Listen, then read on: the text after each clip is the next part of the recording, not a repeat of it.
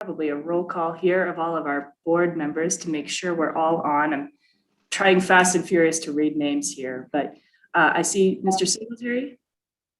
Yep, here.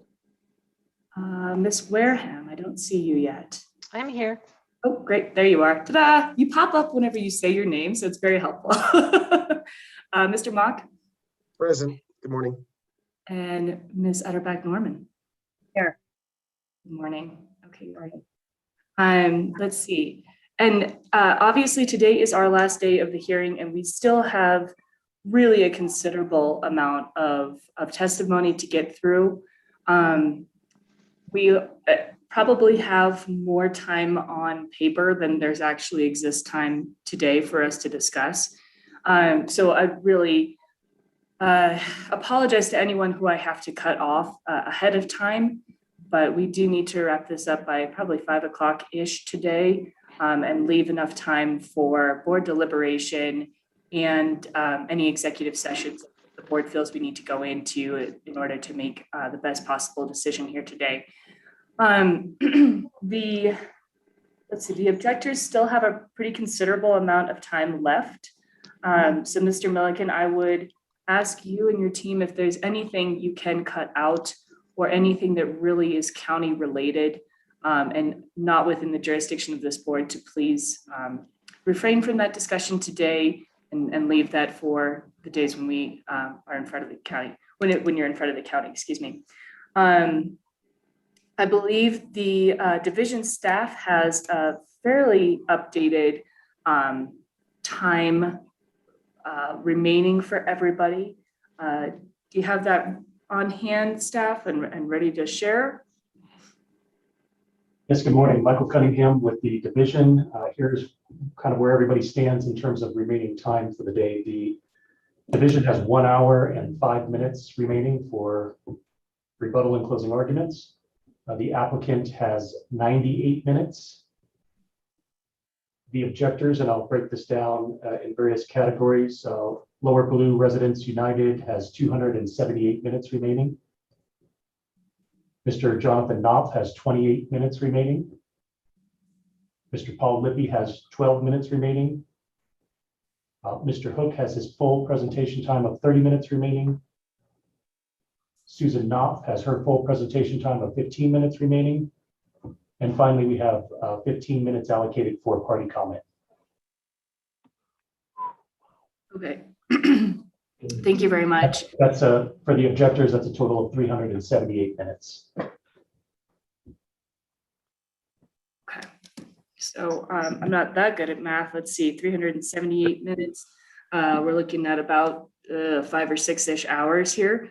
That's pretty considerable. So again, if there's anything we can cut out of that discussion, definitely appreciate that. And just making sure that all of our comments are respectful of one another, the way you would talk to your neighbor or someone you meet at the grocery store, and also very on point here. So without any further ado here, let's continue with the objector's presentation. I believe we were starting to talk about the hydrologic balance. Yes, Madam Chair, Steve Mulliken again. Thank you so much. And we certainly are also tracking the time. We think we're going to be able to economize and we'll do our best. And we appreciate the time you've given us. Our first witness this morning is Laurel Stadahar. She is a licensed professional engineer with West Sage Water Consultants. She's an expert really on hydrology and ground and water systems. And I appreciate your attention, and we'll, if you can, let Laurel share her screen. She will launch into her report. Laurel, the floor is yours.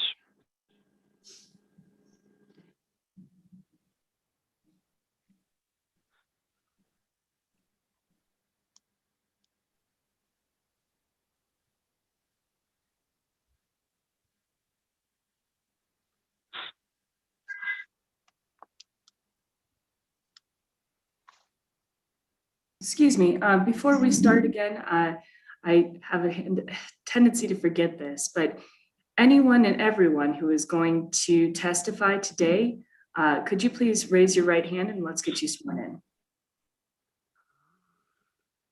Great, I'm seeing lots of hands raised. Okay, wonderful. Do you swear to tell the truth? I do. Lots of heads. Okay, thank you.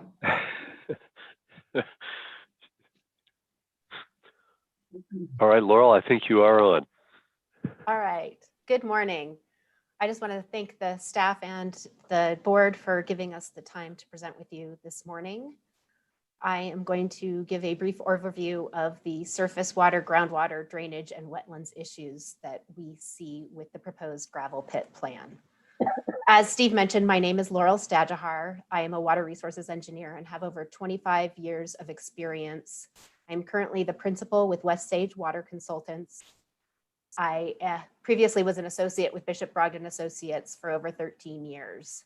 I have expertise in surface water and groundwater hydrology and modeling, augmentation plan preparations and water rights evaluations, and hydrological and watershed analyses. I've served as an expert witness in water court proceedings as well as in front of the state engineer.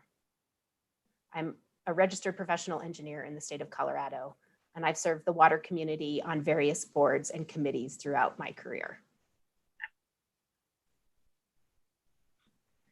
Today, I'm going to go through a quick background of some of the issues. First off, this proposed gravel pit, as we heard a lot about yesterday, is located in a residential area. There are residences around the proposed gravel pit, both to the north and the south, as well as up on the hillside located above the gravel pit. I'm going to briefly talk about some of the groundwater background and the climatological background, as well as some of the surface water and groundwater issues, wetlands concerns, drainage issues, and water quality concerns. And some of the background information I'm going to get to is going to set the stage for our concerns. So I've quickly put my concerns up on this summary slide at the beginning of the presentation also, so you can kind of get an idea of where I'm going with my presentation. There is a significant variation in the groundwater levels over the short period that the applicants have monitored. We believe that the applicant must obtain a water court decreed augmentation plan prior to any mining activities due to this significant variation in groundwater levels. So there is water quality degradation from groundwater moving through the pits that will impact the neighboring wells as well as potentially the Blue River. The gravel pits will lower the groundwater levels that will impact the alluvial and fractured rock aquifers that will impact residential wells, the rivers, and the nearby wetlands.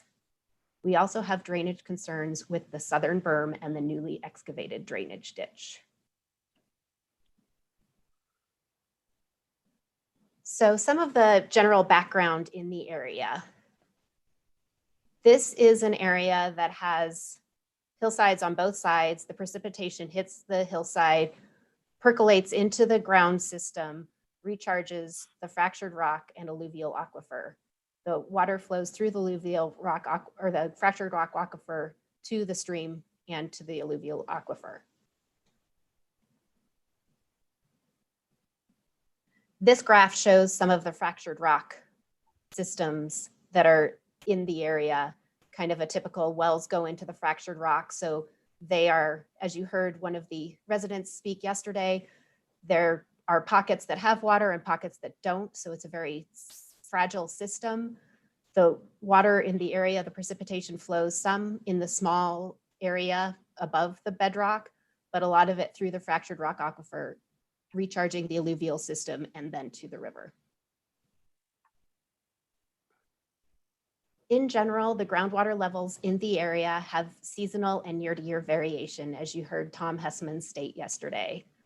The groundwater levels that the applicant has measured in the area has been as shallow as 4.2 feet below ground surface on the property.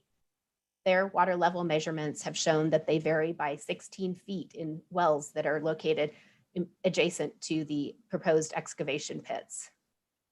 They have measured water level readings in the area for a short period of measurements for only 2 years, although we saw yesterday that they have added one measurement in 2021. This table summarizes the water level readings in the area. The top table are water level measurements that were taken by West Sage Water Consultants in 2019 and 2020. The lower table has the applicant's water level measurements for their groundwater wells, GW1 through 5, as well as their piezometers. Their piezometers were not measured in 2020 or 2019. They were only measured in 2020. Excuse me, Laurel, I'm going to interrupt you here. Where are these groundwater measurements taken by the West Sage team? If that's correct, I'm sorry, the top table. Where are Sure. those taken in relation to where the groundwater wells are in the bottom table? That's a great question. So most of these were taken in the alluvium. These first 4 wells were taken to the south, with Ken Brown being the property immediately to the south. The Heinrichs are the property one more to the south, et cetera. The Knopf property is located up the hill from the property, and Chuck Fox is immediately to the north of the property. And the Ravender well is directly north of that property. Okay, so it's kind of surrounding the property in the north and south. Yes, yes. Okay, thank you. And this is an enlarged portion of this graph. I just want to draw attention to some of those measurements that I referred to earlier, particularly the range of the measurements. The average range in their wells is 8.4 feet. And this includes those piezometers, which only have 1 year of measurement. And the year-to-year difference that they have recorded so far, this is June versus June and the October versus November readings, which were off by a week or 2, I believe. So the June difference is between 1 foot and 4.5 feet, just year to year for the short period of record. And the October measurements are off by vary by 1 to 2 feet on average.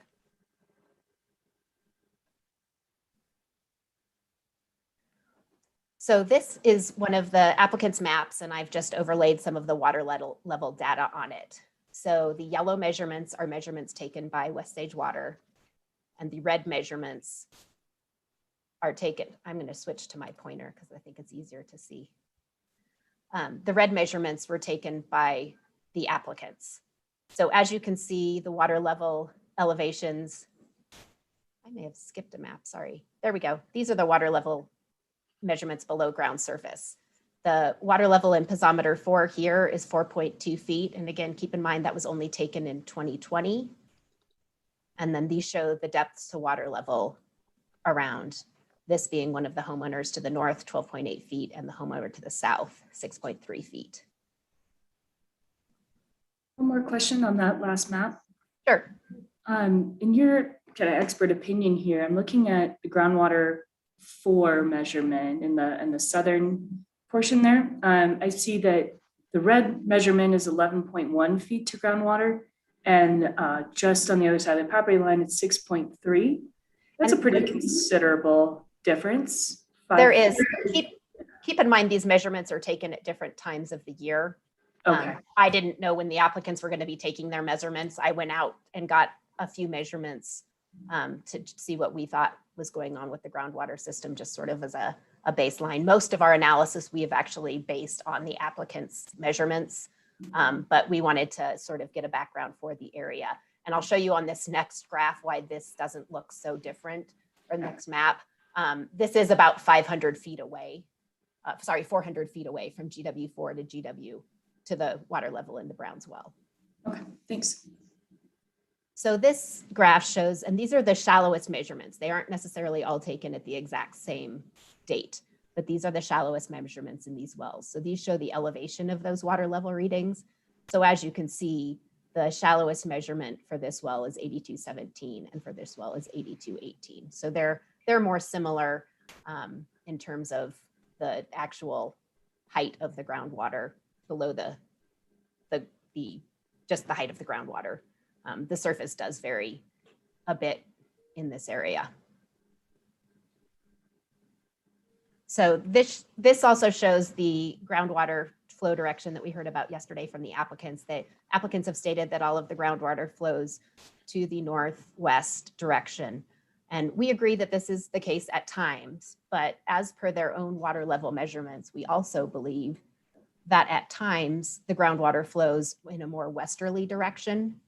For instance, their nested piezometers here show the water level readings of 8211, then 8209, then 8206, which shows changes in groundwater in this general direction. In addition, this nested piezometer shows the same with water level gradients going to the west. In addition, as you can see, the water level gradients may go also to the west down here. So some of that flow at times of the year may be out of the groundwater pits to the south.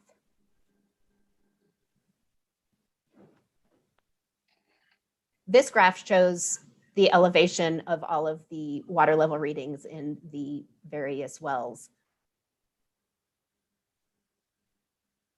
To give you a general idea, this is where GW3 is, GW4, GW2, GW5, GW1.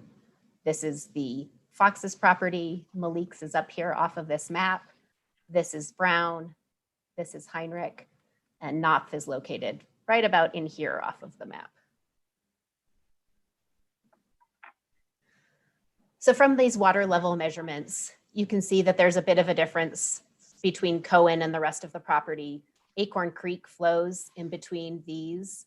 These dashed lines are the measurements that West Sage Water Consultants took, and the solid lines were the applicant's measurements. And additionally, the Knopf well, as I stated earlier, is located uphill from the property. As you can see, there is seasonal variation as well as year-to-year variation, with 2019's water level readings being generally greater than 2020's.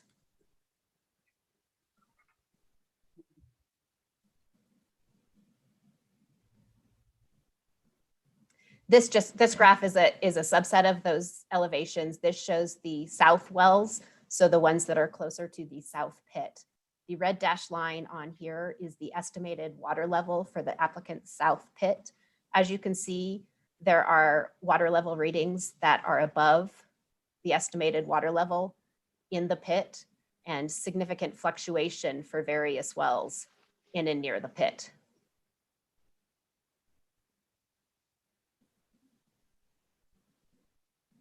I apologize, that was for the south.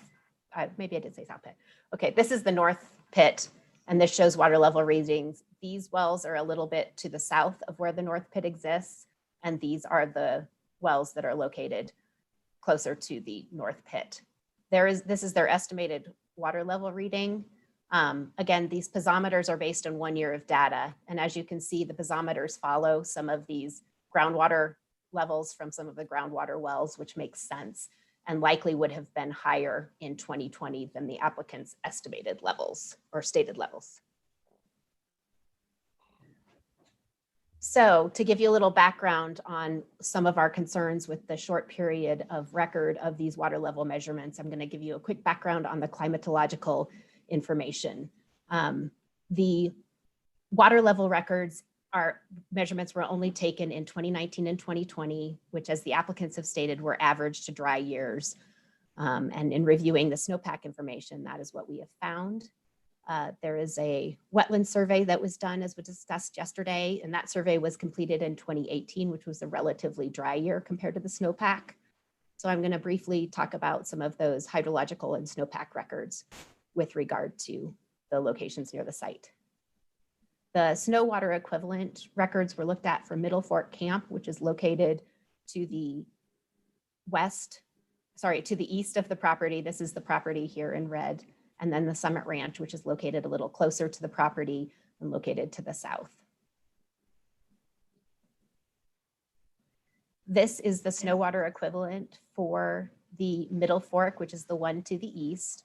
As you can see in 2018, the red line, that is below average. The median on this graph is this bright green line. And 2019 is the darker green line, which is below average. And 2020 is the pink line, which is also below average. This graph shows the snow water equivalent at Summit Ranch. Again, the median is the bright green line. 2018 is this darker green line, which is below average. 2019 is the pink line, which is about average. And 2020 is the orange line, which is below average. This graph shows the hydrological and snow water equivalent data superimposed, just to give you an idea of how those interplay in the area. This is the stream flow record stopped, unfortunately, in 1995. This is for Slate Creek. So just to point out, for instance, in 1991, the snowpack, which is the actual snowpack is the red on this graph.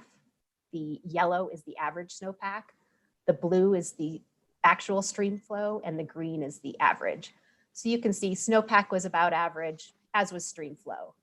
In 1992, the snowpack was below average, so the stream flow was below average. In 93, both are above average, and again, both below average. That just gives you the idea that in drier years, that the stream flow, which is fed by the groundwater system in the area, is below average. So this is the snow water equivalent for the Summit Ranch site for the years closer to when the applicants took their water level measurements. This is 2018, which is the year in which the wetland delineation was taken. As you can see, the snowpack was a bit less than average. In 2019, the first level of some of their water level measurements, the snowpack was approximately average. And in 2020, you can see snowpack was a little lower than average.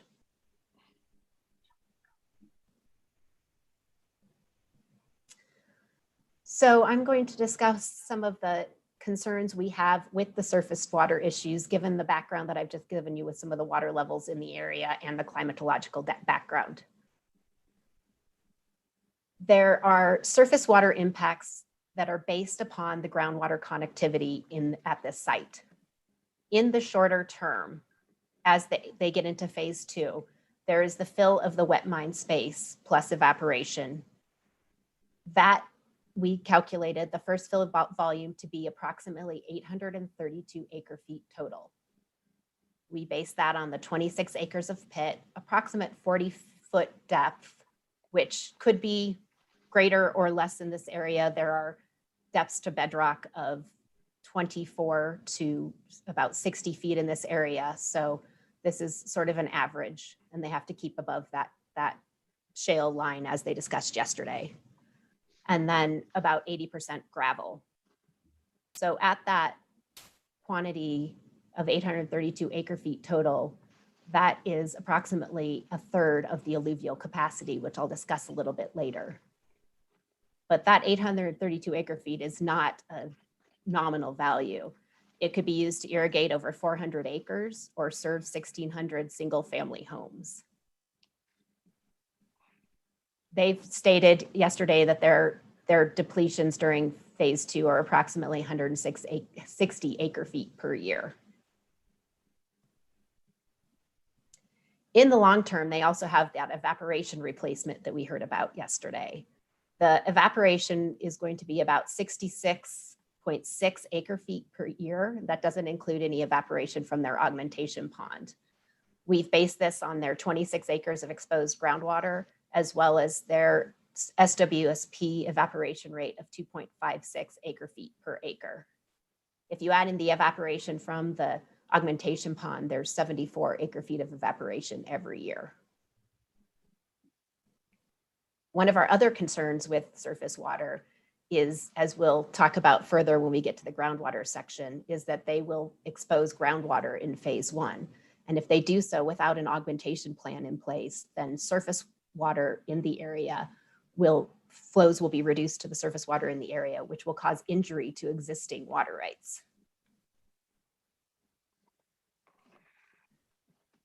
And we will discuss some of the surface water quality concerns we have later in the presentation.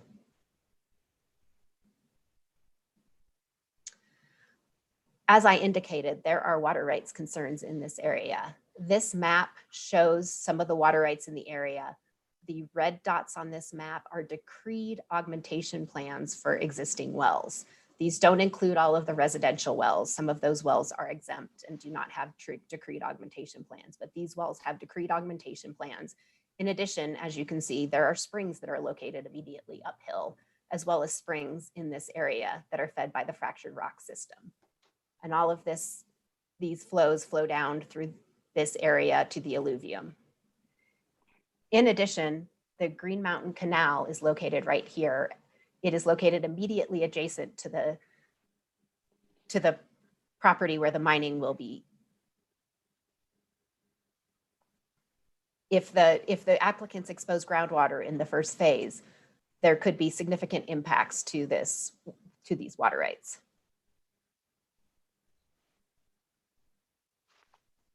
Now I'm going to discuss some of the groundwater issues. As we discussed, we believe there are changes in local groundwater capacity as well as to the water levels in the area.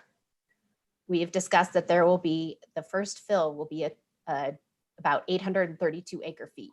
This is an increase in aquifer capacity. And what that essentially means is you're taking a glass that is currently the aquifer and you're making it bigger. So the same amount of water that used to fill that glass will now be put, excuse me. The same amount of water that used to be put into that glass will now be put into a larger glass. And that difference in capacity is about 34% of the existing alluvium that exists between the river and the hillside.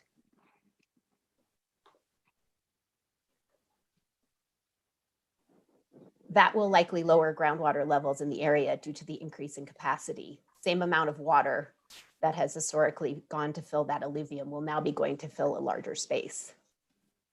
In addition, there will be ongoing evaporation as we previously discussed. There is 66.56 acre feet of evaporation of groundwater from the pits. That evaporation will be more than the well water usage by the wells that are located immediately adjacent in the alluvium, as well as the residential wells located adjacent uphill.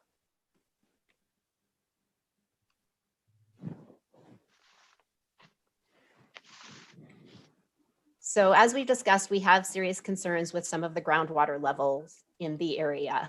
And we believe that the application and the mining maps show shallower groundwater than the measurements in the nearby wells that the applicant has measured. The pit water elevations that they have stated are 8,224 feet of elevation and 8,212 feet. Based upon the applicant's measurements, we believe that the pit water levels will be as high as 8,232 feet and 8,216 feet. In addition, we believe that overall, once the pits are exposed, the groundwater levels in the area will be lowered, which will have an impact on the wells and uphill springs due to the connectivity of the fractured rock system to the alluvium. I'm going to go through a couple of cross sections now that show these water levels sort of on a spatial layout. This cross section goes approximately parallel to the property line from the south to the north. I'll just show you quickly on their map. So GW3, which is to the south here. So the approximate cross section goes across this way.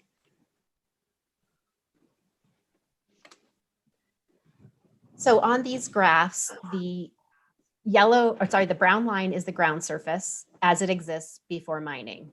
The yellow line is the phase 1 ground surface, which includes their berms, as well as the excavation to the phase 1 estimated levels. And as you can see, it goes through both pits. The red line is the phase 2 excavation. The green on this graph shows the approximate wetland elevation that runs from the north to the south. Sorry, from the south to the north. The blue lines on this graph show the water levels in the area The blue lines are, the wells are located here with the dots. And not all of these are in a direct line, but they're at the approximate location of the groundwater as you go through the site. The dark blue line is the high water level as measured by the applicants. The light blue line is the low water level as measured by the applicants. And this only includes data that we had from their December report. It doesn't include the measurement that was taken yesterday, or that was shown yesterday on the graphs. And this dashed blue line is the applicant's estimated water level. As you can see, the water levels will be greater likely than the applicant's estimated water levels. In addition, as the applicant excavates in phase 2, they will likely expose groundwater as the groundwater levels are higher than their estimated water level. They've stated yesterday that they will backfill to 2 feet to ensure that they don't expose any groundwater. However, with groundwater levels in the area fluctuating by up to 16 feet, it does not make sense how you could backfill 2 feet and ensure that groundwater will not be exposed in the future. In addition, you can see this concern in the north pit, although you can tell that the groundwater levels, at least according to their piezometer measurements, are slightly lower. However, we believe that P4 is actually closer to the groundwater levels in GW2, so this would increase this line significantly. One other thing I'd like to point out on this map is this is their augmentation pond. It is a lined pond and will change the way that groundwater moves around this portion of the property. In addition, as you can see, the wetlands are located here, which likely, if the groundwater levels are feeding the wetlands, which we will discuss in detail further, the excavation will move water out of that area. One other thing of note on this graph is this location right here is where the town of Breckenridge drainage ditch has been newly excavated, and it does go below groundwater, or below surface level, sorry. We do believe that if the groundwater levels vary as they do with GW2 and P4, that it is likely that the drainage ditch will move groundwater off the site. In addition, as you can see here, the applicant's water level measurement is at approximately 8,224 feet. And the ground surface of some of this area for the drainage ditch is less than that. So we have concerns of surface drainage as well as water moving from the cells into the drainage ditch. And the last thing I'm going to show you on this graph is this gray line shows the location of shale according to the applicant's boreholes. And this is located, as you can see, slightly above where their excavation is listed for the north pit.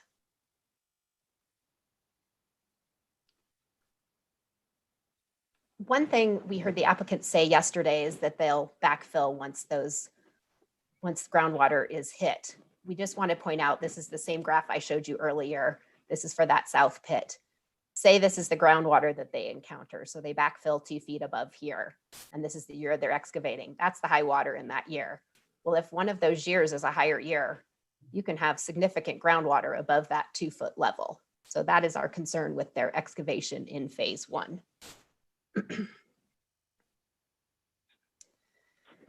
I'll move more quickly through these cross sections. This is the cross section from approximately GW3 through GW4. So it is from about this area through the pit this way. This is GW3, this is GW4. Again, all of these lines are the same. As you can see, the water level variation exists from a east to west direction as well, with concerns of water being exposed in the first phase, as well as water levels above their estimated water line for the pit. In addition, on this graph, I'd like to point out this berm, which is located above a drainage area on the southwest corner of the property. I'll talk more in depth about that later. The shale is also located on this graph. This is the shale that was encountered when the Browns dug their well. This is the shale that was reported for this portion of the property.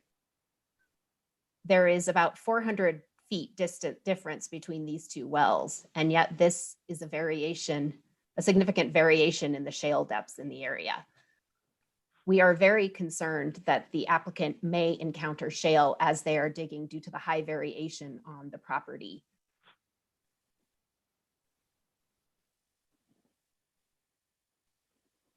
This cross section is approximately midway through the property and goes from the east to the west.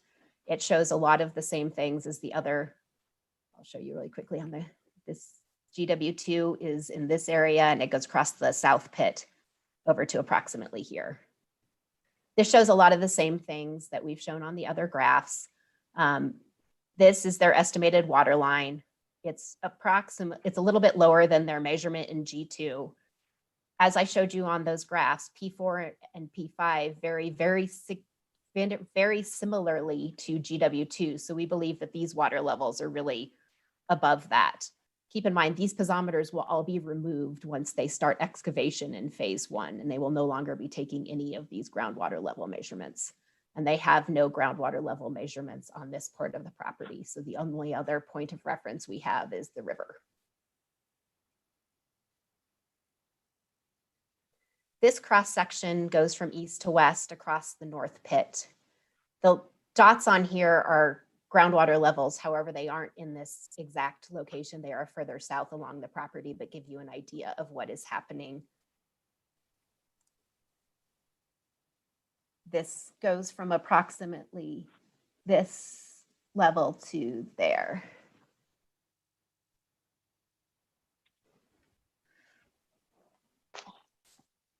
I lost my pointer. So again, this just shows that the groundwater is the gradient of the groundwater goes away from the wetlands.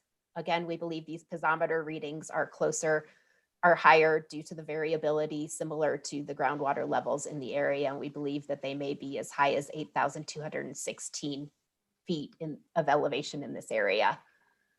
We do believe that groundwater exists close to the wetlands, particularly in some years, and that the excavation of the pit 25 feet from the wetlands will draw water out of that alluvium here into the pit. And one thing I'll just point out on this, since it's a pretty clean cross section, is typically when a pit is excavated, the water level, of course, is flat across that pit. So you do get a lowering of the groundwater levels up gradient, but a raising of groundwater levels below to some degree. So I briefly mentioned some of the shale elevations on the graphs. This map shows those shale elevations and the variation from over short distances. This corner had a shale elevation of approximately 8154. This was 8168, 8171, and 400 feet away, 8199. So there is significant variation in the shale in this area, and we are concerned of the applicants, again, encountering that shale as they proceed with their mining plan. This map very quickly shows those higher water levels and where that would be on their proposed plan. If the water level were to come up in a higher water year, this is the 8232 level. As you can see, that line only exists on this edge and it would flow out of the pit to the south and to the north. Sorry, to the north and to the west. And this blue line on the south pit shows it at 8216 feet of elevation. So it shows that it's significantly enlarged surface area for that exposed pit if the water levels vary from what the exact estimate by the applicant. Excuse me, Laurel, you mentioned on that last map, this would be during a potentially higher water year. Yes. Can you point to like a recent water year that would initiate situations like this? I can. Give me 1 second. So again, their water level readings that showed these levels was 2019.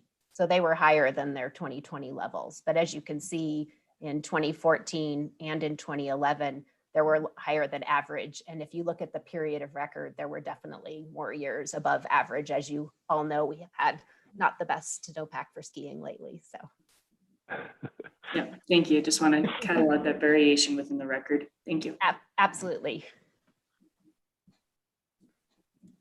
So this map shows, and Steve's already shown you this map briefly yesterday, but this map shows the property, and the green dots on this map are the wells located uphill from the property in the shale system. And there's approximately 30 or so homeowners in the Elk Run neighborhood. And if you add in some of the other residential areas that are basically between Acorn Creek and the next drainage, there's about 50 houses. Again, some of those have decreed augmentation plans, but most, as you can see, are exempt wells. Most of those use about 1/3 of an acre foot of water. Some use more. So we've assumed maybe an acre foot of water per house for pumping. In general, the pit evaporation is going to be 67 acre feet a year. And as I just mentioned, the residential pumping for about 50 houses is about 50 acre feet per year.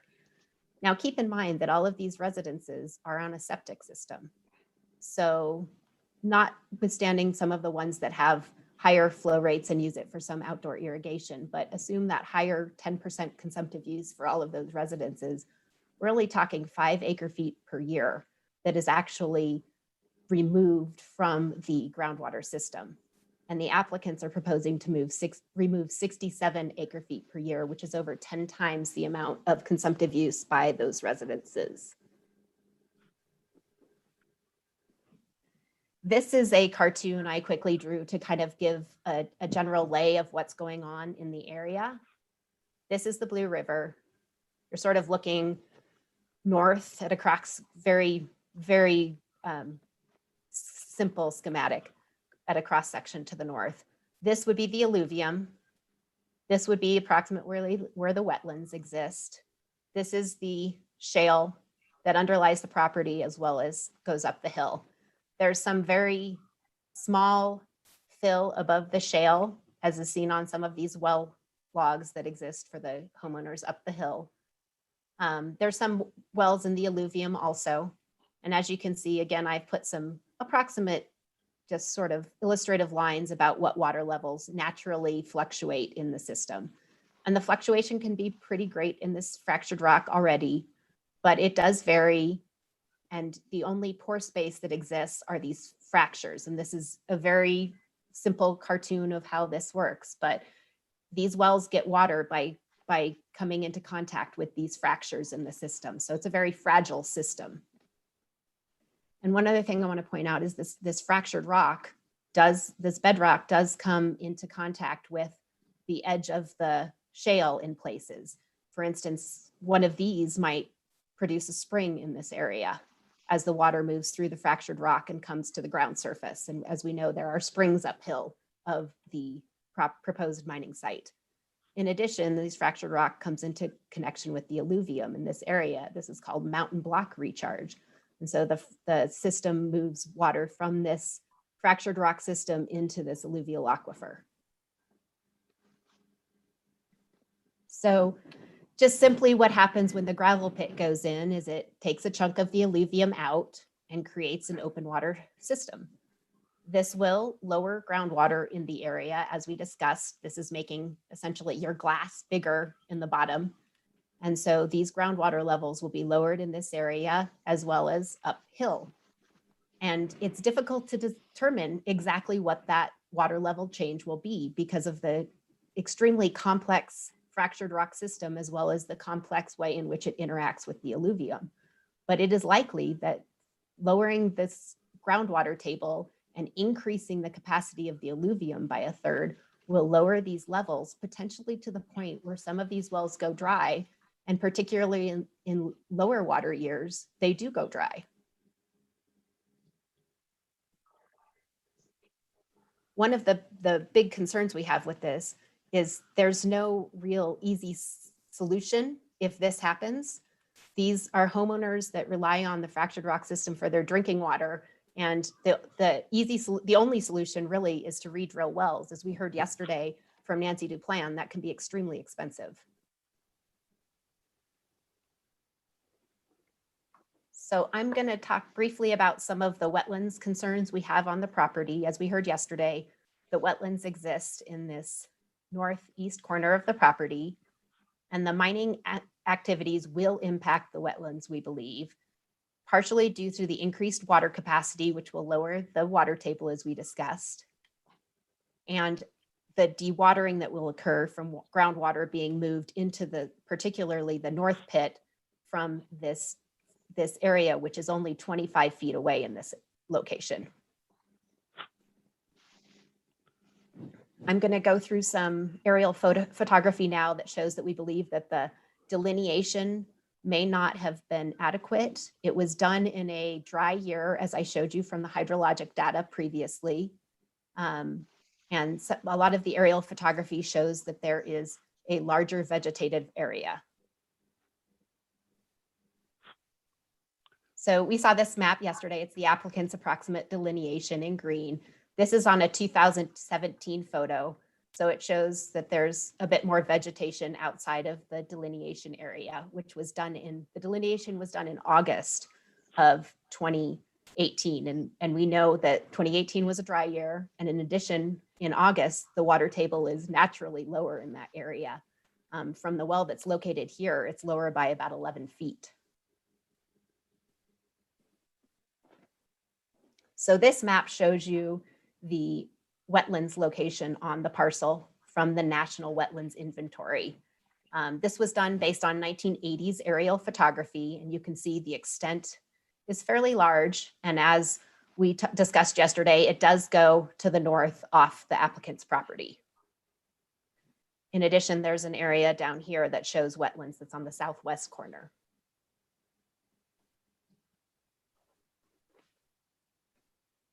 For some of these aerial photographs, I just want to, this is a slightly different graph than before. This shows additional years of data that we didn't highlight before.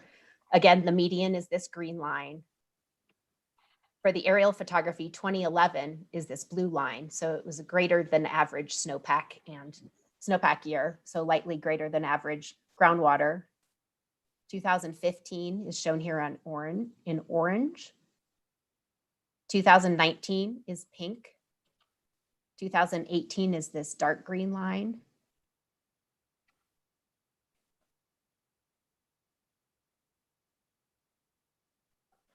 So 2019, this is an aerial photo, shows the parcel. The applicant's delineation is here in light green. I know it's not super easy to see on the vegetative area. And we have just outlined the approximate vegetative area in the 2019 aerial photograph with this orange. And the wetlands inventory is shown in red for this area, which is much larger.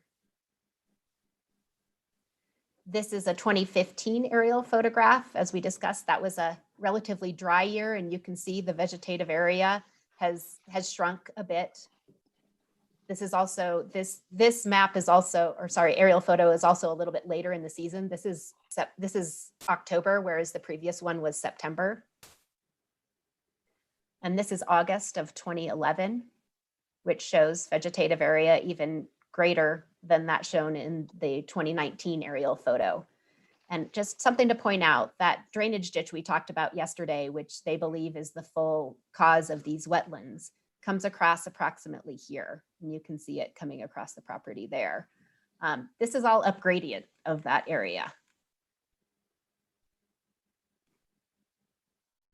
And this is just a zoomed out version of the 2019 aerial photo, which shows those wetlands as they move off the property to the north. So we don't believe that the delineation they've done is adequate. We know that that's an issue for the Corps, but we believe that the 2018 data done in August of 2018 is not a representative period for these wetlands. And we don't believe they've adequately addressed this concern.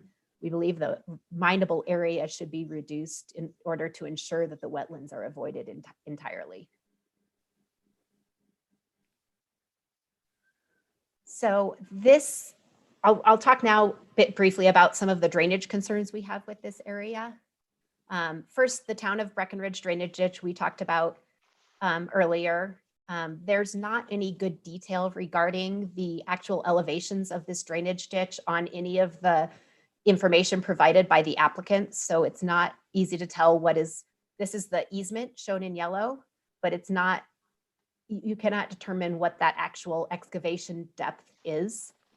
We believe without further information that and further work that the drainage ditch will intercept surface runoff. As we indicated in that cross section, the general drainage of the land from here to here is downhill. So even if they don't, we believe some of the disturbance. In addition, they have proposed a bridge that goes across from one pit to the other here, which will be running trucks directly across this drainage ditch, which flows directly to the Blue River. We also believe, based on some of the groundwater in the area, and as I indicated, the groundwater will be higher here than it is naturally due to the exposure of the groundwater. The ditch will likely intercept some of that groundwater unless it is lined, and we don't believe that it is. I briefly went to take some pictures of this drainage ditch just so I could understand exactly what it looks like. This is one of the culverts that comes from across the highway. The other one comes from this direction. They meet up and head to the west across the property.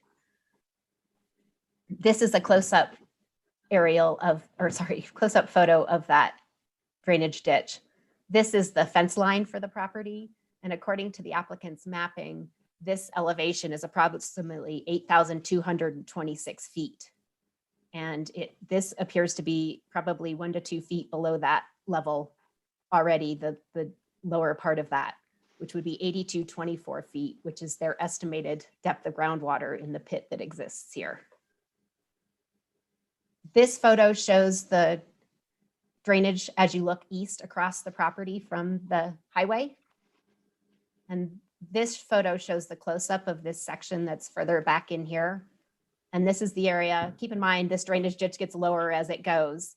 And this area in here is excavated below ground surface quite a bit. In these photos, you can see there's a little berm around it, but it doesn't appear that there's any berm constructed around this. And again, the general grade of the ground surface goes this way. So mining activities in this area, as well as the bridge across, could impact the surface drainage and introduce pollutants into that drainage. Our other concern with drainage is on the southwest corner of the property. There exists an existing drainage, and I pointed that out briefly in one of the aerial photos earlier, and discussed how the berm covers up a low-lying area. So they are covering it up with a berm, and they will redirect all of the drainage from the south to the south of the berm. So I'm just going to show you a couple of maps to give you an idea. So this on the applicant's pre-mining map is that sort of low area on the southwest corner. And it is that the natural drainage comes this way. And so it comes this way across the property. The applicants proposed to put a berm this way across it on the southern side of the property, channeling all of the drainage in here. I'd also like to point out on here where the location of GW4 and SW1 are. And I'm going to put my pointer on GW4. And this is their reclamation map. As you can see, GW4 has moved. So they are taking water levels in a different location. So we need to keep that in mind. In addition, as they redirect this drainage this way, it's going to come back to the river, likely above their surface water 1 location. So they'll be introducing additional surface drainage above their surface water quality sampling site.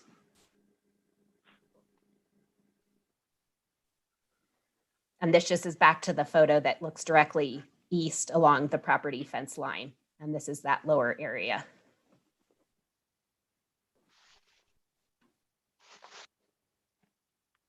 As you can see, the general direction of surface drainage is this way across the property, and they are planning to change it so that the surface drainage now all is channeled here to the south side of the property. And just on this aerial, you can see that low-lying area, excuse me, in here.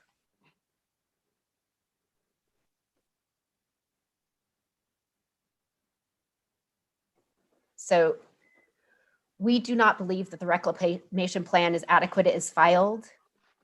We believe that their berm will impact the property to the south, and that one of the remediations that might be necessary is to move this berm and just bend it up here so that it avoids this natural drainage area and does not impact the property to the south. This would fix any issues with having to move GW4 and would also address the concerns with SW1 having additional surface drainage introduced from the mining operations.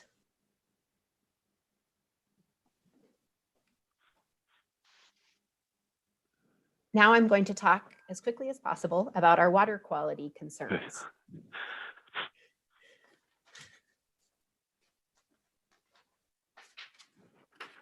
So in general, the mining activities will cause a loss of soil filtration due to the excavation of the soil off of the site. It will also introduce atmospheric interaction. There will be mixing due to the dredging, and the pits will likely go anaerobic after reclamation, and this can happen years after reclamation. So typically the soil filters out a lot of the nasty stuff that comes into the system from animals grazing, wildlife going across the system, birds flying over and dropping whatever onto the land. So that soil filtration will be removed. When you introduce the groundwater to the atmosphere, there can be increases in temperature in the summer and decreases in temperature in the winter. And in addition, pH can change due to that atmospheric interaction.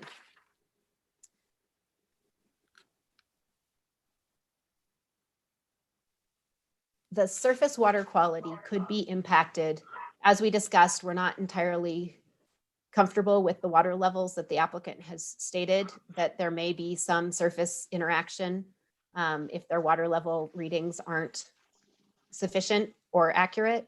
In addition, we believe that the surface water quality will be impacted from the flow through these gravel pits into the into the groundwater and the surrounding alluvium, and then into the river.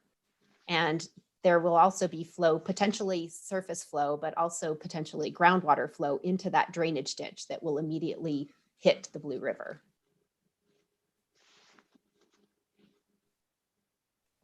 As we just discussed, there will be groundwater quality concerns, which will be from the groundwater moving through the pits, and due to a lot of these water quality concerns that are introduced by exposing that groundwater, the groundwater will move through those pits and into the alluvium, which could likely degrade the water quality, which would impact the neighboring wells' water quality and the Blue River.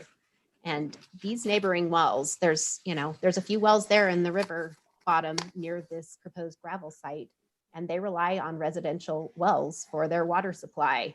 And if those water supplies go foul, then they'll have to, one of the only possible remedies would be a whole house filtration system, which, as we heard yesterday from Nancy Duplan, can be extremely expensive. I've heard, on the order of $20,000 to $50,000 for a whole house filtration system. So that's something that these homeowners did not intend upon when they purchased their properties.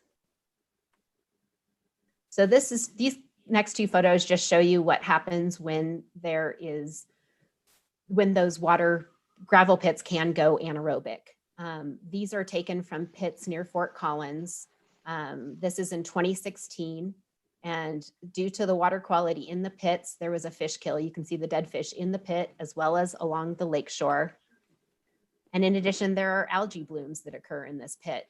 This is after they cleaned up the fish kill and did some remediation to the water, and then they had a really bad algae bloom. And those algae blooms can introduce additional concerns into the groundwater.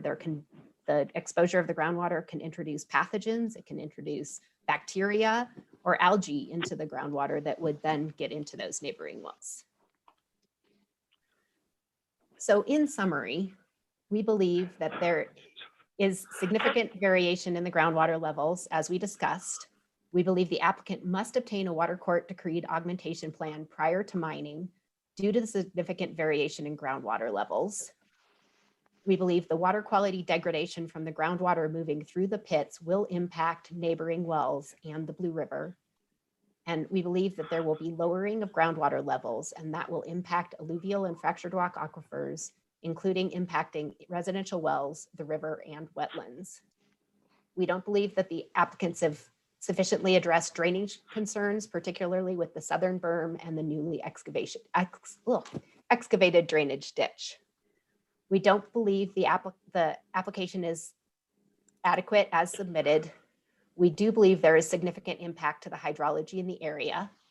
They don't adequately address the groundwater fluctuations. Groundwater will be exposed in phase 1. The reclamation bond is not adequate to address potential filtration systems needed by the alluvial wells or redrilling of wells in the fractured shale.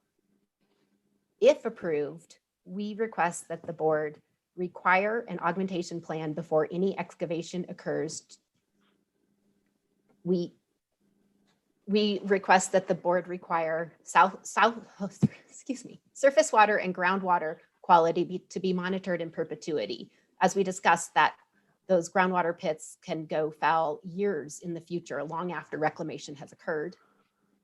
We also would request that they require additional bonding for the potential injury to the wells. We request that they require further setback from the groundwater fed wetlands.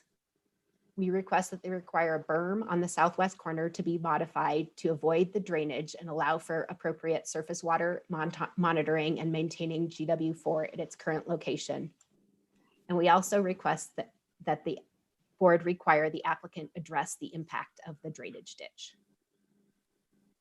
And that is all I have. Thank you, Laurel. Thank you for a very on topic and information-filled discussion. There are a couple of questions that you brought up, a couple of points I have questions on rather from what you brought up that I'd like the applicant to respond to when it's time for their rebuttal. Specifically, the pretty large difference between evaporative rates for the first fill volume and then into the future. And then I can actually, so the first fill volume is a yearly difference. So it's a cumulative difference over the years. So does that make sense? It's not all at once. Sure. So it's that volume increases incrementally.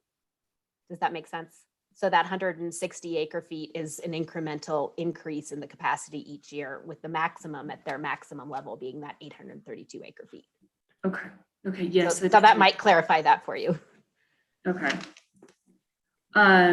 Yeah, I think it was discussed slightly differently, so I appreciate that.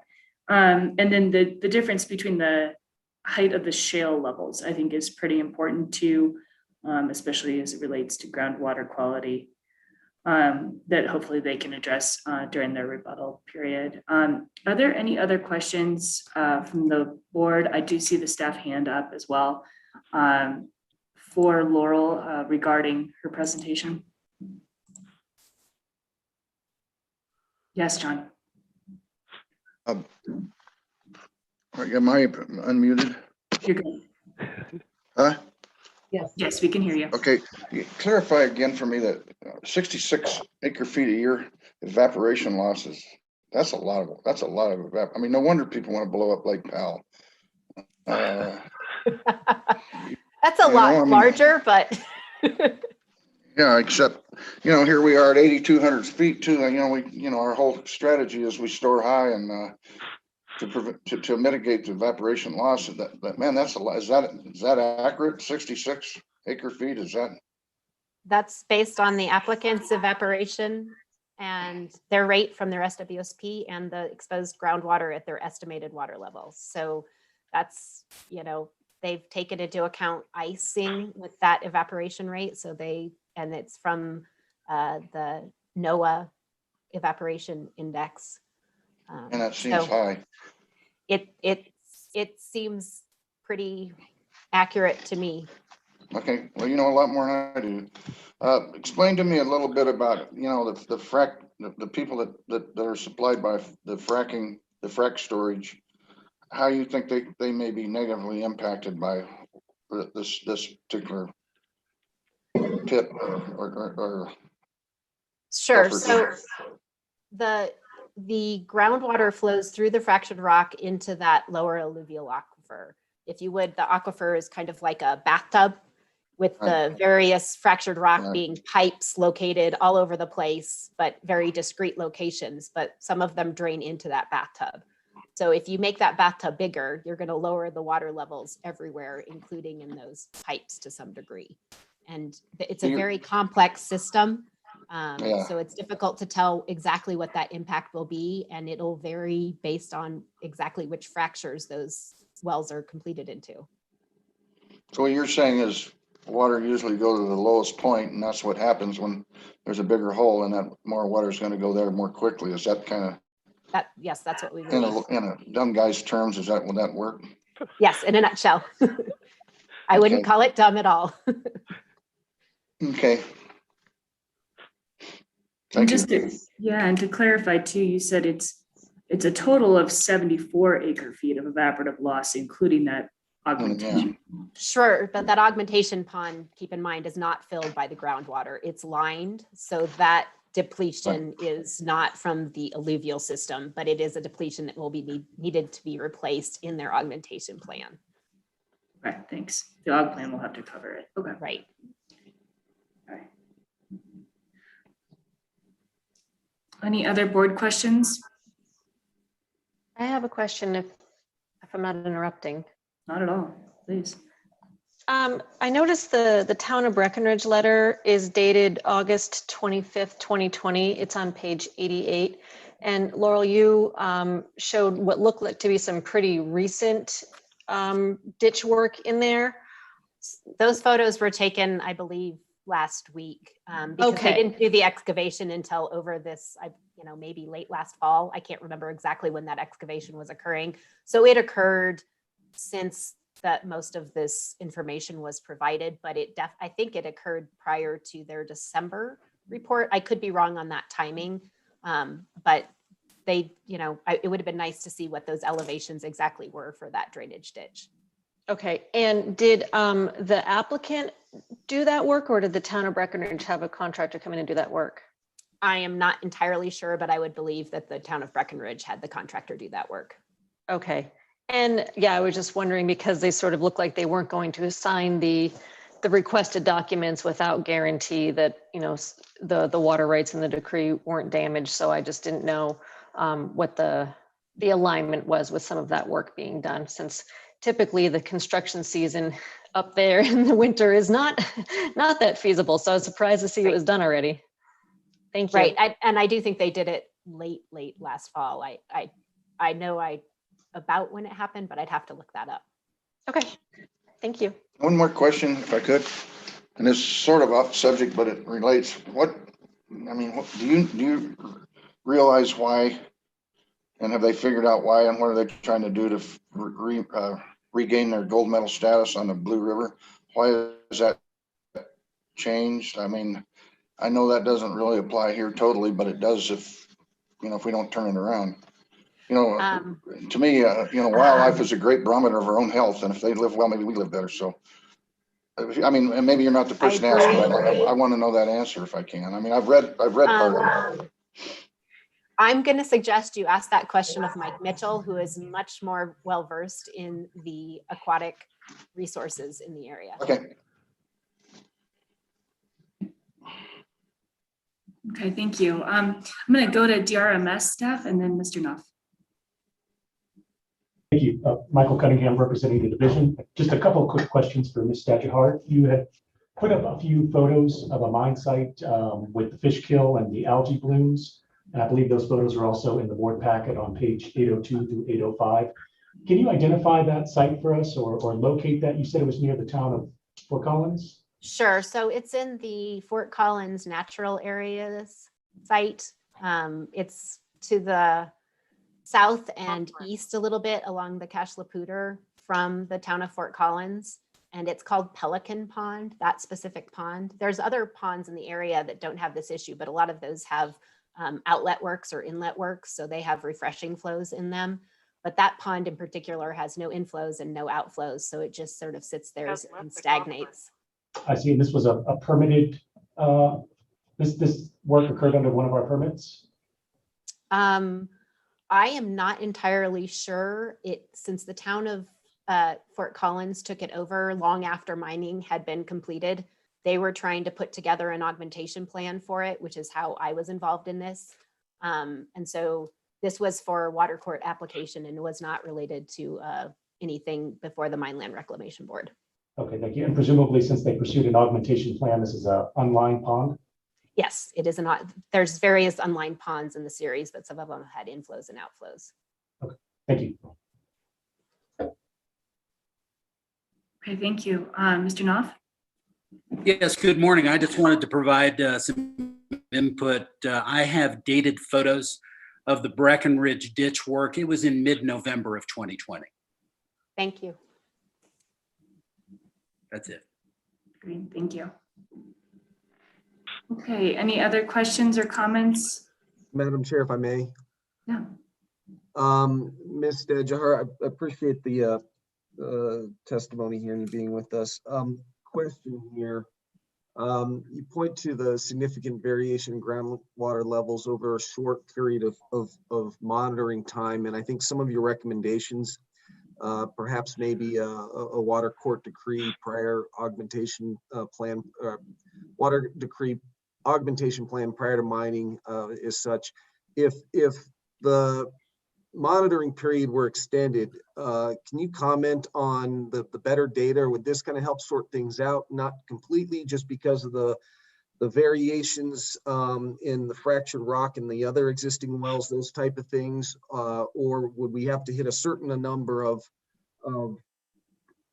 water years that are higher than perhaps usual? I don't know if it's the average or whatever, but what is that short period of time and what does extending it do? I mean, if we just kind of extend it, but continue in some dry water years, and I'm assuming that still doesn't get us the type of information that we might want. You would be back here saying, actually, we've continued to be in, whether it's 5-10 year drought, and these are all below the average precipitation. So can you comment on that a little bit?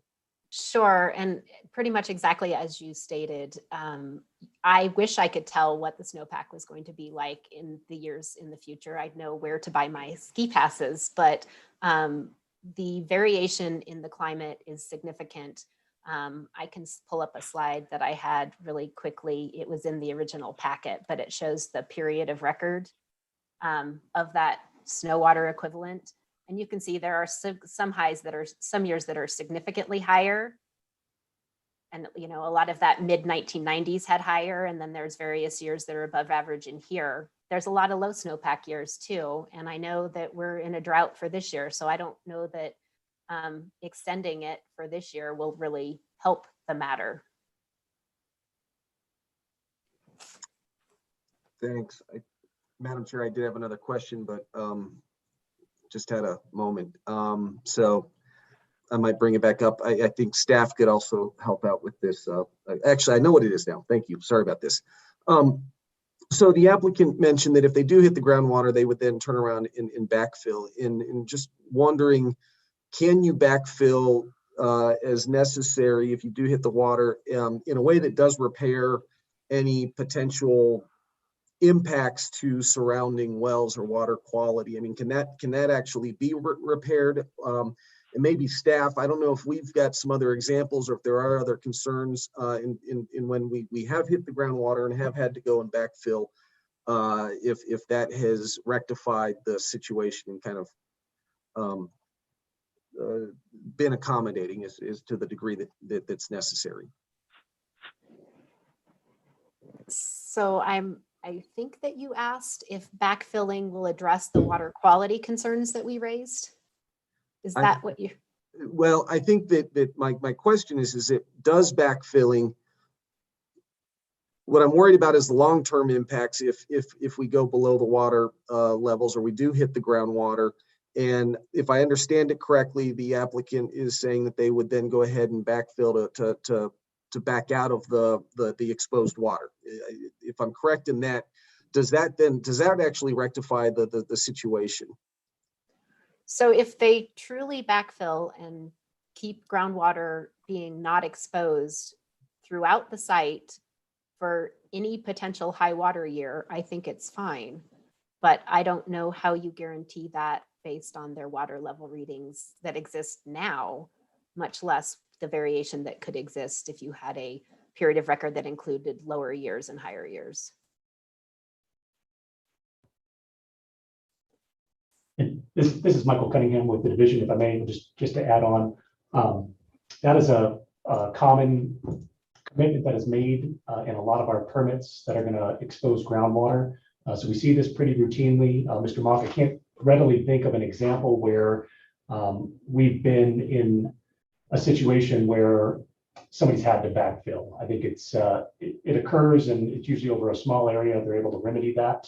I do think if they had the ability to backfill, as Ms. Stadjahar indicated, it would correct that problem with respect to anything that's going on during phase 1 of the mining operation out there. Okay, thank you. And then the other question is, and perhaps the applicant can make note of this to add to that list that the Madam Chair had started creating.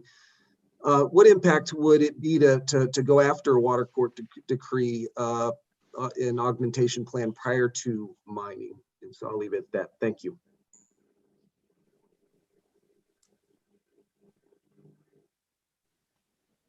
All right. Mr. Singletary, did you have another comment? No, I think not now. I've got some, but we'll get later. Okay. All right. Well, hearing no other questions or comments, seeing none in the chat, I'm going to suggest that we move forward here. Just keeping an eye on time. That was about 1 hour and 15 of presentation. So please make sure that we're staying on track here, and if we can cut down on any of our presentation time because it's county related or already been discussed, I'd appreciate that. Mr. Sherman, I see your hand up. You hear me okay? Yes. Okay, great. Well, we're ready to move forward with our next lay witness. And our next witness is Sam Gary. And Sam is the owner of the Mount Powell Ranch, which is just north of the proposed mining operation, just downstream of the proposed mining plan. Sam and his family have been pioneers in the conservation and stream restoration work of the lower Blue River. And we would like to have Sam share his experiences and thoughts with you. So Sam, it's all yours. Great, and thank you, Mr. Gary, for being here today. Let's just make sure, though, that the discussion is really focused on those things that the Mineland Board has jurisdiction over: hydrologic balance, wildlife, and no county issues.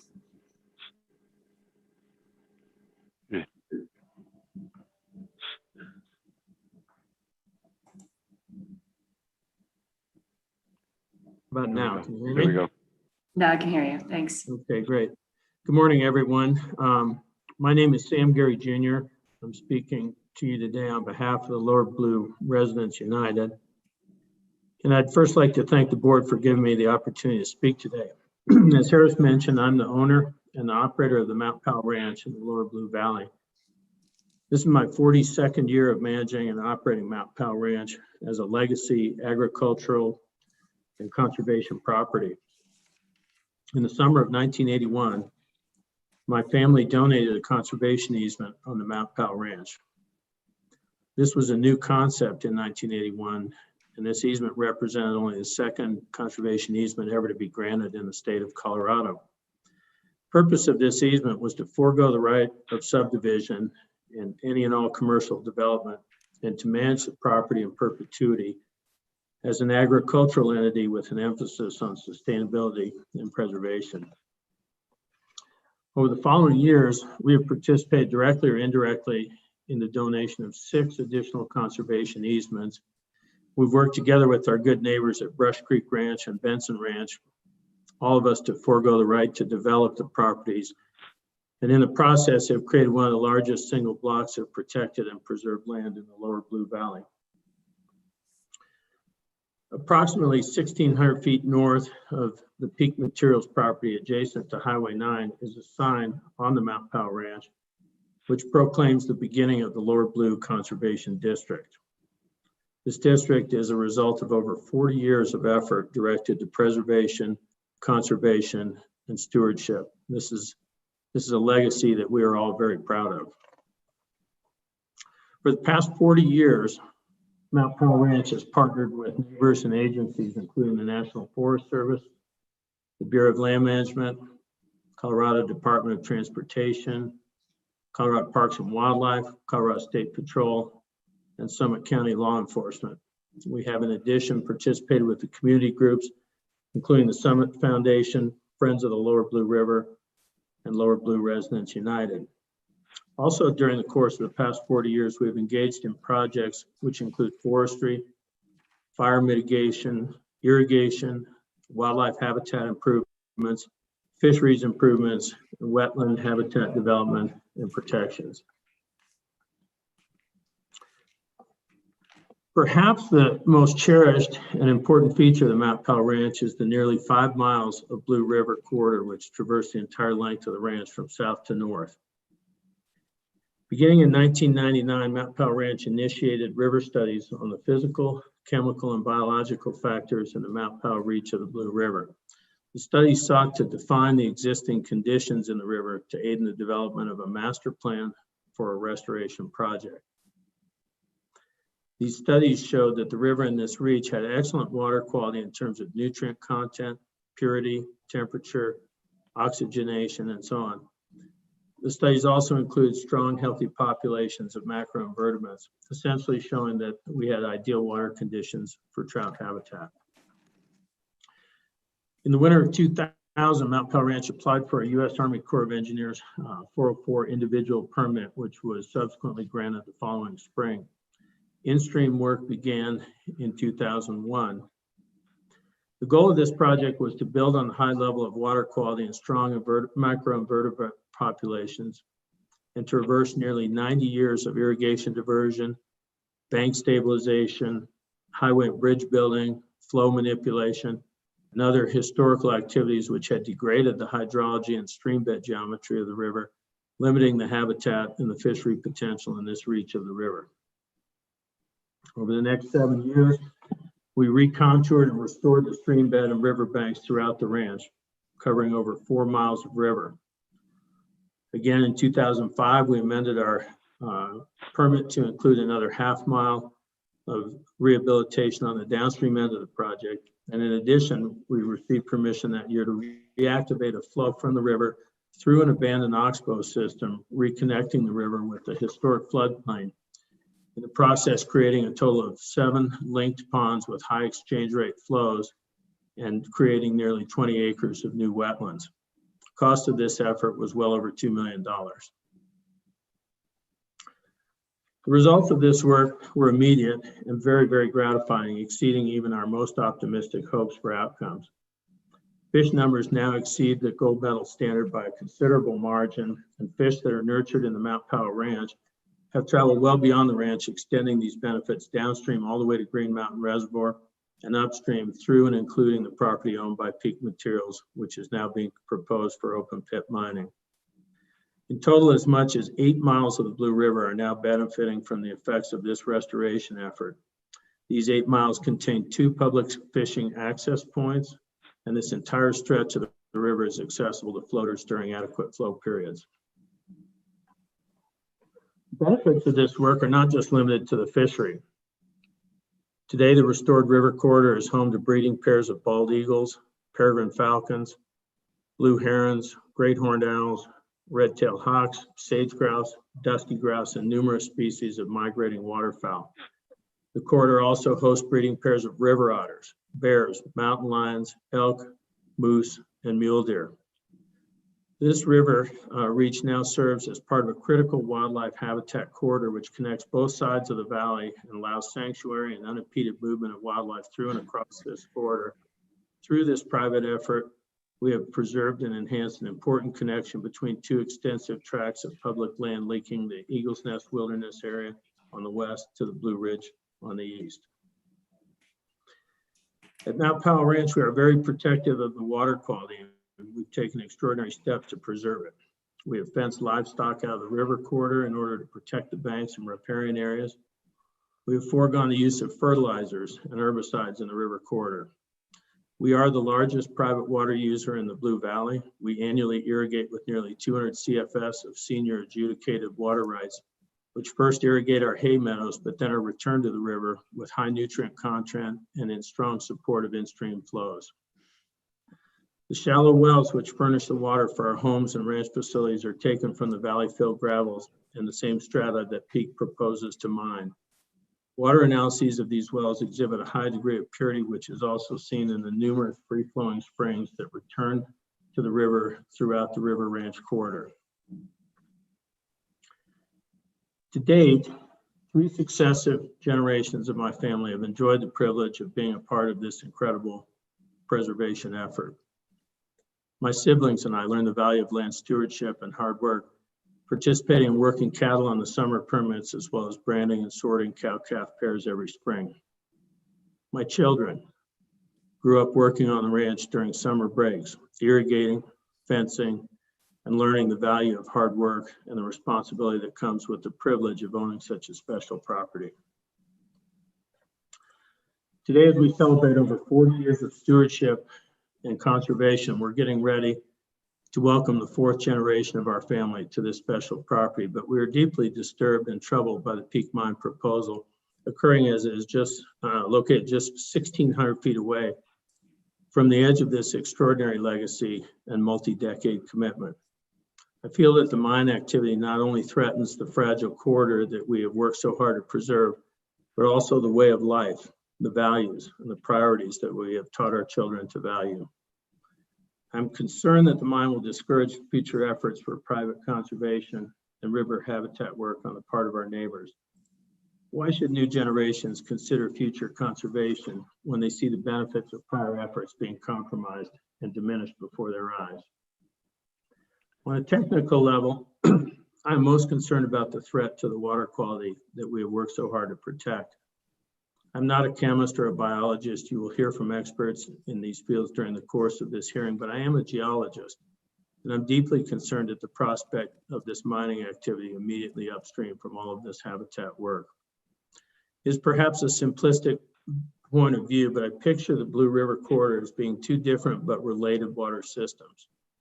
There's the small surface expression of the Blue River itself within the river banks, but there's also a greater alluvial subsurface river which exists in the same valley and is connected to the Blue River in a variety of complex ways. Water flowing as groundwater and snowmelt from the fetch area of the surrounding valley makes its way to the bottom of the valley where it was communicated with the river itself through surface flows as well as through the alluvial gravels. The resource that Peak Materials wants to exploit is not limited to their property, but is part of a much larger deposit which extends across several of their neighbors, including the Mount Powell Ranch and the block of enhanced and conserved properties just downstream. This deposit is a high-energy alluvial outwash deposit characterized by large material and very high permeabilities. Water can flow through this material quite easily.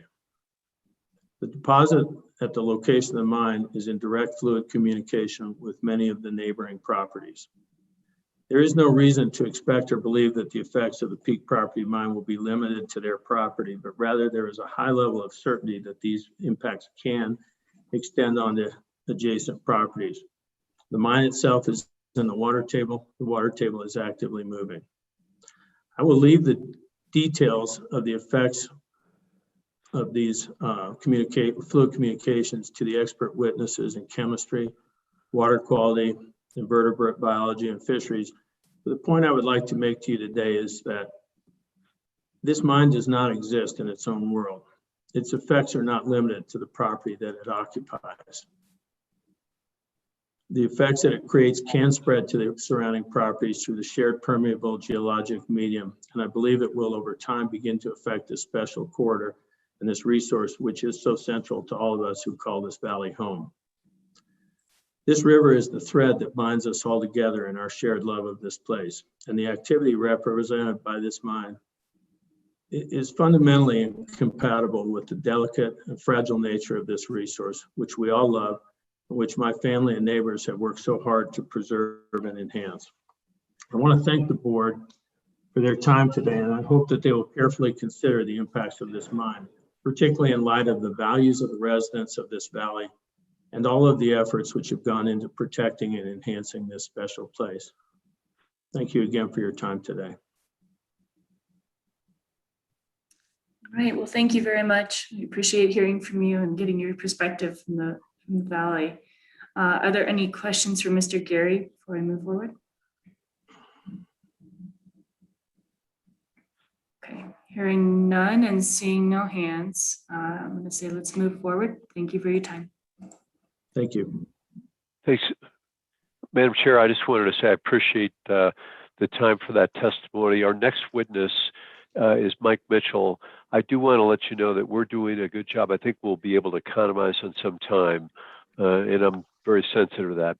Okay, our next witness is Mike Mitchell. He is a senior biologist with Queen of the River Aquatics.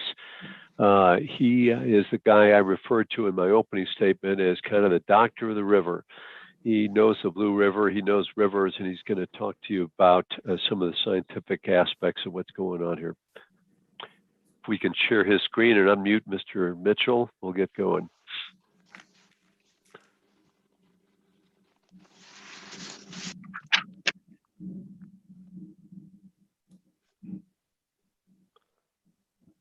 Madam Chairperson, members of the board, thank you for this time to share with you some of my experiences in the Blue River.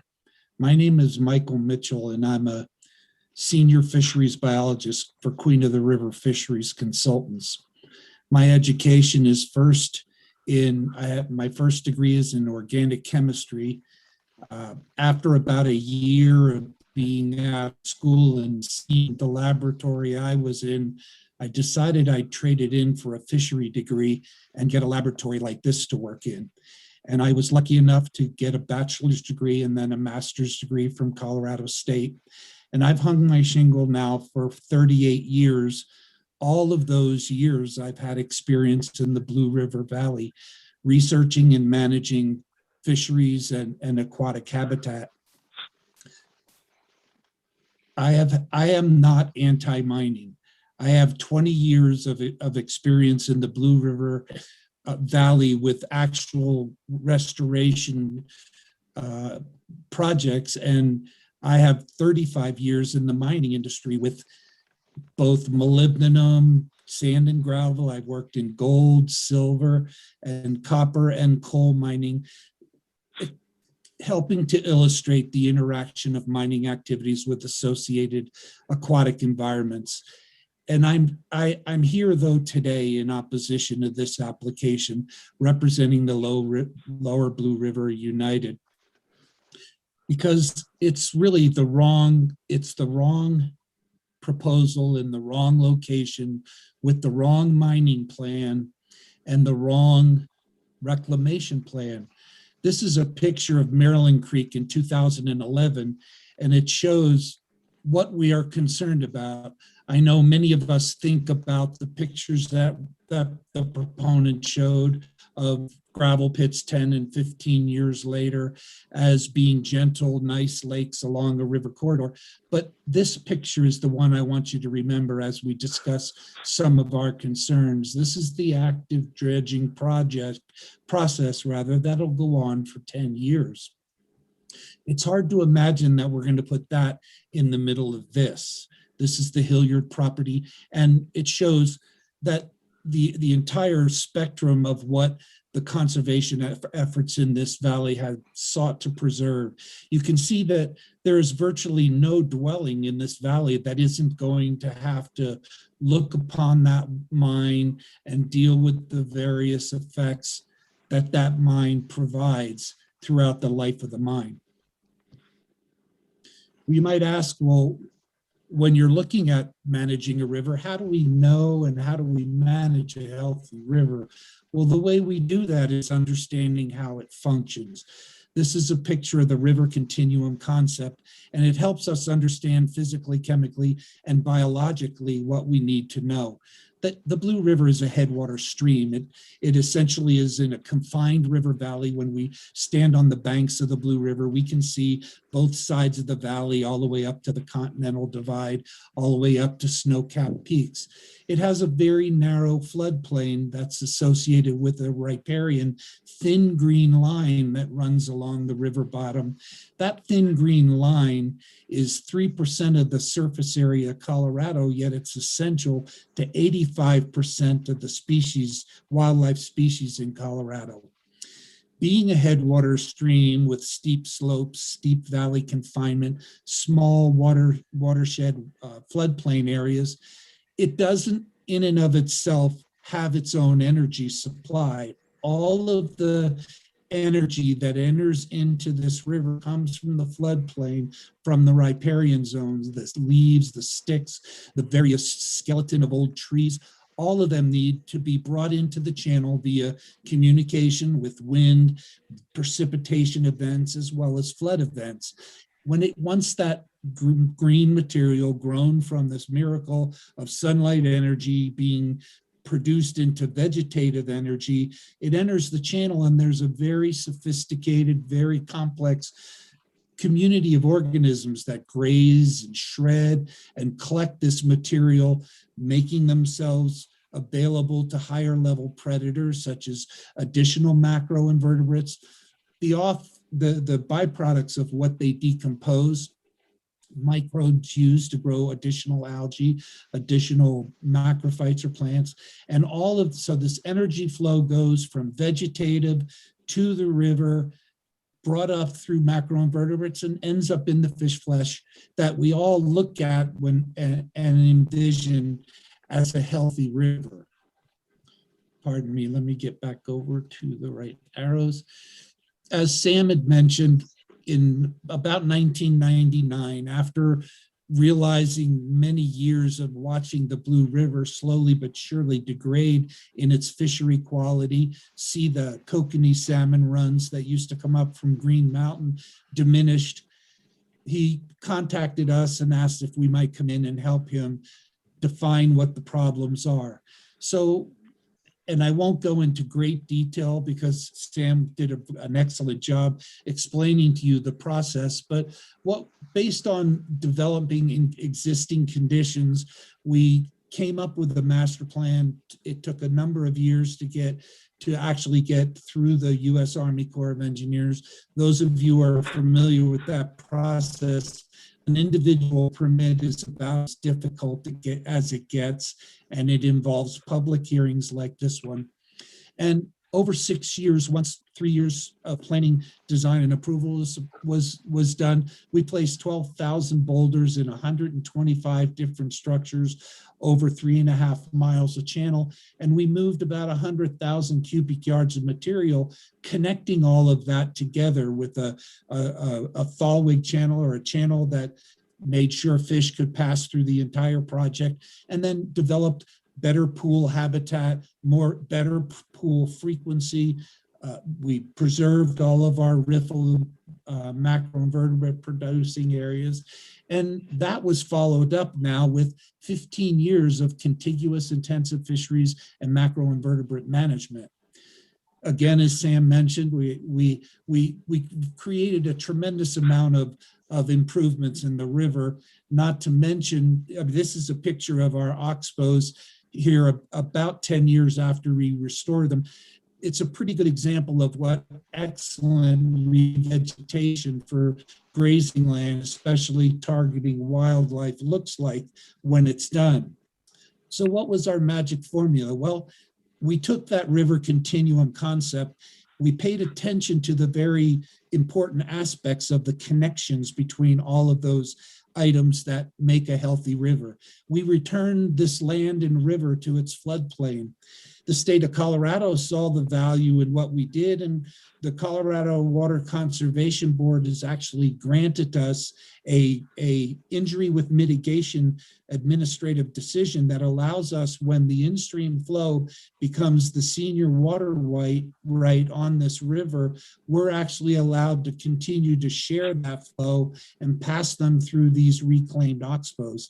And that their strategy was that with the same flows, they could actually protect to a reasonable degree a far greater amount of biota.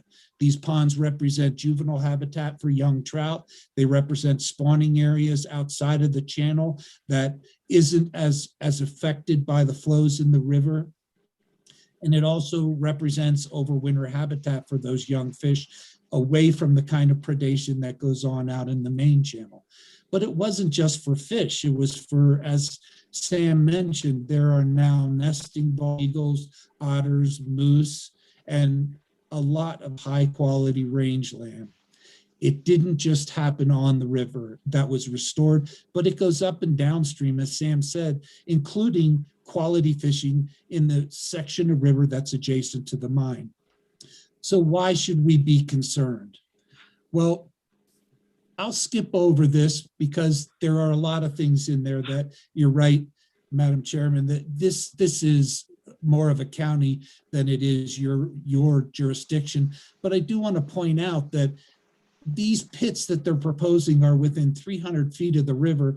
They're 3 times closer than that Maryland Creek mine that we showed you a picture of.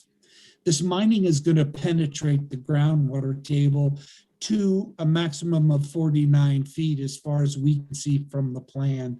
And it will intentionally transmit the groundwater from this pit to the river, where the metals that we already know are present, albeit below numeric standards, but we already know they're there.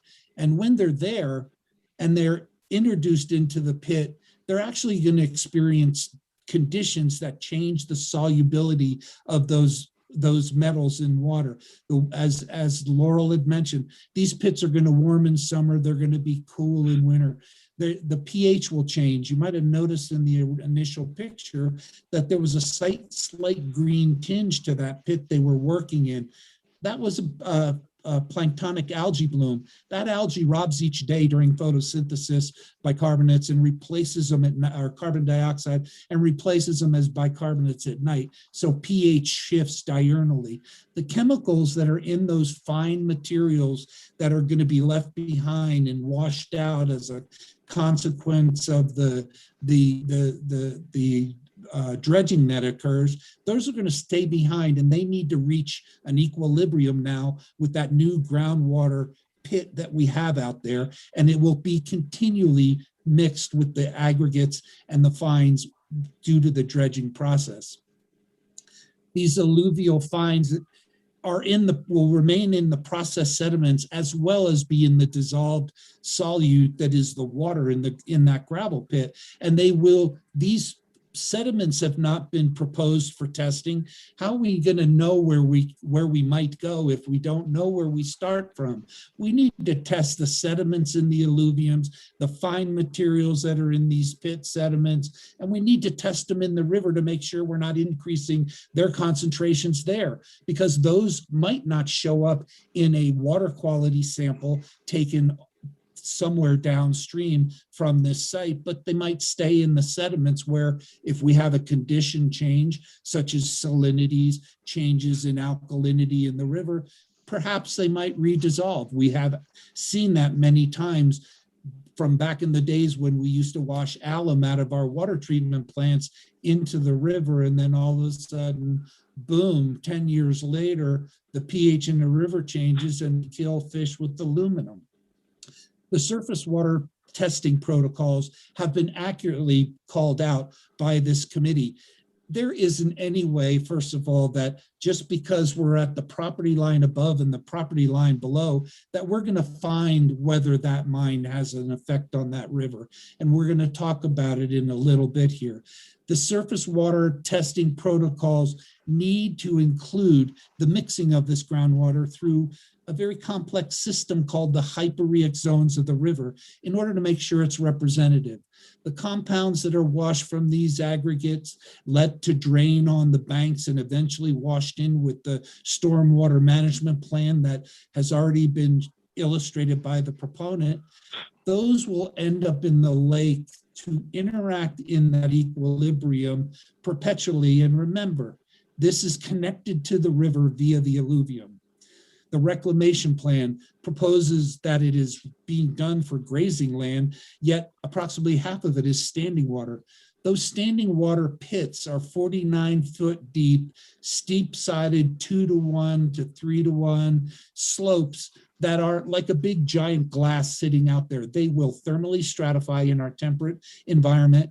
They will stagnate in the lower layers, and eventually and we'll talk about this later, they will become oxygen depleted. That anoxia, even in 3 feet above the sediments, it may not be anoxia immediately enough to cause the fish kills like we saw illustrations of that winter kill when that pond mixed at the end of winter. You might have noticed that that was an early spring picture, but there's still anoxia down there that's dissolving metals and sulfides and phosphorus and nitrogen from those sediments that are in that layer of anoxic water. That anoxia increases with time, and we call that eutrophication, and we'll talk a little about that. The mobilized compounds then that are in this lower layer, whether it's a foot above the sediments or in 20 years when it's 10 feet above the sediments, that will be available to enter the groundwater system and end up into this riverbed in sensitive areas where we know our macroinvertebrates populate. The macroinvertebrates are the basis of the natural food web of resident trout in this river. It is the basis of what we need to make sure we take care of if we're ever going to get back to our gold medal water standards. There's been many analyses regarding the physical presence of floodplain place gravel pits along rivers. And one of the analyses that was summarized was based on the breach of these gravel pits. And I know we all sit there and say, who's ever seen the breach of a gravel pit in a river? Most of the ones I see never breach.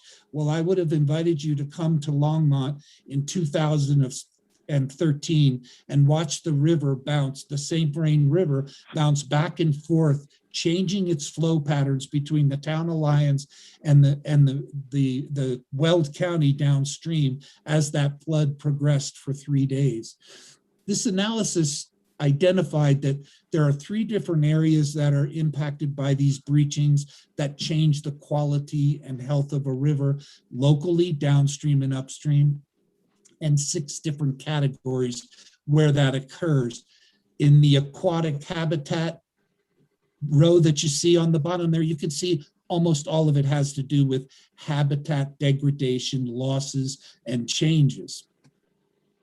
Interesting outcome of that analysis was that when you take and you look at this is a cross-section of the proponent's gravel pits along the Blue River on the Peak property. When you look at the riverbed, and this is the approximate location, mid-range of that cross-section that essentially goes from south to north, when the pits are dug deeper than the adjacent riverbed, it's not an if they breach, it's a when they breach situation. And granted, we're not saying this happens while they're mining, although it could, but over time, sooner or later, these pits will breach into the river upstream from what right now is the only 3.5 miles of river that maintain those gold medal standards.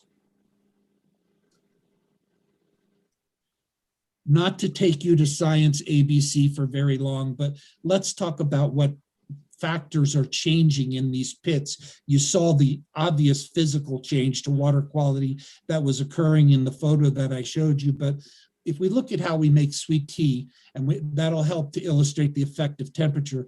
When you take water and mix sugar in it, you can mix X amount of concentration of sugar in that solution. When we take that up to just below boiling point, we can get about 5 times the amount of sugar in that water that we get at room temperature. But then when we let that solution sit there and go back slowly in equilibrium with temperature, back to room temperature, it remains at twice what we had at room temperature before. Well, that's going to go on in the pit for regarding the various metals that we already know are there. We also know that pH will change, atmospheric pressure will change, because we're taking groundwater and making it surface water. Then we're putting it back into the groundwater table and sending it to the river. This mine does discharge. It doesn't discharge in a pit, or in a pipe rather, but it does discharge to the Blue River. And we're going to talk about that in a minute. Temperatures change, agitation, constantly mixing changes.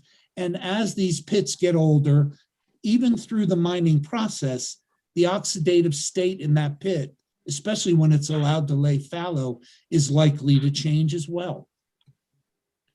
So if we look at the generalized flow pattern that most of our groundwater hydrologists have illustrated for us on this project, it's about as that pink arrow shows you. Well, it's not a laminar, easy, very well-ordered flow like most of us conceive in this groundwater, but instead it's a very complex flow that goes through boulder plugs. It'll go around fine sand and clay deposits. It basically is finding the path of least resistance to the river, and then it enters into what we now call the hypereic zone. The hypereic zone for the river is like the alveoli in our lungs in atmospheric air. It's a part of the giant lung. So the hypereic zone is a part of the giant river. And it's where the atmospheric air in our lungs exchanges into our bloodstream. Well, the same thing happens for groundwater entering into the river. It's a very complex flow once it hits that hypereic zone, because it's not like the phreatic deep groundwater aquifer. It's actually one that's been manipulated by geomorphic time. It's been manipulated by things like trees that are embedded into the channel, bank erosion that has occurred. All of these things affect and make then this water enter in very discrete, not uniformly distributed areas into the river. So water enters the gravel pit from the groundwater table. It is translocated via the groundwater table and enters into either stream bank hypereic zones or into stream bed hypereic zones. And we know that it's a very complex flow, and also we know it very well. In my career, I have probably taken some 700, 800 macroinvertebrate samples in rivers throughout the Western United States. And we know this is where our macroinvertebrates are attracted and where they live.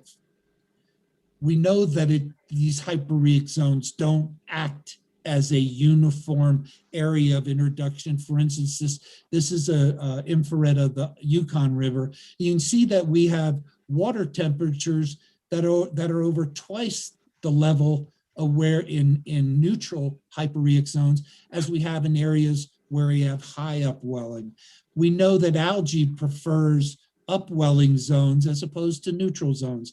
And we know we have more salmonids choose high groundwater input or high upwelling areas to place their reds in. Something I want to bring to your attention is, we look at these water quality. So we see we have discrete areas where this stuff is being introduced. So it's not instantly dissolved and becomes a part of this water quality we'll sample in our surface water quality analysis. But this is occurring where we have very delicate life history phases for the trout that live in the Blue River. It's where the eggs develop in the substrates, where we have yolk sac fry that once hatched have really no ability to move out of those areas. And then we have very delicate young of the year of all the macroinvertebrates that live there, as well as, of course, the salmonids that we're concerned with in terms of gold medal standards. We know that this is the place where the entire macroinvertebrate community lives. Here you see this is the lion of the river. This is the top level predator of the macroinvertebrate community. You might note here that this critter lives in the river for more than a year. Some of our macroinvertebrates take 3 and 4 years before they actually hatch and get to spend a marvelous 1 or 2 days in flight and reproducing. But you look here, you can see that the whole community is here in this hyporheic zone. We have scrapers and we have grazers. These are collector caddisflies. So it's a very important zone, and it needs to be part of this sampling protocol for this mine, because these are the critters that drink the Kool-Aid. And we know that flows are slower in the hyporheic zones than in the river above it, and in the groundwater flow velocities that are received there. And so these things have a likelihood of concentrating there. Enough about the hyporheic zone and the macroinvertebrates. The reclamation plan, I'm confounded by it, because it claims that it's rangeland at about 27.8 acres, yet, and I'm just talking about the area of disturbance, not when looking at the math, that's the entire site, but just where they're going to disturb for the mine. And yet they reclaim it with a little over 26 acres of pit ponds. The thing that confounds me about this is that it seems that it's a violation of 32.5.116, where the statute states that an applicant must provide a satisfactory explanation of all the general requirements for the type of reclamation chosen. These are pit lakes, they're not grazing land, and the applicant has only provided us some amount of requirements for the terrestrial reclamation, the land slopes, the terrestrial revegetation techniques, some of the products they'll use, such as the seed mixes that we've seen. It doesn't address the lake footprint. We know if we make a more complex lake footprint shoreline development factor, we get a higher productivity, higher value resource for wildlife. We know if we have subsurface slopes that provide at least 30% of this basin as littoral area or euphotic light penetrating zone that has substrate under it, will grow enough food to make it a healthy lake for wildlife. They haven't addressed the water level fluctuations that will occur, stratification and stagnation. They haven't minimized the effects of those, and they haven't created even the grades necessary for a safe and functioning lake environment. A particular concern is the lack of discussion relative to the fluctuating water levels that we see in the groundwater logs. I mean, it's 16 feet in between all of those logs, but let's just say that it's 8 or 9 feet, as you see in this particular photograph. If you look at the planned design high water line and you look at the realized water line at this particular time of year, and we of course know that this will change throughout the year and we'll see something like this at low water, this area represents neither grazing land nor aquatic environment. It represents unsightly, unstable, and unsafe soil conditions where plants can't grow because it's about to be inundated again within a year. Wildlife and fisheries won't exist there except for periodically when water is high. Livestock can't use it, and it's unsafe for human use. So we talked about how these lakes will stratify, and it's a fairly simple process. It happens in every lake we make, every lake that is made by natural conditions. What happens is it stratifies based on temperature, and in the lower layer, the coldest layer in winter, the warmest layer in winter, coldest in summer, this is the only water that interacts with the sediments in these ponds. These sediments contain organic matter that require decomposition. They are going to absorb oxygen from the water, and eventually there's more organic demand than we have oxygen to supply it, given the circulation of water above that sediment.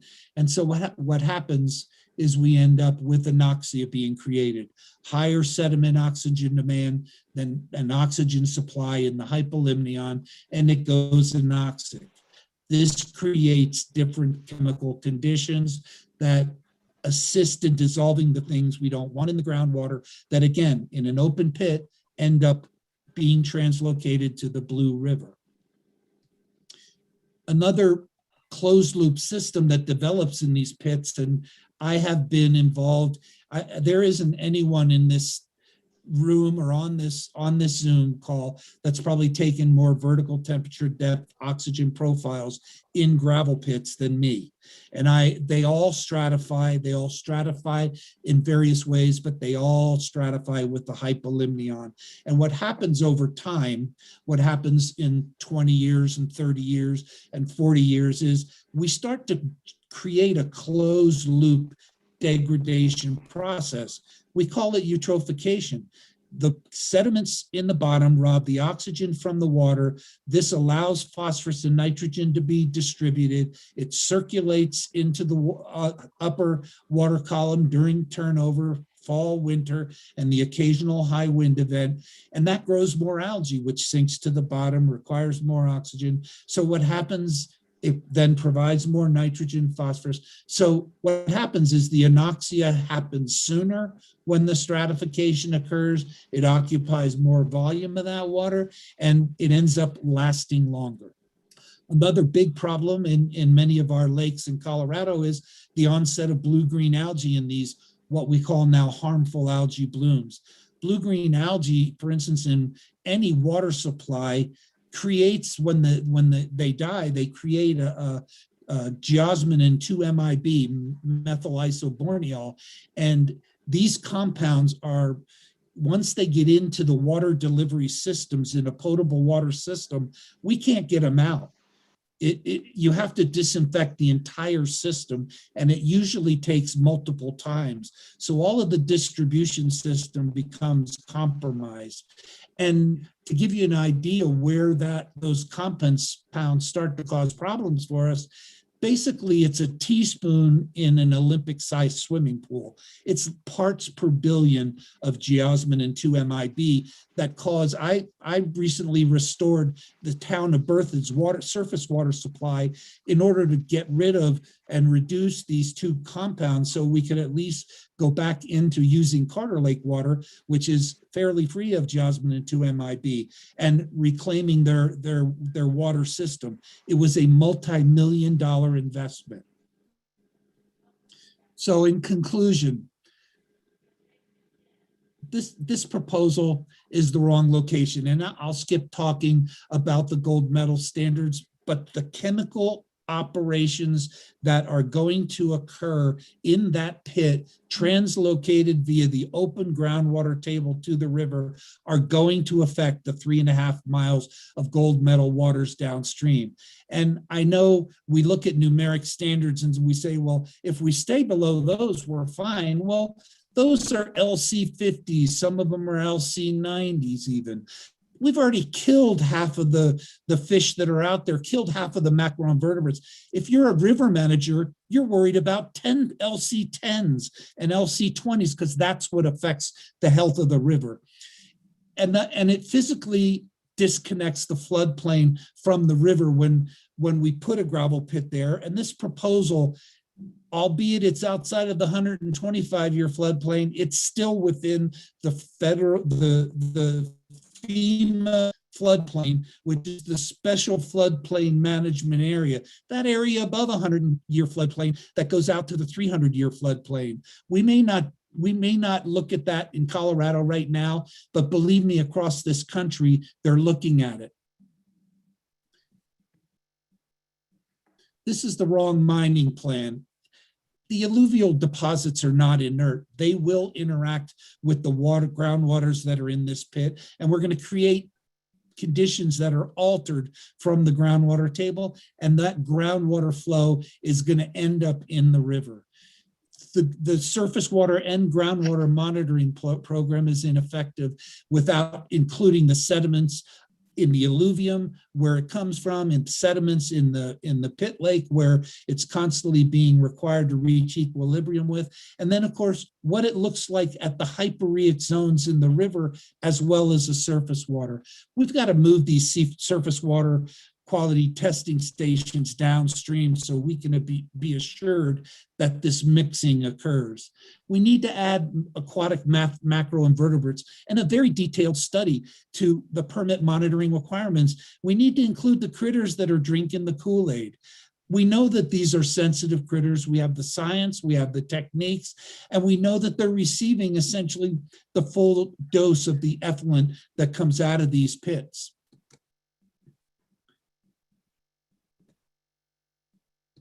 And lastly, it's the wrong reclamation plan. It's not rangeland, but it's aquatic resources, half of it's pit lakes.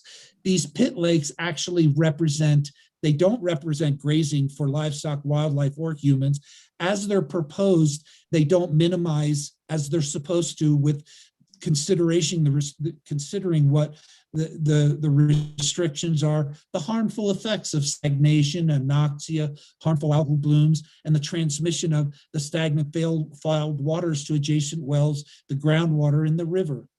The reclamation plan ignores the deleterious effects of the changing water levels in these pits, not only on the potential water quality that goes to the river, but also on the reclamation that's done. So we would request the MLRB to reject this application. And I know that some of my reasoning as the wrong decision may actually relate to land use issues, but I've been at my job for almost 40 years, working with private landowners in ranching and agriculture and conservation land management. And if you place an industrial site at this location, immediately adjacent and upstream of one of the most successful river restoration programs, effectively still functioning in Colorado, you're going to destroy the motivation to continue in this partnership and conservation with the public. With that, I would conclude and be happy to entertain questions. All right, thank you. Do we have any questions from Mr. Mitchell?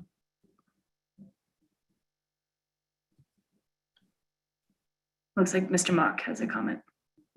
There we go. Thank you, Madam Chair. Mr. Mitchell, I appreciate your testimony. Thank you for being here. A lot of information, so I might have missed something, so help me out here for a second. Yesterday, when Peak Materials was providing their opening presentation, they provided or pointed out a couple of examples of some reclaimed gravel pits along Highway 9, let's call it in the vicinity of the area upstream, I think, of the project site, including, I think, the Love Pit, which did get an award, which I'm left to assume kind of that they might know what they're doing and do some nice reclamation. Are there comparisons in terms of those projects or those pits along this stretch here that have been reclaimed and what they have that you might be able to draw or that haven't worked out in your opinion, or some differences that we ought to be aware of between the operations themselves? First of all, and it's an excellent question, because when you look at gravel pits down the continuum of a river that are of various ages, we all need to understand that as pits that are older than other pits, that stage of eutrophication, that stratification and stagnation, it progresses. It starts early as minor, especially when you have most of those pits along that river actually have inlets and outlets. If you'll go to a detailed higher resolution picture, you can see that there are channels that come out of those and channels that go in. And they have water rights associated with them for annual freshet flows. They also communicate during what we call the valley melt periods every year. So they get fresh water. The Peak Ranch pit will not have those kind of benefits. secondarily, for instance, if you look at the Love Pit, first of all, it's my understanding that the Love Pit is primarily connected to the Maryland Creek aquifer, and it only receives some of its groundwater from the Blue River itself.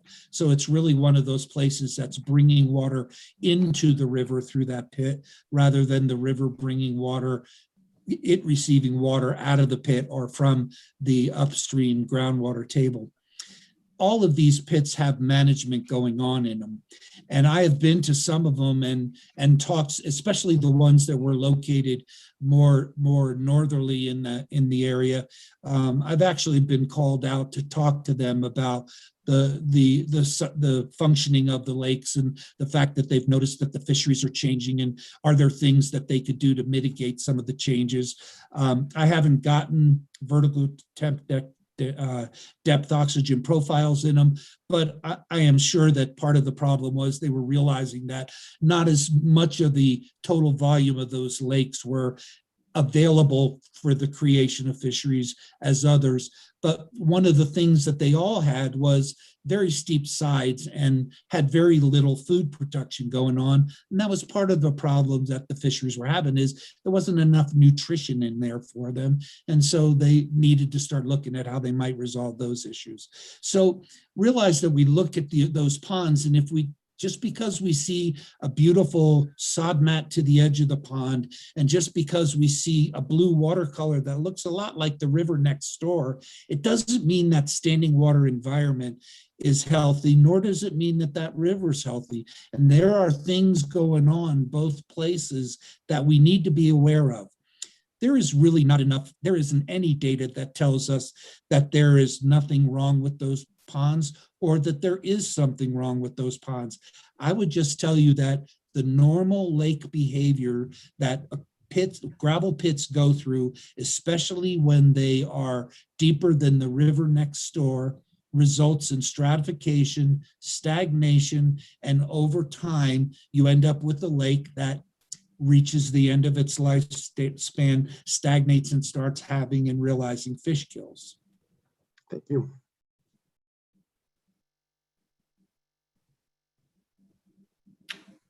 Okay, are there any other questions?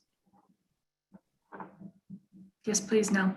I think I have maybe just making sure that I'm using my brain time for what I'm supposed to be using my brain time for, because some of this is non-jurisdictional. So this may be a question for Mr. Koyman, but the point that Mr. Mitchell brought up about this possibly not being rangeland as opposed to mining use and potentially being aquatic or ponds or something, would we consider that, because we're talking about the post-mining reclamation use, to be of jurisdictional consideration while we're mulling these things over?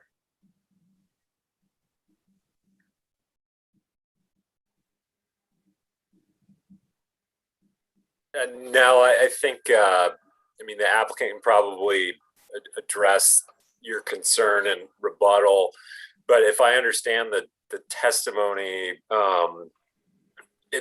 that issue is kind of being pitched in terms of an inadequate reclamation plan. And the reclamation plan obviously is jurisdictional as to whether or not it's adequate. But if I'm mischaracterizing what particular box objectors are putting that particular issue in, someone please correct me. Thank you. We just have so many experts here with so much information. I want to make sure that the information we're digesting and mulling over is the appropriate thing to be considering. So I appreciate that.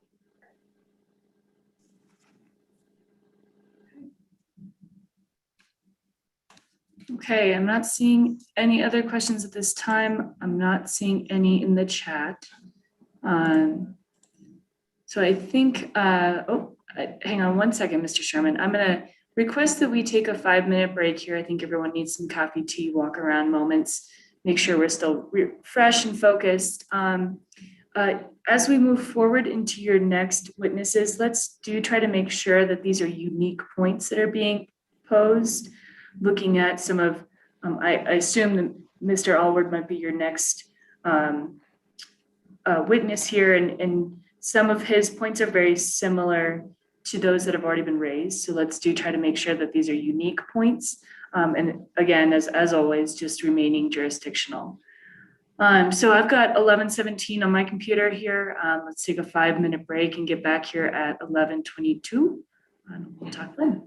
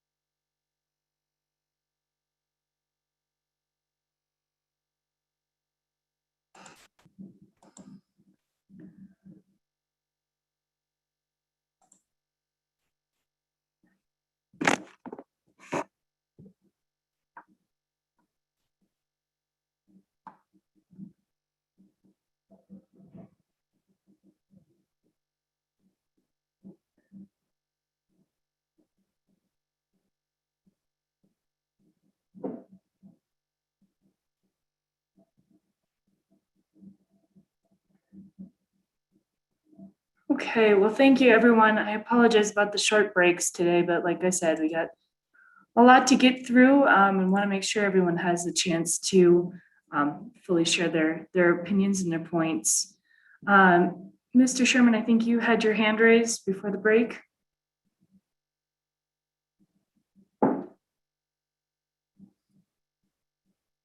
Yes, can you hear me now? Yes, we can. Okay, great.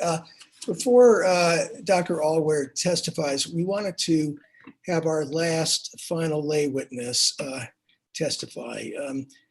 Ken Brown is our last lay witness, and I think, as you all know, he and his family live immediately south of the proposed property. And he has an extraordinary career, which I'm not going to go into, but I should mention that he has extensive experience professionally in the mining and energy industry. He obviously has huge concerns with this proposed project, as he will now outline. Ken?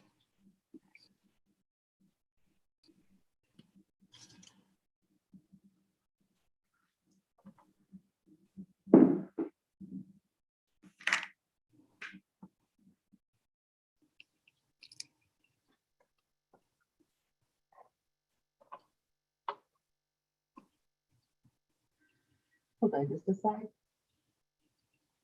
Okay, good. Thank you very much. And can you allow me to share a screen? Go ahead and you just hit the green button down there if you. Okay, the floater very there. good. Okay.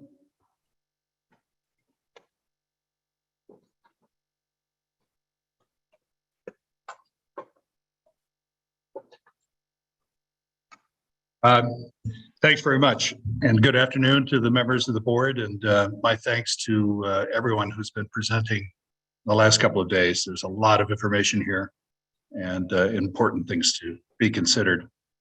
My name is Ken Brown again. My address is 35245 Colorado State Highway 9, which is just north of Silverthorne, and also Delray Beach, Florida, where I'm speaking to you today. My wife, Elizabeth San Juan, and I are owners of the Giving Tree Ranch, which is a 22-acre parcel just to the south of the proposed Peak Ranch resource site, immediately adjacent and follows the entire property line, as you can see from this aerial photo that I've drawn, and you've seen that several times today. I really do appreciate the opportunity to address the board today from a very personal point of view. You can imagine how the proposed plans of Peak Materials to forever alter the land directly north of us and to, in effect, rob us of a decade and a half of our lifetimes is so deeply and personally important to us. I'm going to use my time to try to connect you to an aspect of this process that I think sometimes gets overlooked. As Sam has done before, I think it's important to connect to the values and the history and tradition of this valley in the context of this proposed operation. And understand why Elizabeth and I came to this valley 5 years ago, and why we and the hundreds and hundreds of other residents of the Lower Blue River Valley feel blindsided by this proposal to mine sand and gravel in our midst. Our property and the former Hilliard property itself, and indeed most of Elk Run, and all of the land practically between Acorn Creek and Slate Creek, were part of the famous Hill Ranch that was established in the late 1930s by Clayton Hill and his wife, Olga Lindstrom, from whom the road named Lindstrom comes from. Her family had immigrated from Sweden, and her father, in fact, was a longtime county commissioner in Summit County. So they go back quite a long time. They ranched this area through the 80s. The Hill Ranch was acquired by the town of Breckenridge in the mid-1980s in order to help secure and protect their water rights near the Blue River. And Breckenridge began the process of subdividing and selling off the property in minimum 20-acre parcels around 1987. During that process, the town took care, in fact, great care, to create covenants to help preserve the agricultural character of the valley and to ensure that the land remained free of industry. Both our ranch and the Peak Ranch site were part of that original Hill Ranch sale. The prior owners, Michelle Johnson and her father Stanley Johnson, purchased Hill Ranch lot number 2 in 1991, and then proceeded to build this iconic 7,000 square foot lodge on that property, and they completed that in 1993. Stan Johnson was a decorated veteran of World War II and the Korean War, a fighter pilot, but he'd grown up in the West as the son of a mining engineer and lived all through the Rocky Mountains. And his longtime desire, after he finished his career in the aerospace industry, was to come back to Colorado and to have a home. And he, a lot like John Fielder, decided that the Blue River was the select place to live in quiet commune with nature and with the best qualities of Colorado. And so that was the reason they bought this property. Sadly, Stan Johnson died in 1998, so he only had 5 years to really enjoy this property. And something that I think is a poignant reminder to us. One of our most valuable assets as residents of this valley is the time we have to enjoy it. And at age 68, I may well be 85 years or older by the time this mine plan is finally reclaimed according to their proposal, and may well not survive to see it. Time is of essence, and I think extraordinarily important. And I'll talk a bit about that at the end on a specific recommendation I have about this issue of time within the permitting process. Elizabeth and I decided over a decade ago we wanted a home in the Colorado Mountains. We originally purchased a property south of Fairplay. Unfortunately, the property was near old not gravel operations, but dredge piles. We knew that for a long time. There wasn't any great activity, but then there was a decision to have some activity in the area, and that's probably a good thing because those reclaimed areas like the Swan River area in Breckenridge are a benefit to the community. Excuse me, Mr. Brown. I Yes. apologize about interrupting, and I definitely don't mean any disrespect. And I also live in the mountains because I love living in mountain communities. Yeah. I apologize greatly, but can we please move forward to the points that you have that are relevant to my land jurisdiction? Okay, that's fine. Thank you. I just want to quickly reiterate what our experts have already said. This is a precious water resource, both with respect to the surface water and the groundwater. And there are a number of uncertainties in this application that I think are telling and important to be resolved before you make any decision on approval. This is an area that is full of wildlife species, including birds. And this is just a bit of the photographic evidence we have for the variety and numbers of species that we see on our property all the time. So I don't think that there's any way that you can discount the importance of wildlife and this wildlife habitat and the need to preserve it. And that includes the animal wildlife that constantly runs through our property, both throughout every season, including, as shown there, elk runs through the winter. So wildlife is prominent and important to this area. It's part of the charm and the value of residents in the valley and needs to be preserved. I'm glad to see some buffer zones from the river because this is the main migration path, but it's only a Band-Aid. And we really need to be concerned about the wildlife in the area and the appropriateness of the reclamation plan to deal with preserving this wildlife resource. So my point, I think, is that there's so many uncertainties in this application with respect to issues of groundwater, surface water quality, impacts on wells, drainage issues, impacts on the fishery, fugitive dust issues which really haven't been addressed at all, reclamation plan that is in many, many measures adequate, and Rich will give you some more comments on that. There are agencies that need to have their opinion and research and do their own work to provide permits. It's wholly incomplete.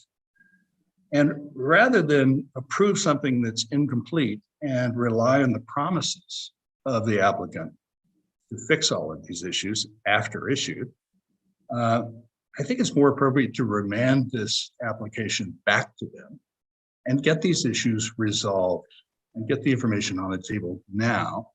And in particular, there's some particular issues that I think could be addressed that would substantially improve the plan if in fact it were sent back to them to work on.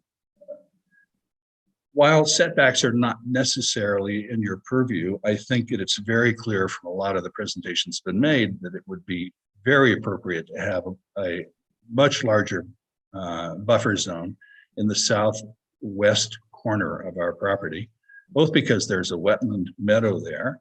We have a drainage issue. The berm needs to be moved. There are issues with the pumping station and its location there. If oil and gas properties in Colorado require a 2,000-foot buffer these days and a 20-foot berm wall, they're much less obtrusive, frankly, than a sand and gravel operation. I don't see any reason why there shouldn't be a much larger setback requirement in specific areas of this property. Furthermore, in the southern property line, it would be much improved to have a setback of at least 300 feet from the property line in the south, and in fact, all of the residential areas. What would that mean? Maybe an 8% reduction in the amount of material that Peak could take from the site. Frankly, I have my own doubts as to whether they'll ever meet their particular production quantities. They haven't met their production quotas at Maryland Creek for a number of years, and that's in the permit record. So it's not something that affects their investment greatly. It's not something that is so important to this particular project that they need to extract every last pound of rock from the area. And it would substantially improve the reclamation plan to have a much smaller pond with natural contours and much better slopes for wildlife use and so forth. And I think it's a sort of fix that would be reasonable in all circumstances and hardly an economic difficulty for them. I think it's a concern that there's a 12-hour operating period proposed for the mining activities. That means from first thing in the morning to dusk every night, we have to listen to mining machinery and have dust generated and so forth. I think it certainly is in the purview of the board to go back and say that this ought to be a much more reasonable, shorter period of operations that they're allowed to have, because it's going to disturb not only our peace of mind and the neighbors around us, but the wildlife as well. I think the berms need to be a minimum of 20 feet high, and then they need to be removed. There was a lot of discussion about the difficulty in having to reseed and so forth, but frankly, we can't have berms left because it destroys not only the ability for wildlife and so on to migrate, but the visual impacts. They should be temporary, but they need to be substantial enough to protect against dust and noise. The reclamation bond, in my mind, based on what I've seen from the way in which it was calculated in terms of man weeks and so forth, about 6 man weeks for reclamation and 1 man week for revegetation, seemed ludicrously small. I think it's going to take at least $1 million to reclaim this property in a proper way. And I think you'll find that some people would agree with that estimate who have had some responsibility in this regard. And finally, I come to this issue of time. You know, there's been a consistent pattern with mining permit applications, especially in the sand and gravel area, and even with respect to this company's operations in Maryland Creek, to ask for a 10-year mining plan, or maybe a 15-year mining plan, and then to come back and ask for another 5 years, and another 5 years and 10 years. And before you know it, you have 4 decades of activity on a site with an original permit that was supposed to be 10. And there's always this comment about, well, market conditions. Well, the fact is, market conditions mean simply one thing. They wanted to be able to sell as much as they could at the prices they want, or had overestimated the market in the first place, and came to you with a plan that was a short period of time, and in reality knew that they would be asking for a long period of time. And time is, to quote the old adage, of the essence here. Is what do we have that is irreplaceable? What we have that's irreplaceable is the time we have left to live on these properties that, if you look in the area, constitute $100 million of investment by the people who live in just the adjacent properties to Peak Ranch, who pay 16 times the property taxes that Peak Ranch does in this site. They've invested a lot. They've invested time, family legacy, effort to create an environment that they believed they were going to live peaceably in, or perhaps the rest of their life. So to allow a mining operation to continue for decades and decades on technical adjustments is just not right. So I would suggest that you need to remand this back and have a very definite time period allowed that can't be altered, no revisions. So in conclusion, I think you should probably deny this permit. But if you don't, I think you just need to send it back. And you need to maybe have Peak use this opportunity to reset the relationship with the community. This is sort of set out to be a war. And the process perhaps is set up that way, to make it a war between the applicant and the community. But it doesn't need to be that way. When they bought this property initially, and when we found out about it, we put together a group of people who are willing to go to Ms. Hilliard and pay exactly the same amount for the property so that we could maintain the quality of living in our valley and its traditions. I don't know why Ms. Hilliard rejected our offer, but she did. We should restart the conversation. This isn't the right place, but there might be other places that are. We can help them recover their investment and help them, if they'll work with the community, and find another location. But this application is not something. So I'd appreciate it if you would send it back, and we'll be happy to work with them. Thank you very much. I appreciate your comments. Are there any questions for Mr. Brown? Madam Chair. Please. Mr. Brown, thank you for your testimony. I'm compelled to say this. One, I really appreciate you respecting the Madam Chair's comments to move the conversation towards what's within our jurisdiction. I really do appreciate that, because that actually helps us. So thank you very much. One quick question: have you had, or has the community had then conversations with Peak Materials regarding this property? No, there have been no effective communications. There have been basically, again, and it's unfortunate, the process may be set up that way. It is sort of, you get a letter that says, sign this structural agreement, or a letter that says, we want to monitor your wells. We've responded, we said, well, we'd like to have an independent person doing this, or no, we don't, we need more information to be able to sign it. And then there's really no more conversation beyond that. I think, frankly, it'd be good to have a conversation about this, and it's too bad that it doesn't happen. The process doesn't seem to be set up well for that, but it would be something useful.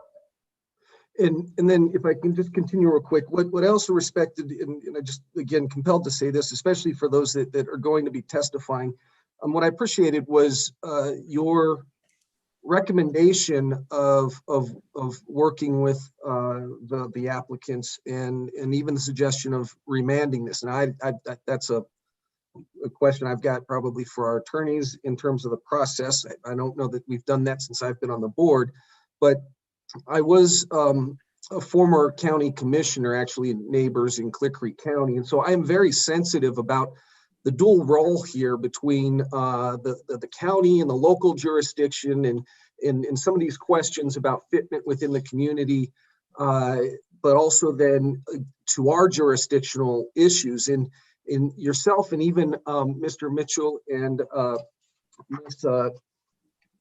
Stadjahart made some recommendations in terms of how this could be improved. And so I'm very curious about that, because we are getting to Ms. Wareham's comments, we are getting a lot of perhaps professional opinions regarding this matter. And so I'm just trying to sort out how we might kind of rectify that, or what has been considered beyond perhaps just some of the agency responses. So again, thank you for your testimony. I appreciate it.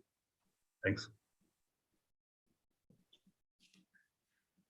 Great. I had one question about wildlife movement. I definitely appreciate your actual experience at living there. And, you know, yesterday there was a testimony that the main corridor is really north to south along the river, which is to be expected, right? Animals are going for the water for access there.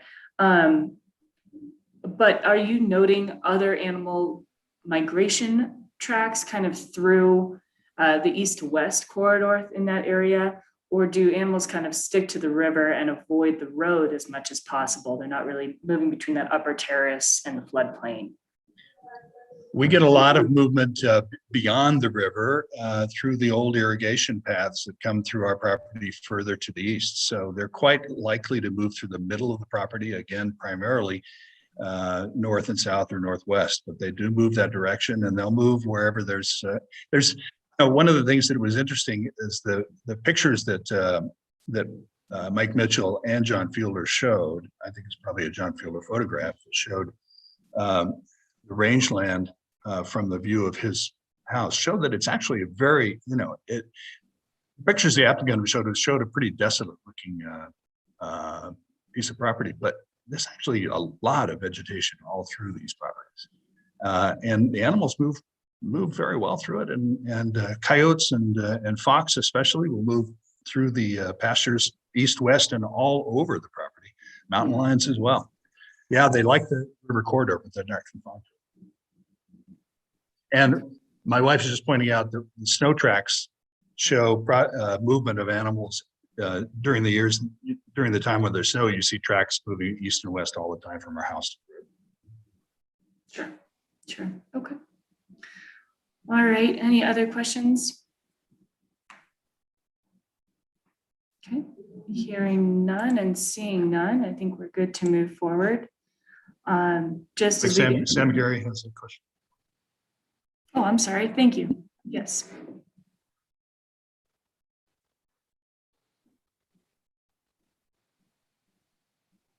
Can you hear me? Yes, we can.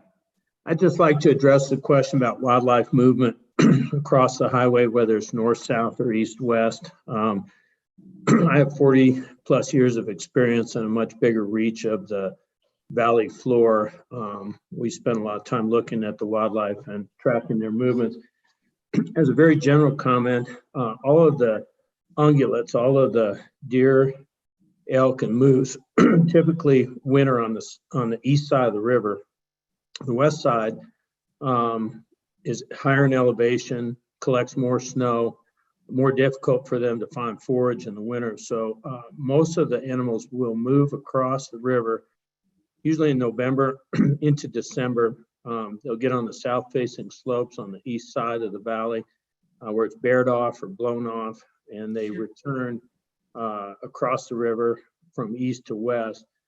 This happened on Mount Powell Ranch about 10 days ago. We went through most of the winter only seeing moose on the west side because they have a brushy diet and they can kind of get by on the willows and other brush. The elk showed up about 10 days ago. There's now about 200 of them on the Mount Powell Ranch. So there is this big seasonal movement. They typically do move across east to west. They prefer to run north-south. I've looked at the radio color tracking data that Colorado Parks and Wildlife has tracking these herds, and there is a strong predisposition to north-south movement.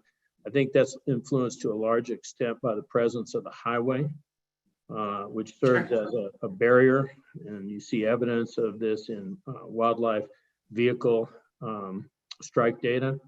But it is not fair to say that animals do not move across the river corridor east to west. The highway makes it difficult, but they want to move seasonally for improved forage. Yeah, that makes sense. Okay, thank you. Great, so I think we are good to move forward. I'm not seeing any of the hands raised or chats. So one expectation is set here before we move into our next discussion. It's about 11:45. I'm hoping that we can go until 12:30 and then take a short lunch break, probably only half an hour today. And maybe that is all the time you need, Dr. Allward. And then we can kind of move towards rebuttals and closings this afternoon with space for any executive sessions or other objector comments then. Yes, Mr. Mulliken.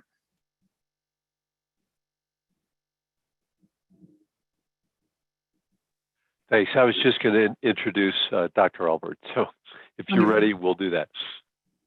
I am. Let's go for it. Our next witness and our final witness is Richard Allward. He's a PhD and he is a certified senior ecologist. He's got tremendous expertise in reclamation plans. He's actually sat kind of in chairs similar to yours. He's been a commissioner on the Oil and Gas Commission. So I won't delay anymore. Dr. Allward, floor is yours.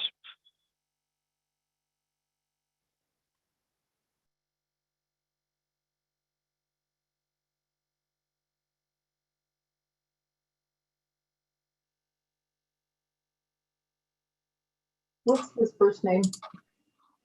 Oh, looks like we got him.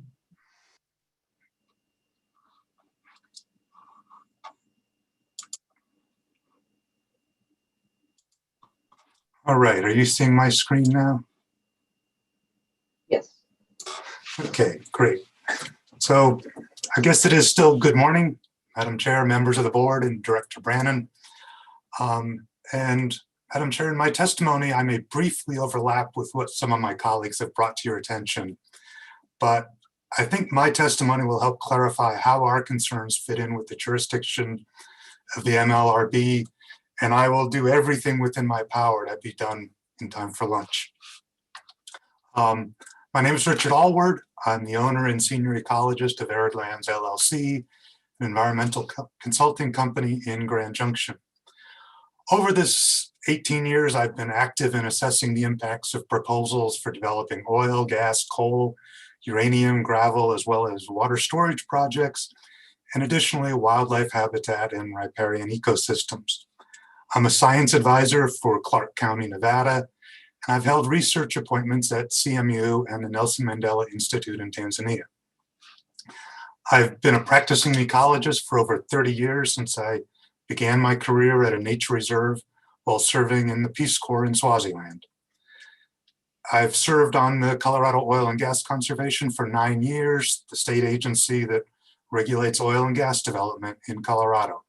I'm thus cognizant of your responsibilities of a board like this to adhere to your mission and your responsibility to respect your regulations and realm of jurisdiction. I appreciate your service in taking on these responsibilities and ensuring beneficial resource extraction for the people of Colorado. In my testimony today, I will demonstrate that the current reclamation plan remains incomplete, it is inadequate, and it fails to conform to the requirements of regulations and statutes. First, the applicant's revegetation objective fails the unambiguous requirements of the regulations. Second, the proposed groundwater lakes fail to meet the applicant's objective of being for the benefit of local wildlife. Third, the proposed seed mix, topsoil protections, and final grading fail to meet the requirements and standards of the regulations. Fourth, the applicant's reclamation plan is insufficient to achieve the proposed rangeland post-mining land use. And finally, the reclamation bond is insufficient and places a large risk on the state of Colorado, including the residents of the valley. The applicant proposes a revegetation plan with a goal of achieving a vegetation cover comparable to the overgrazed, highly degraded plant cover currently existing on the site. This objective fails to conform to the unambiguous requirements of 3.1.10.1 for a final vegetation cover at least equal to the cover of the natural vegetation of the surrounding area. There should be no free pass for ecosystem degradation attributable to the landowner's poor management.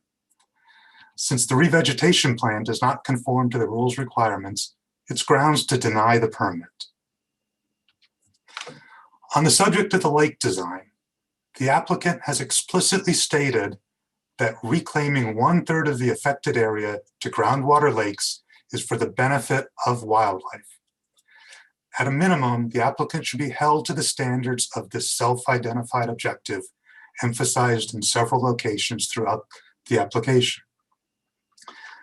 However, the reclamation plan maps still illustrate groundwater lakes with squared off corners and uniformly steep banks. The updated maps merely include vague annotations that slopes above the waterline shallower wherever possible. This latter is an unenforceable criterion, and the former directly contradicts the DRMS staff's assertion that there will be gentle slopes continued for 10 feet below the water line. The wildlife experts at Colorado Parks and Wildlife shared this concern about the uniformly steep slopes enclosing the lakes. CPW recommended variable slopes with a significant percentage of shallow slopes that will provide for safe wildlife access and vegetation growth in their original criticism of the reclamation plan. In my October 2020 comments, I provided this figure from the Minnesota Department of Natural Resources that illustrates many of the wildlife benefits generated from extensive shallow slopes and the shoal areas. For example, vegetation will establish and stabilize these banks. It will sequester excess nutrients that other experts have brought to your attention and provide additional habitat. CPW made this recommendation because shallow vegetated slopes are necessary for these lakes to serve their function of benefiting wildlife.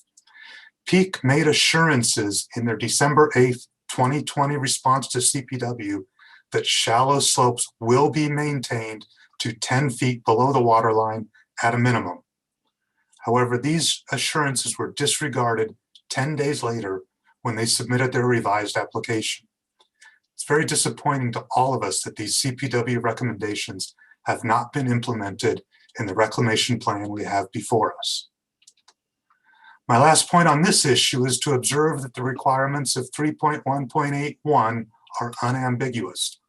All aspects of the mining and reclamation plan shall take into account the safety and protection of wildlife. Abandoning this site with uniformly steep sloped groundwater lakes does not conform to the safety and protection requirements of this rule. Again, failure to conform to the regulations is grounds to deny the application.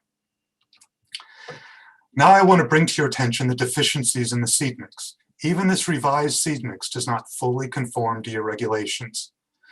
The regulations clearly state that the reclamation seed mix should emphasize species native to the locality. There's a narrow exemption carved out for intensively managed forestry and range uses. Since the post-mining land use plan does not envision intensively managed range, species native to the locality should dominate the seed mix. So this is figure 1 from my written testimony. It illustrates the plant species nativity for every county in the state as determined by the Natural Resources Conservation Service. So initially, I would like to walk you through the interpretation of a panel. So let's look more closely at the map for Lewis flax, this nice blue flowered wildflower. So here, this is a map of Colorado counties. And I've emphasized here in bold Summit County. According to the NRCS, if they have evidence that a species is native to a particular county, they shade those counties in green. As you can see in this map, NRCS has mapped Lewis flax to be a native to Summit County. Thus, this species is a satisfactory choice for the reclamation seed mix. In contrast, the proposal to plant landsleaf cottonwood is problematic. Summit County is white on this map, which means the NRCS does not consider this species to be native to Summit County or any neighboring counties. So to assist your assessment of the overall species mix, I've used red to outline the map and Summit County for those species NRCS indicates are not locally native. Okay, so this is back to figure 1. And according to the NRCS Colorado plant distribution maps here, for all the species that the proponent has addressed, 1 of 3 tree species, the trees are all across the top here, is not native, and 4 of 7 of the grass species are not native to Summit County. There are only 2 species of wildflower in the mix, although both of them are good choices, and just a single shrub species. So the applicant provides a list in Exhibit J of the plant species reported on the site. This revised seed mix does not include a single one of the native tree, forb, or grass species provided in that list. Introduction of non-locally adapted species will lead to further degradation of the surrounding ecosystems. Now, the applicant's expert suggested that just being native to Colorado or the US would be adequate. But just because the Colorado blue spruce is native to Colorado does not make it an appropriate species to plant in Yuma. Okay. So additionally, the applicant reports that the primary ecosystem being disturbed is a shrub ecosystem, the Intermountain Basin's montane sagebrush steppe, which is characterized by up to 40% shrub cover. A greater diversity of shrub species, as well as wildflowers, is appropriate for this ecosystem, okay, and are needed to establish a diverse, effective, and long-lasting vegetative cover capable of self-regeneration. Additionally, wetland adapted species should be included in the seed mix, since, if others have noted, significant portions of the soil surface will be saturated to inundated regularly. So the problematic nature of the seed mix may in part be part of the reason why CPW requested a follow-up consultation regarding the seed mix prior to any reclamation going forward. Now, moving to the subject of topsoil protection, the regulations again are unambiguous in requiring topsoil to be removed and separated from other subsoils and spoil. In the reclamation plan, the applicant says they've assumed a topsoil depth. And this is based on the NRCS description of a typical soil profile for this soil type, all laid out in Exhibit I. This is not an appropriate use of the web soil survey tool. On that website, it says soil surveys can be used for general farm, local, and wider area planning. On-site investigation is needed for cases such as soil quality assessments and certain conservation and engineering applications. Indeed, the hand-drawn gravelly loam soil that characterizes this site is the most common soil map unit in the lower Blue River Valley. You can't be assuming that it's 6 inches deep uniformly. Now, it might be adequate in some rare situations to make this assumption in the absence of any additional data, but the applicant had collected the exact data necessary to show that this assumption is flawed. Okay. The applicant provides the logs of 4 drill holes located on the corners of the property in Table D4 of the mining plan. These 4 drill logs indicate that the topsoil is merely 2 inches deep and sits above 6 to 10 inches of silty clay. So apparently the applicant's plan is to dilute the shallow topsoil in a 1-to-2 ratio with a fine textured subsoil, which will alter water infiltration, water holding capacity. It will bury the existing seed bank and otherwise reduce the capabilities of this thin topsoil to support an effective self-regenerating vegetative cover. So responsive to my October 2020 comments about topsoil protection and handling, as well as an inquiry from DRMS, the applicant added nearly a page to their mining plan to justify their proposal to dilute the thin topsoil in a 1-to-2 ratio with silty clay spoil. Incredibly, this justification completely ignores additional data collected on site that could be used to characterize soil depths. Those 5 groundwater monitoring wells were installed in June of 2019 at the locations I've indicated with these yellow ovals. The well construction reports in Appendix G2 include geologic logs characterizing the soils and subsoils. These logs describe topsoils of 0.5 to 4 feet in depth, an average of 20 inches. Thus, the applicant has completely ignored the actual on-site evidence provided by 2 teams of their own experts that suggest topsoil depths at this site are potentially very highly variable, but anything but typical. Okay. There's no plan detailed on how to segregate and protect and store and replace topsoil that may vary from between 2 and 48 inches in depth. There could be as little as 1/3 to more than 3 times the amount of topsoil that they've calculated in Table E2. The plan and maps fail to indicate how they will responsibly manage variable soil depths and handle and store what could be in excess of 120,000 cubic yards of topsoil. The regulations unambiguously require segregating the topsoil from other spoil. Failure to conform with this regulation is grounds for denying the permit. Now I would like to direct your attention to Rule 3.1.5, both 1 and 7, which establishes the requirements for the final grading of the land surface. This says the final topography should be both appropriate to the final land use and compatible with the configuration of the surrounding conditions. As can be seen in the several photographs provided throughout the application, the property and affected area and the surrounding area are flat. Okay. The overall slope determined from the maps is 100:1. This is flat. In order to conform to the final land use and be compatible with the surrounding area, all of these constructed berms must be removed, regraded, and the topsoil and spoil redistributed appropriately. In addition, leaving 10-foot tall berms surrounding the property will make the area even less beneficial to wildlife. These berms will block sight lines, and thus most wildlife will not want to linger in an area with inaccessible water and restricted visibility for detecting predators.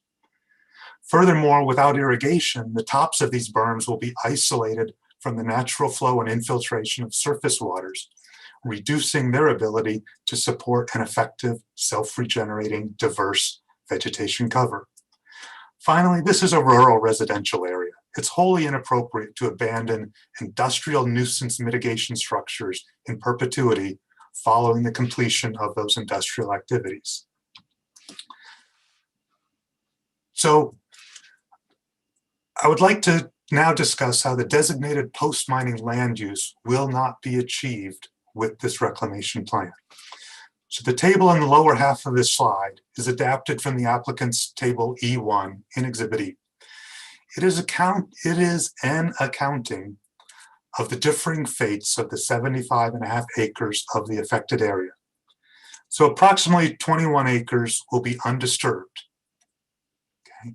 And Peak has not made any indication that they would do any work on those 21 acres. Okay? And much of those 21 acres has been determined as emergent wetland by the National Wetlands Inventory. Next, approximately 29 acres will be disturbed and converted to open water. Approximately 24 acres will be disturbed and is then available for reclamation to a terrestrial vegetation cover. As we have learned from the testimonies of Mr. Mitchell and Ms. Stadjahar, we can expect approximately a quarter of that area to be so close to groundwater that the soils will be predictably saturated or inundated during parts of the year. This leaves just about 18 acres to be reclaimed and revegetated to rangeland. So the applicant indicates there is no intention to ever run livestock on this property. This is not surprising since the post-mining reclaimed area will be too small to support a livestock operation. Using a carrying capacity calculator developed by NRCS and Colorado State University for this area, and assuming an average revegetation success, these 18 reclaimed acres are insufficient to support even one horse for 3 months. So there's no evidence that the post-mining use will be rangeland. Quite the contrary, during testimony yesterday, Mr. Langenfeld said the area is not going to be used as rangeland anymore. The applicant acknowledges the final users will most likely be wildlife. The reclamation plan should reflect this reality. Okay. And next, the reclamation bond is just inadequate. This is partly because the applicant did not provide a complete accounting of the post-mining topsoil handling, regrading, and lakeshore work necessary for conforming with the regulations, including proper handling of variable topsoil depths, which may require additional equipment, and designating additional stockpile areas. Removing and regrading all the berms and redistributing spoil and topsoil will take additional effort. And grading to create shallow and irregular lake shores. Altogether, these efforts will likely entail hundreds of thousands of additional dollars. Okay. And a more appropriate seed mix will potentially be more expensive, at least initially. And partial failures at revegetation are almost certain, especially if these dry conditions persist. And thus significant additional follow-up work is likely to be necessary and should be included in the bond. As we learned from Mr. Yes. Sorry, quick question. When you're speaking of this bond at this point, are you referring to the almost 365,000 that the division has calculated, or the original 91,000 that was included in the application? I am talking about the $360,000+ bond, which did not contemplate anything about removing the berms or these lake shores or a different seed mix and revegetation attempts. Okay, thank you. I just want to clarify. Yes, thank you. And so as we have learned from both Mr. Gary's and Mr. Mitchell's testimonies, mitigating and repairing impacts to river systems and water quality can reach millions of dollars. And as Ms. Duplan and Ms. Stadjahar have testified, drilling deeper wells or installing reverse osmosis equipment can cost homeowners tens of thousands of dollars, along with long-term maintenance costs. And as was brought to our attention by the question from Mr. Singletary, there may be costs in perpetuity associated with securing augmentation water. All of these reasonably foreseeable costs should be accounted for in the bond amount. So in summary, the reclamation plan is incomplete, it is inadequate, and it does not conform to the requirements of your regulations in the statute.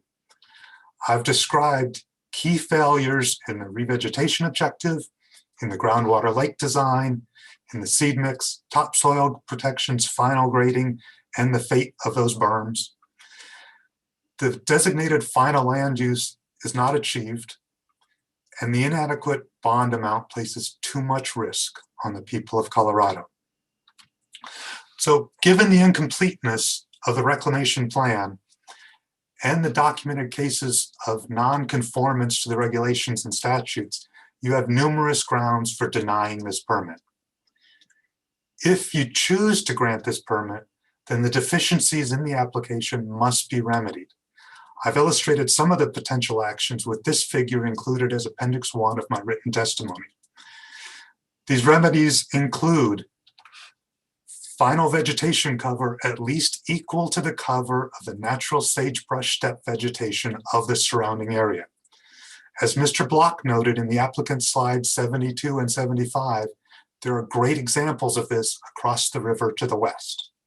There should be no reward for a landowner who mismanaged an ecosystem and caused severe degradation. Designation of a post-mining land use that can be achieved on this property. The applicant is correct to note that Rule 3.1.1 Parent 1 allows the landowner to propose the final land use designation. However, this same rule also says that this proposal is subject to the approval of the board. You have the final say in this. The statute also requires that the details of the plan shall be appropriate to the type of reclamation necessary to achieve the proposed post-mining land use. In other words, the post-mining land use must be achievable, with 2/3 to 3/4 of the post-mining land cover being open water or wetland. A final land use of rangeland can never be achieved.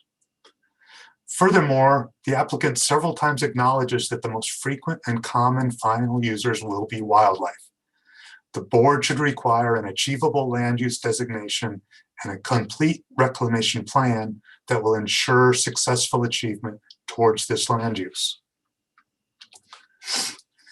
Should have groundwater lakes that incorporate features that will benefit wildlife. That is, those gentle slopes for 20 to 30% of the area to provide shallow, easily accessible areas that will continue a minimum of 10 feet below the lowest expected water level and 10 feet above the highest expected water level.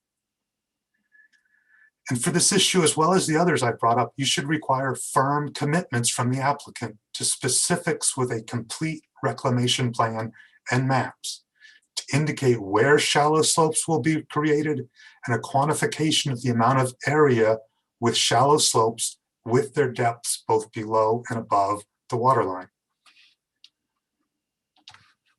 There should be a seed mix emphasizing locally adapted native species, such as those currently found on site and which the applicant helpfully lists in Exhibit J.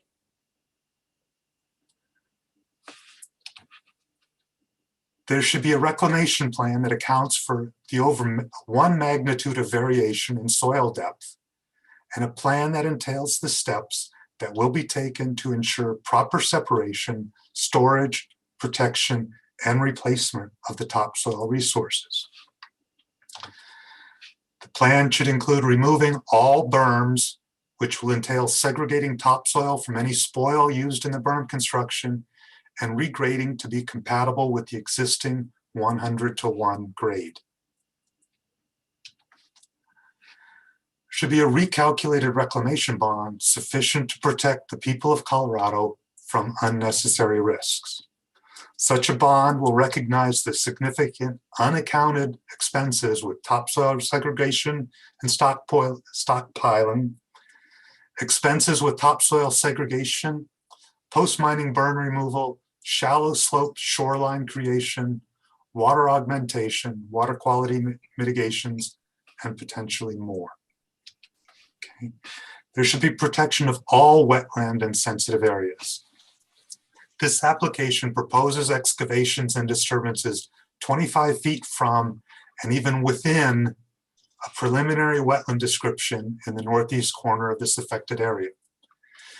As Ms. Stadjahar has testified, the National Wetland Inventory has indicated that emergent wetlands are potentially much more extensive on this property. The U.S. Army Corps of Engineers has not yet ruled on the accuracy of this wetland description, nor awarded any permit for filling jurisdictional wetlands. And as Ms. Stadjahar has also testified, it's highly probable that this wetland is fed by groundwater when its periodic fluctuations bring it near the surface. From her testimony, we have learned that excavating and exposing groundwater will almost certainly result in lowering the water table beyond the pits and thus potentially drain this and other wetland areas. I also want to direct your attention to this wetland and drainage in the southwest corner. This green shaded area is mapped as an emergent wetland by the National Wetland Inventory. The applicant plans to partially fill in this area with the westernmost extension of this southern berm. Diesel? This action will also block a drainage. Or is it? It says inside, it says diesel. Can you mute Some that? background noise here. Thank you. Thank you, Madam Chair. Putting this berm here into this wetland will also block a drainage and potentially redirect floodwaters towards the property to the south. This part of the berm should not be permitted, and instead it should wrap around the edge of the quarry, as I've indicated here in brown. And finally, I think you can demand that the applicants be a good neighbor, especially when proposing industrial activities in a residential area. Minimize and mitigate these nuisance impacts. And for example, as this was pointed out by Mr. Brown, just a 500-foot setback, which this orange line indicates from his property, would protect this wetland, protect this drainage down here, and significantly mitigate noise impacts for his home. So this list of recommendations demonstrates the incompleteness and the inadequacy of the current reclamation plan. You have numerous grounds for denying this application. At the very least, please demand these deficiencies be fully addressed before making a final decision on the application. Thank you very much for your time and attention. Wonderful. Thank you for your presentation. Do we have any immediate questions for Dr. Allward?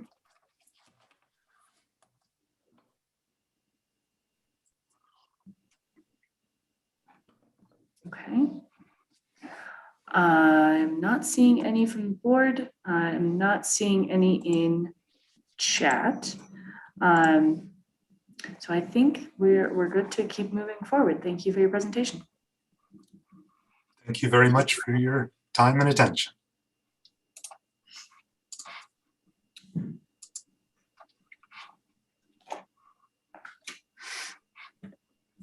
Okay, so it's about 12:20. I know there are a couple other presenters for the objectors. Is that correct?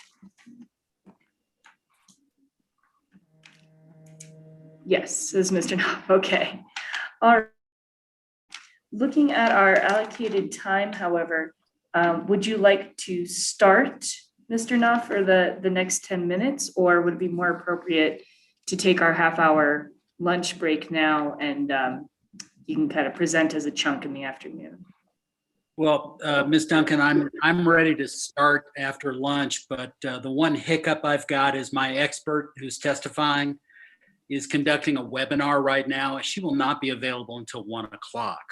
So I don't know if that's good news for people who want 10 more minutes to eat, but it would be with all due respect, if we could start my presentation at 1 o'clock, that would be the best case scenario. Let's see, I'm just looking at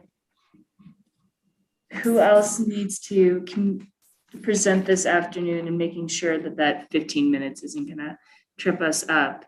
I guess I would ask division staff and Mr. Quinman if you have some time recommendations for us here to make sure we wrap up by the end of the day.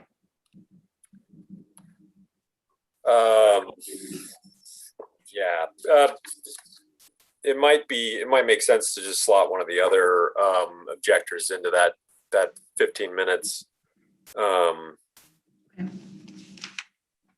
Let's see, I think Mr. Lippy, you have about 15 minutes left in your presentation, if I'm correct there.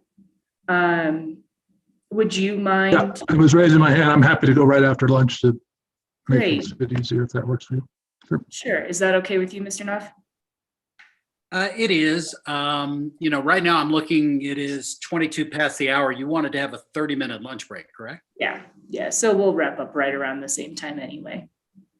Yeah, I mean, I think we're going to be really close to 1 o'clock. So, if I can get in touch with my witness and see if she could possibly fudge a little bit earlier before 1 o'clock, if she does log into the Zoom conference, then I'm happy to, get up and go. So why don't we just see how things play out? Sounds like a plan to me. Okay. I'm easy. I'll flop in as you wish. Okay. Yeah. Appreciate your Flex. flexibility. Great. Thank you. I'll send her a text during lunch and we'll see what can happen. Perfect. Okay. So I've got 12:23. We'll call it 12:25 and meet back here at 5 till 1, if that works for everyone. All right. I'm seeing some head nods. Okay. All right. I'll see you all at 5 till then. Thank you.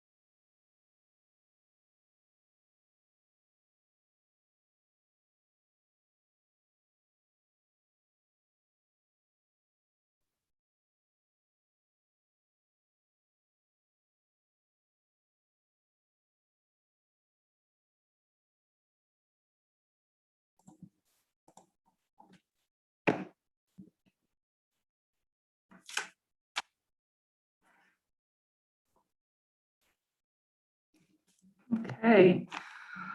Good afternoon, everyone. Looking around and I'm seeing most of our board members are back. There's Karen. Hi, nice to see you. Tim, I believe. Yep, there we go.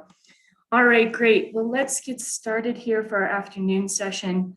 As always, just trying to keep an eye on the clock. I wonder, Mr. Knopf, if your expert witness is on hand? Great. I'm seeing thumbs up. Good deal. All righty. I think we can go ahead and kick it off. I know we're going to have to be, again, still pretty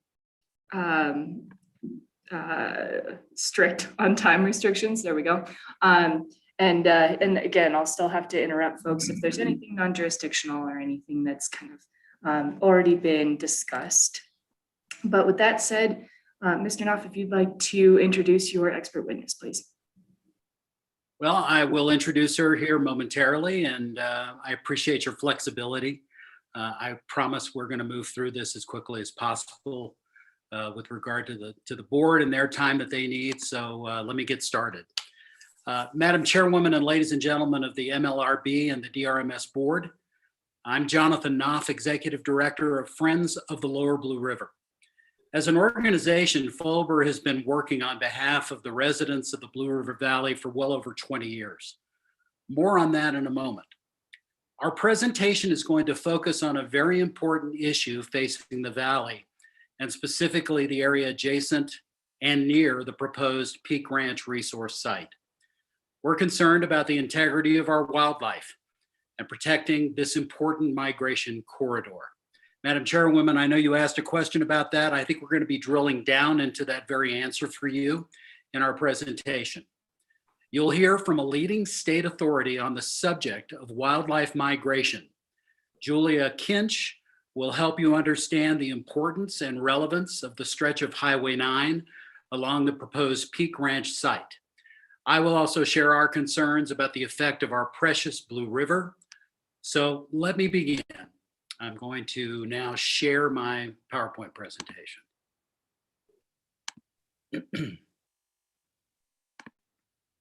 All right, here we go.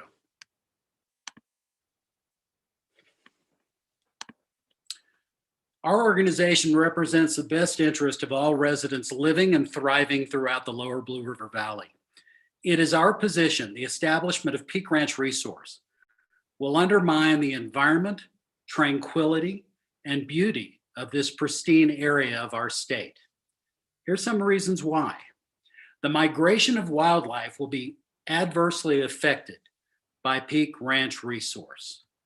I'm going to show you a series of photos because I believe a picture speaks 1,000 words. What you're looking at is a picture from November 26th of 2014. You see a very healthy mule deer buck standing near the fence line along Highway 9 on the property at 191 Elkview Road. The location is directly across the highway from the proposed Peak Ranch resource site, within about 200 feet. What you're looking at now from April 9th, 2017, is about 200 head of elk that migrate through the property at 191 Elkview Road. This is just but one picture. There were several, but I'm not going to clutter up the presentation with multiple pictures on this particular day. Here's another photo. And then on May 5th of 2018, in their annual migration, about 150 elk arrive again at the property directly across the highway from the proposed Peak mining site. Keeping in mind, this is on the east side of Highway 9. September 17th, 2018, 2 mule deer buck passing through 191 Elkview Road on their way north. The fence line in the distance runs along Highway 9 and is across from the proposed mining site. May 2nd, 2019, they're back again. Healthy herd of elk arrive at 191 Elkview Road as they migrate north. Hopefully by now you understand this is a regular migration pattern in this area. April 24th of 2020, like clockwork, this elk herd arrives at 191 Elkview Road. Usually they arrive in late April and early May. They'll remain for 2 or 3 days before continuing their trek north. So this is April 24th of 2020. Here's another photo and another photo. Here's April 25th. They're still here. And the 27th, they're still here. And just a week ago, this group of 60 elk arrived at 191 Elkview Road. The warm temperatures have brought them down early. And you'll love this. Wouldn't you know it, right after our hearing ended at 6:30 p.m. last night, another group of 50 elk showed up to graze here and spend the night before moving north. Oops, wrong direction, sorry. So I want to just bring it back. Remember where they are. Again, this photo was taken from Highway 9, looking onto the property at 191 Elkview Road. You can see the fence line and property where the wildlife moved through migrating north. This is right across the highway from the proposed Peak Ranch resource site. I'd like to now introduce Julia Kinch, so if someone can unmute her for me, that would be wonderful. I'm going to stop the share at this moment. Ms. Kinch, can you hear me all right? I got unmuted, thank you. There we go, great. Thank you very much for joining us. Ms. Kinch, for the record, could you please state your name for the members of the DRMS board and the organization you represent? Yes, my name is Julia Kinch, and I am a principal and senior ecologist at Eco Resolutions. Thank you. Excuse me, Ms. Kinch, have you been sworn in? No, I have not. Oh, good point. Yeah, now I'm remembering. If you would please raise your right hand. Oh, move it. Stop. Just stop fucking messing with shit. Excuse me 1 second. We've got some background. There we go. Okay. If you would please raise your right hand. Do you swear to tell the truth? Yes, I do. Thank you. Thank you very much, Madam Chairwoman. Continuing with the questions, Ms. Kinch, is it true you authored an important study for the Colorado Department of Transportation, basically centered on wildlife migration and its relationship with the state highway system? Yes. For the record, I would like to enter our exhibit number 2, the Western Slope Wildlife Prioritization Study, which Ms. Kinch helped author. It can be found on the DRMS board packet, page 993. So Ms. Kinch, could you please explain the purpose of the study and why it's so important to our state? Sure.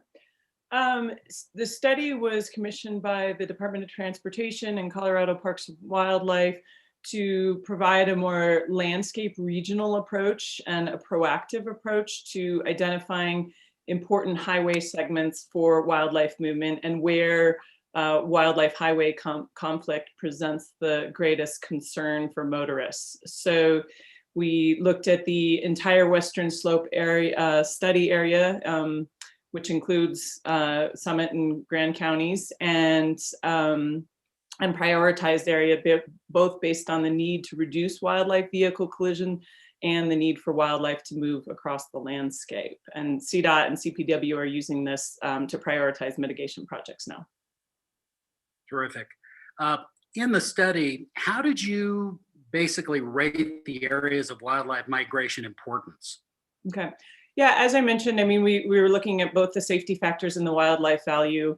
So the wildlife value was a range of things that affect how wildlife are going to interact with the roadway. And so a huge part of that is where wildlife are, how they're distributed across the landscape. So we focused on mule deer and elk, winter range and migration periods. And again, where they are in the landscape, what are the factors that influence the impacts of roadways on these populations and the herds, and then again, the safety, the concern, and how that affects motorists. Did you not put a certain rating number in your calculations? I mean, you rated different areas of wildlife importance on like a 1 to 5 scale. Could you maybe explain that a bit? Yeah, so we had a number of input criteria that were based on the best available data. So without getting into extensive detail about those, but we layered all of these input criteria that captured those wildlife values and those safety concerns, and basically had weighted scores for each of those. And we were able to tally those and assign a score to every half-mile segment of roadway across the western slope. And so that was how we prioritized and identified priority areas. And what we really pulled out were the 95th percentile highway segments across regions 3 and region 5. So the southwest and the northwest regions of CDOT. And if I remember right in reading the report, it was on a 1 to 5 scale, where 5 is probably the most important wildlife rating, where 1 would be the least important. Is that correct? Not exactly. It's again, it's a percentile rank. And so we took the top 5% of highway segments, and those are the highest priority.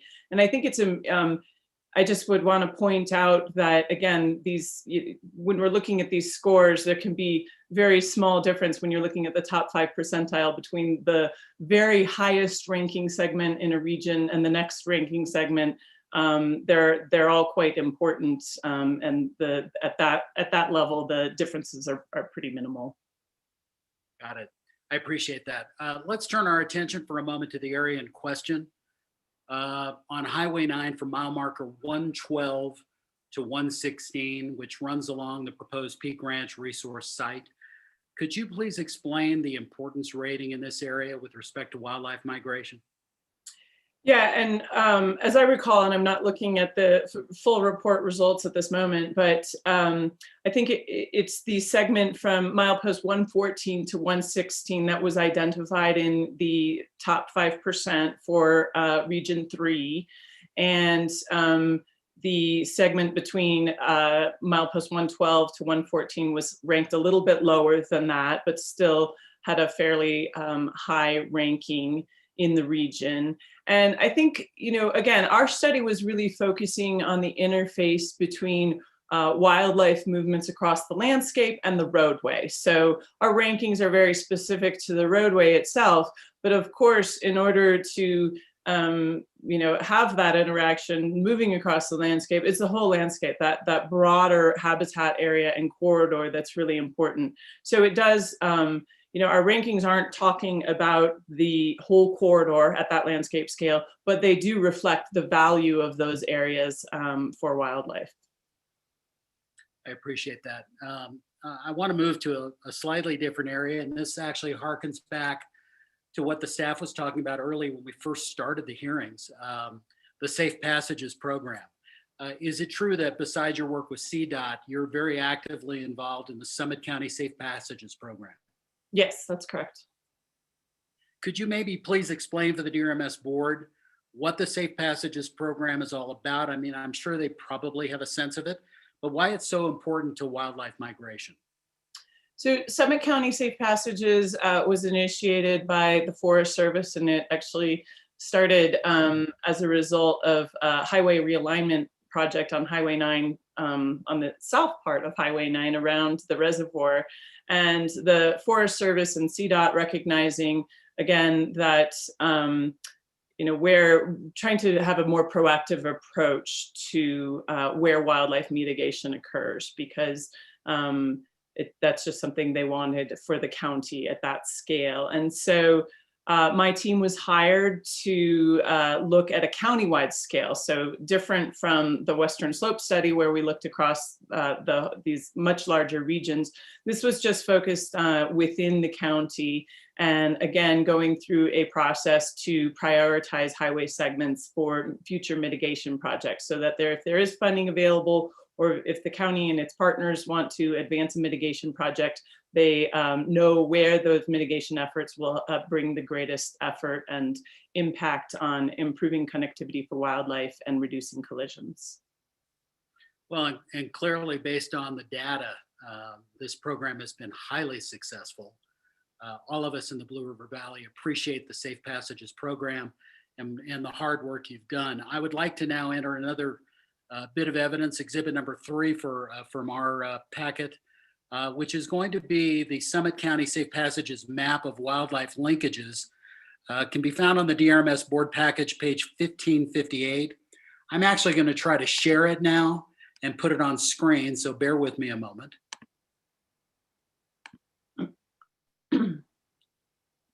Okay, let me get back to this. I don't want to be there, but that's all right. Ms. Kinch, could you possibly explain what we're looking at right now? Can you see it? Yes, I can. So these were the top 3 areas that emerged from our prioritization. And I will be clear that this was a data-driven process. However, it was also very much informed by expert opinion, local experts, including the Forest Service and Parks and Wildlife and other participants in this partnership planning process. So these 3 areas, including the lower Blue River, were identified as our top 3 priorities for moving forward with implementation and trying to advance mitigation efforts in these areas. Is the area of blue on the Highway 9 area, is that an important area that stretches how far to the south? Where would you say that point is? To be honest, I would have to look at the report to know the exact extent. Okay. But it, roughly encompasses, I know it encompasses, I don't know how to say this in local terms, actually. I'm gonna defer. I think it's better if you just refer to the report and specifics of the extent. Got it.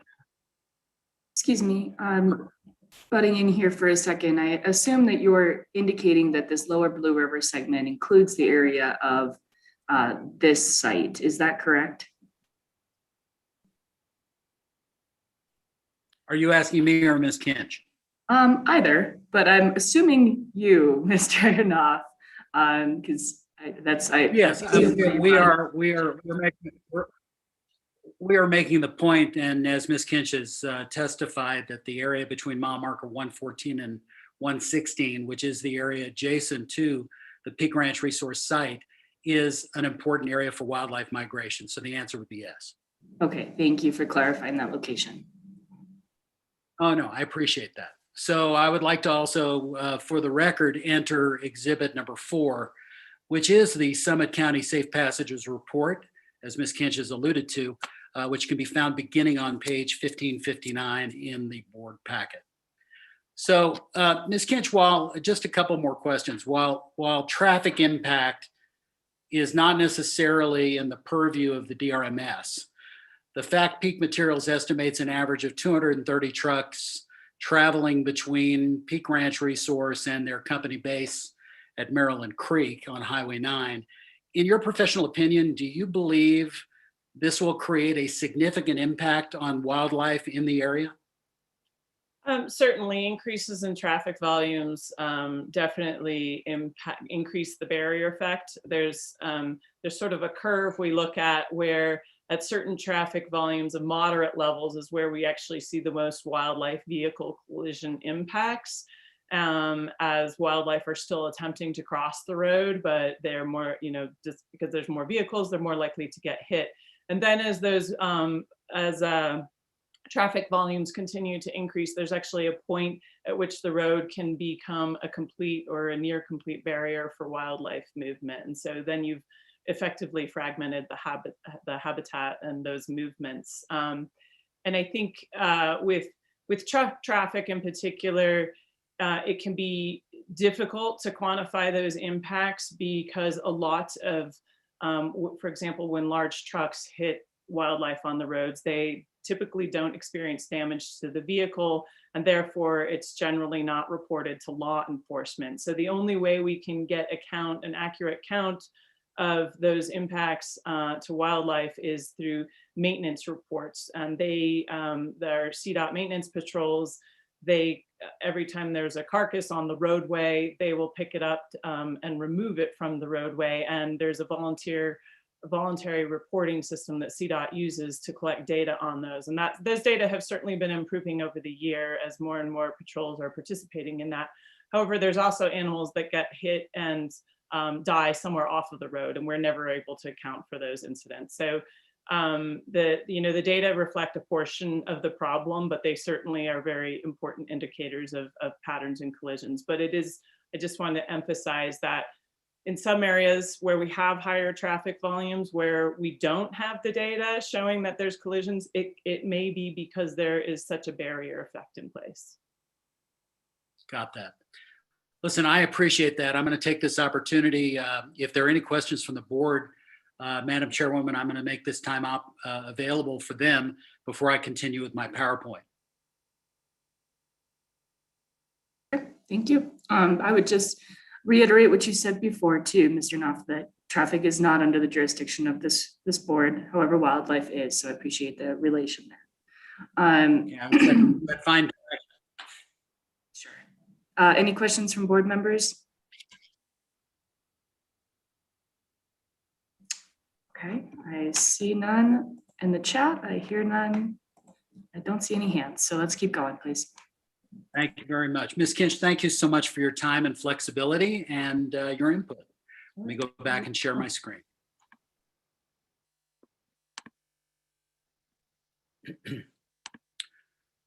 So we've been talking about very large four-legged animals. I want to take a moment to talk about some very small four-legged animals. There are the river otters. The following video clip was taken at the banks of the Blue River at Slate Creek Ranch, located at 366 Slate Creek Road, Silverthorne, Colorado. The ranch is directly across the Blue River from the Peak Ranch resource site. The owner of the ranch reports she has seen the otters every year for the last 10 years, and as recently as February of 2021.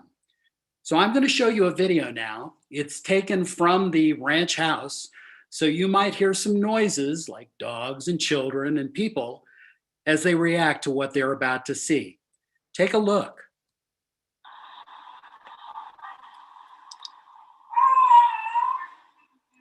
Well, there's one otter who's come out of the Blue River.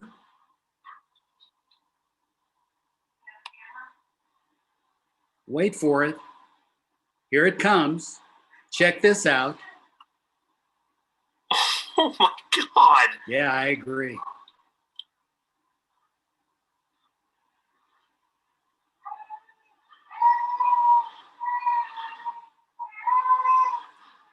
This second otter is bringing home lunch. Now, this is the natural selection. This is the way it should be in the environment. Darwin would be proud. And this is what's going on in an area of the river directly across the river from the Peak Ranch resource site.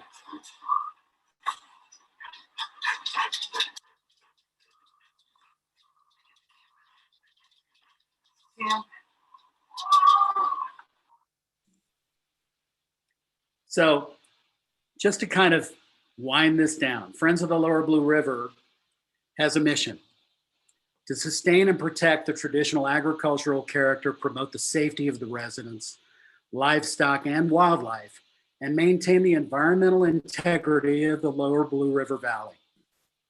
We have several concerns. The Blue River is a popular sport fishing destination and provides recreation and economic value to Grand and Summit counties. In 2016, and it's been discussed by many of the experts, the Colorado Parks and Wildlife Commission rescinded the gold medal water status for the roughly 30.6 kilometers of the Blue River below Dillon Dam Reservoir due to failure of the fishery to meet the trout density and quality size distribution required for this designation. Friends of the Lower Blue River is a partner of the Blue River Watershed Group and Trout Unlimited, committed to restore the blue to gold medal status. A recently appointed Blue River Enhancement Work Group, comprised of local, state, federal, and community stakeholders, identified poor aquatic microinvertebrate populations as one of several possible reasons for the fish population decline.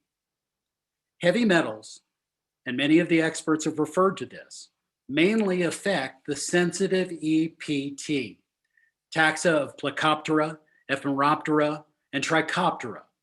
This group of organisms is arguably and scientifically the most important invertebrate group for stream trout production. I want to enter into the record the analysis of water quality in the Blue River watershed. It's my Exhibit 6, page 56, but can be found on the DRMS board packet, page 1459. In that, the findings indicated levels of cadmium, copper, iron, lead, manganese, and zinc were found in concentrations greater than censuring limits that do not meet state water quality standards. I want to go on additionally to enter the data from the Blue River Watershed Plan Report. It's my Exhibit number 5, page B22, section 2.6, which can be found on the DRMS board packet, page 1527. In that report, they gave the following citation, and I quote, "Downstream from the Dillon Silverthorne wastewater treatment plant discharge, concentrations of total cadmium, lead, and zinc exceeded standards for aquatic life, and dissolved manganese exceeded water supply stream standards." And this is an important part of the quote. "This site is probably affected by a sand and gravel mining operation immediately upstream," unquote. Back then, that was Everest Materials. Now it's Peak Materials. The Peak Ranch Resource Project could further suppress macroinvertebrate populations in the Blue River via unintentional, and I want to stress unintentional, could be accidental, not intended to happen, but unintentional releases of fine sediment, heavy metals, and other pollutants into the Blue River. In December of 2018, I had an hour-long on-the-record conversation with former Peak General Manager John O'Hara, who indicated at the time the reclamation plan, following only 10 years of mining, not 15, would most likely include a $1 million reclamation bond. Now, we believe the $364,465 bond proposed is woefully deficient. Bottom line, Friends of the Lower Blue River believe this is truly a bad idea for the future of the environment and the Colorado River system that, ladies and gentlemen, serves 40 million Americans. Our little Blue River flows downstream to the Colorado and joins the Colorado River system that serves 40 million Americans. Thank you, Mr. Knopf. You have about 2 minutes to summarize. I'm almost done. In summary, the destruction of the community water supply, the health of the Blue River, wildlife habitat, and the disruption of migration patterns is too high a price to pay for one truckload of gravel. We urge you to support Colorado's most important valuable resources and encourage Peak Material to find aggregate resources in places where there is far less risk. Madam Chairwoman, I am absolutely almost finished. Just a few final thoughts. As stated by Mr. Mulligan, in the Colorado Reclamation Act, the General Assembly looks to you, the MLRB and the DRMS, to conserve natural resources, aid in the protection of wildlife and aquatic resources, establish agricultural, recreation, residential, and industrial sites, and protect and promote the health, safety, and general welfare of the people of this wonderful state we live in. It has been suggested that the applicant go modify its proposal, but I would suggest for the good of the lower Blue River Valley, this esteemed board should just say no. The Peak Ranch Resource Proposal thumbs its nose at the Summit County Lower Blue Master Plan. The plan encompasses many of the goals detailed in your state mandate. The Friends of the Lower Blue River urges you, distinguished members of this board, on this 51st Earth Day, to choose on the right side of the environment and the right side of environmental intent, and deny this permit application to mine in our lower Blue River Valley. Thank you very much for your attention and your time, and I yield my time back. Wonderful. Thank you for your presentation. Do we have any questions or comments from the board?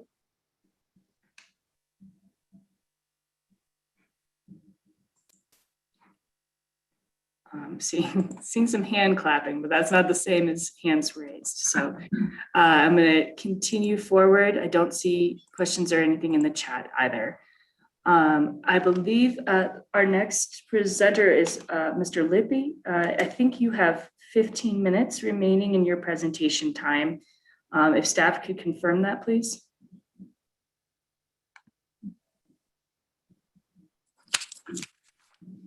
Good afternoon, this is Michael Cunningham. With the division, we had Mr. Lippy had 12 minutes remaining for his presentation time today.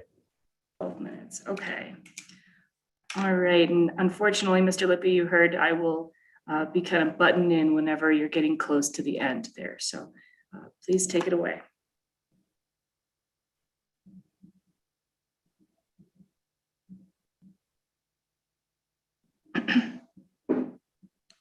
But first we got to unmute you there. There we go. Thank you. Madam Chairman, I know you're concerned that some of my issues are non-jurisdictional.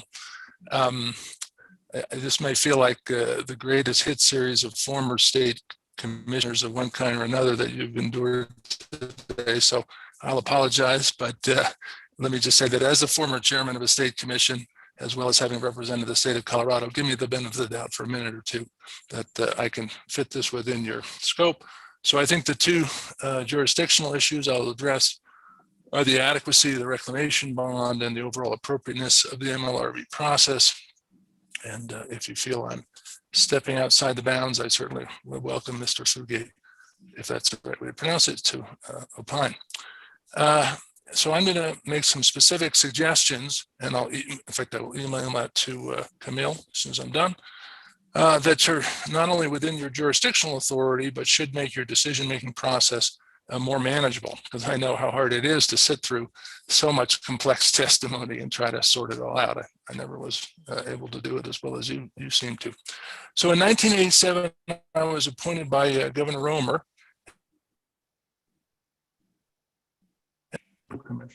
At the same time, oops, is that working? Did I lose my headset? Am I good? You cut out a little bit. I heard appointed by Governor Romer, and then it cut out. Sorry, sometimes the headset kicks out, so I'll just go headsetless. So in 1987, I was appointed by Governor Romer, and like you, confirmed by the state Senate for a seat on the Air Quality Control Commission. At roughly the same time, early in the Romer administration, not too far from here, the State Department of Transportation was doing highway repairs and blasted a boulder, which cascaded down the road and killed a number of people, visitors from Europe. That, as you can see, the quote, or you can't see it too well, the highway spokesman, Carl Santino, said, ironically, they were clearing away rocks so they wouldn't fall. But let me share the operative story for your consideration and Mr. Fugate, because I think this is a very relevant precedent. So Governor Romer said it's a terrible accident, and quite frankly, it's our responsibility to make it right. He said he was less concerned about determining liability than aiding the victims and their families, and personally accepting responsibility for the state, he said. We'll let the lawyers catch up with us later. So perhaps you or Mr. Fugate will conclude that Governor Polis is not the person Governor Romer was, and might eschew responsibility where a state agency's action leads to foreseeable deaths. Perhaps.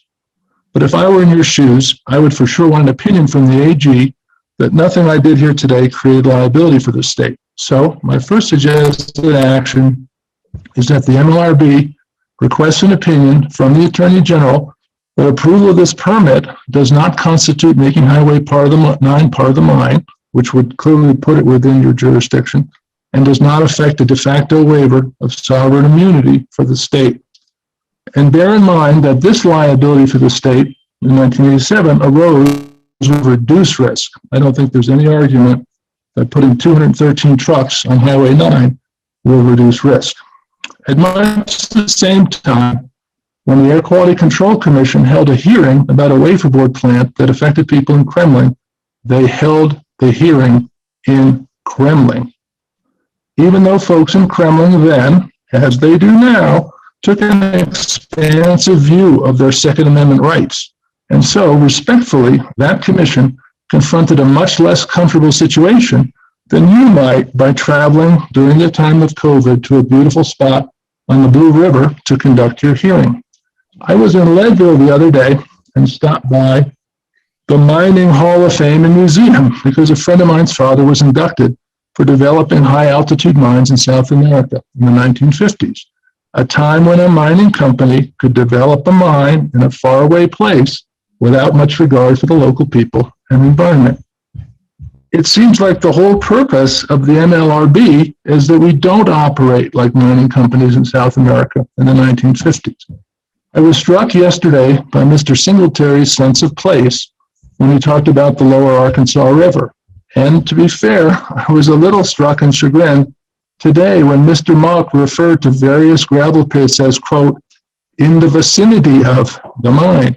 I think all the non-expert witnesses you've heard today, and I'm sitting here about 1.5 miles from the mine, are all sitting here within a 3 or 4 mile radius of the mine.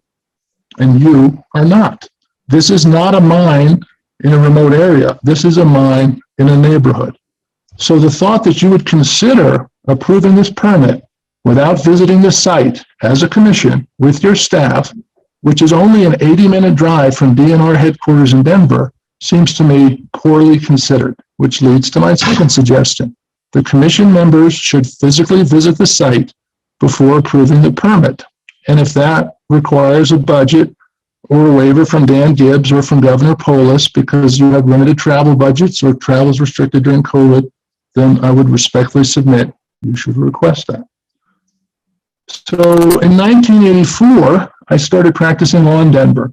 My 2 main clients were the state of Colorado and a mining company. So I have a modest understanding of mining economics as well as state government. On this topic, as well as some others, I don't fully agree with some of my neighbors. I looked at Peak's parent company, Summit Materials investor site, which is on the web, easy to find, and I did my own back of the envelope calculation to determine the answer to the question which I asked, sorry, I don't remember Russ's last name, Mr. Russ, and he reasonably declined to answer yesterday. But the question was, how much less expensive is this site than other possible sites? My number, which I compared to some of their other sites, is that mining this site is perhaps 20 cents a ton cheaper than other sites. That's their job to find the cheapest site. I understand. And they have better data than I do, so if they have a different number, I would defer to that. But the issue, unlike what many of my neighbors think, is not that Summit is so profitable. The issue is that their business is only modestly profitable. And like many modern companies, having bought 70 other companies in the last few years, including these, is highly leveraged, so that a small downturn in commodity prices and a few significant losses could leave them insolvent and leave the rest of us with a big hole in the ground, which is exactly the outcome the MLRB is supposed to prevent. We have mines all over this. Mr. Lippy, I'm going to interrupt you again, please. You've got about 5 minutes left in your presentation. Let's please focus this remaining time on issues that the Mineland Board can address, please. I think which brings us to the question of cyclists, which I know you don't want to address, but the reality is cyclists get hit by cars. They get hit by trucks. And a lot of the cyclists, is one of the most famous cyclists in the world. He was killed by, I don't know if it was a car or truck, soon after doing the Transamerica ride. And that's his Ghost Cycle Memorial. And so we're going to have a forest of Ghost Cycle memorials here on Highway 9. And when that happens, 2 things are going to happen. Peak's going to get sued. They're going to get sued for a lot more money than the bond. They're going to get sued for a lot more money than they actually have on their balance sheet today. And you're going to be confronted by the question of whether you're going to continue to operate in the face of those deaths. And so my request number 3 is that the permit must be revocable after the first cyclist fatality. Because if it's not, then you're still going to revoke it anyway, and you're going to get sued by Peak. Which leads my 4th and final. The bond should be, and I didn't put a number here because I don't have enough data today, should be at least X million dollars to reflect the actuarial risk of cyclist fatalities. Because if it's not, you haven't actually protected. We've already heard that the costs, the remediation costs are far higher than the $364,000. So most importantly, you need to come here to see what's happening. This is not South America in the 1950s. You cannot authorize a mine in a neighborhood as a commission of the state of Colorado without actually having a sense of what's on the ground. And I understand it's COVID time, but it's a different time. Most of us have been inoculated. It's a reasonable thing to do. And I would suggest you need to consider the likely outcome of those 213 trucks, not in terms of recreation which I understand you're saying is outside of jurisdiction, but in terms of what it's going to mean for the continuing operation of the mine. I will email this to you. Thank you, Madam Chairwoman. Okay, thank you for your presentation. Do we have any questions from the board? Okay. Hearing none and seeing none in chat, I think we can move forward. I believe Eagles Nest Mountain Ranch is next up with 30 minutes remaining in their presentation time.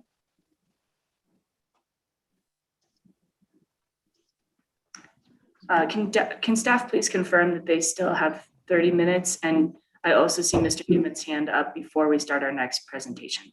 Madam Chair, I think we're going to need to revisit your direction on avoiding testimony relating only to Maryland Creek Ranch. Their PowerPoint speaks to what they speculate is the plan for that site. It hasn't even been submitted as a technical revision yet.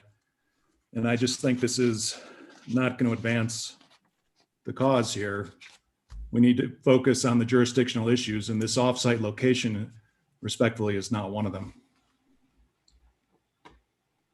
Okay, we'll keep an eye out for any discussion that might be more relevant to the Maryland Creek site and not this Peak Ranch site.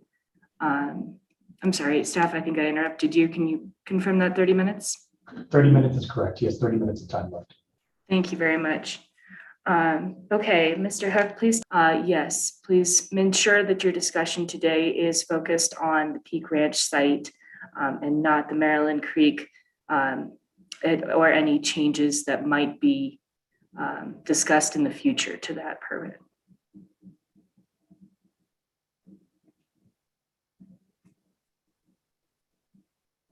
Let's see.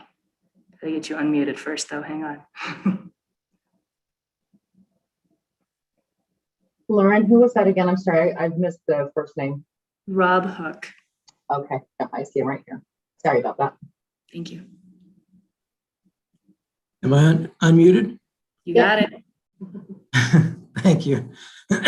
Thank you, Madam Chair. And thank you, board members, again, for the opportunity to speak again today. Although it seems like Mr. Newman is going to mute me by his commentary there.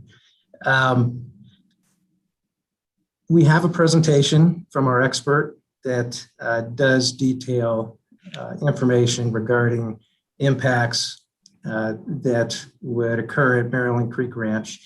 And to be respectful to your request, although I disagree with Mr. Newman that this is not either, that he believes it's not either jurisdictional or related to the application, I will be respectful of the fact that the board has limited time and the information is in essence speculative, but we believe it's fair and reasonable based on assumptions that were put together from the information in Peak's application itself.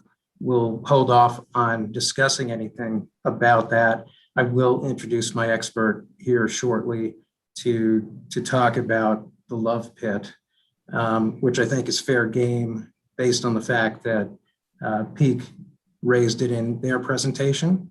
The wetlands that are on our property, which I had no idea had received such a nice award, the Jack Starner Reclamation Award, though I would like to point out that Peak didn't tell you this, that it was actually awarded in 2003. And as Mr. Larson pointed out yesterday, Peak took over operations in January of 2017, and he has no knowledge of any operations prior to that. So I think they're taking a little bit more credit than credit is due here. I found it interesting that Mr. Mock, board member Mock, was very complimentary to the applicant by saying that, and I don't want to put words in your mouth, but it sounded like you were saying that they must be doing something right based on getting an award like that. All right, let's not make any assumptions, please. And that's let's ensure that any discussion about the Love Pit is only related to the reclamation plan at the Peak Ranch site, please? Okay, well, that certainly eliminates that piece then, I guess. Getting back to our premise, initial premise is that the application is incomplete because the application presents no evidence on processing materials and importing materials to Maryland Creek. It's part of the application, but it's hard to understand how that is not relevant to this. And I can understand the delinking argument and testimony that was provided by Peak yesterday regarding the CUP at Maryland Creek. However, they seem to be delinking now the state issues. And the state clearly has jurisdiction to hear the processing of the materials at Maryland Creek, though it sounds like you're choosing to do that in a different form. We don't believe that that's proper. We believe that it deserves a concurrent resolution and a concurrent consideration.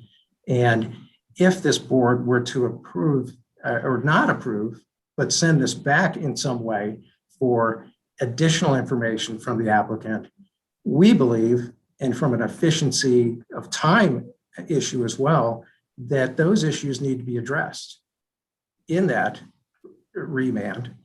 And they provide all the information about processing at Maryland Creek so that the objectors here can review it all. They can see it, so the board will have it in front of them, so the staff can see it, and you have an actual complete application that will be reviewed at one time. Otherwise, you may have 3 hearings. And that certainly is not efficient, an efficient way to handle this matter.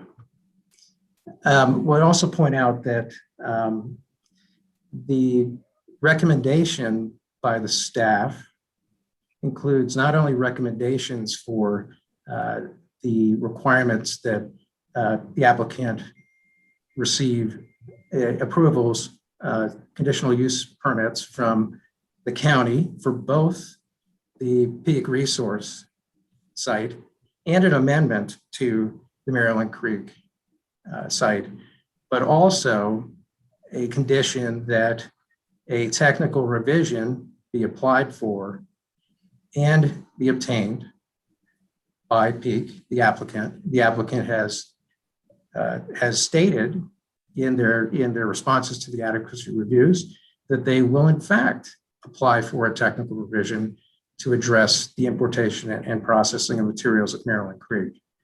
Mr. Fugit yesterday in his commentary mentioned that it was certainly premature to make a determination now whether that would require either a technical revision or an amendment. We would pose that it is more appropriate, if you're going to have that as a condition and the board is going to accept that condition as part of the application, that the language just be modified so that it says they will seek a modification of their existing permit at Maryland Creek, not a technical revision. There should be no implication here that that's all that is required.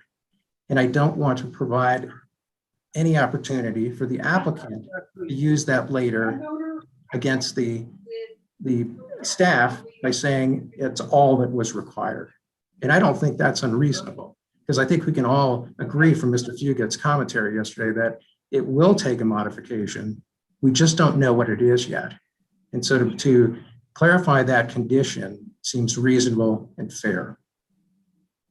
I'd also propose that each party to this matter and all objectors receive written notice prior to any hearing on a technical revision or an amendment. It seems only fair that you can't delink these two processes from this application when they're dependent upon each other.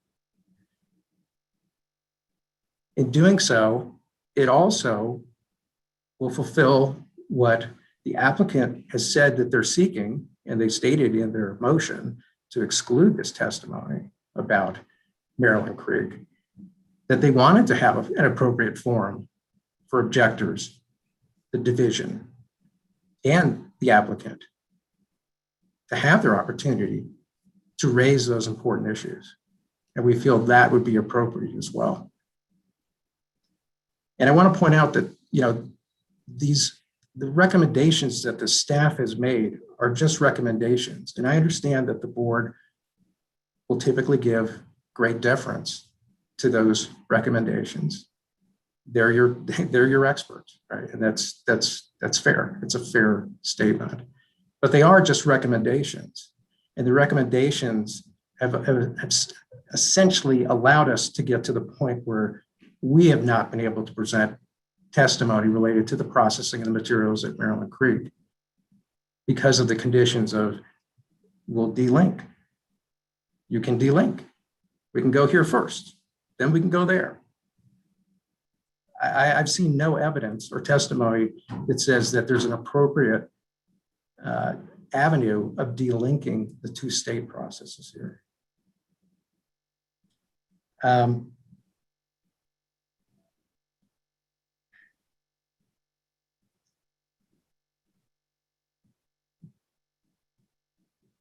So to sum it up, in summary, I think what I'd really like to make the point is that we believe the application is incomplete because the processing of the materials is nowhere found in this application. There's no information. I'm more concerned about things that I can't see than things that I can see. And we've had significant testimony from other objectors yesterday and today that have provided several holes, several questions, several deficiencies in the plan that's being presented by the applicant. What we're not seeing is the other side of this. And in the event that you take the recommendation today that the staff has presented to you, then we feel that there should be a modification of the language on the condition. It's not a technical revision, it's a modification. A modification will be required, not a specific technical revision. That there be notice to all the parties to this matter and all objectors. If it's remanded back and not approved, that you will do a concurrent review of the processing piece of this application, not only for efficiency, but so everybody understands exactly what the full plan is that's being presented by the applicant.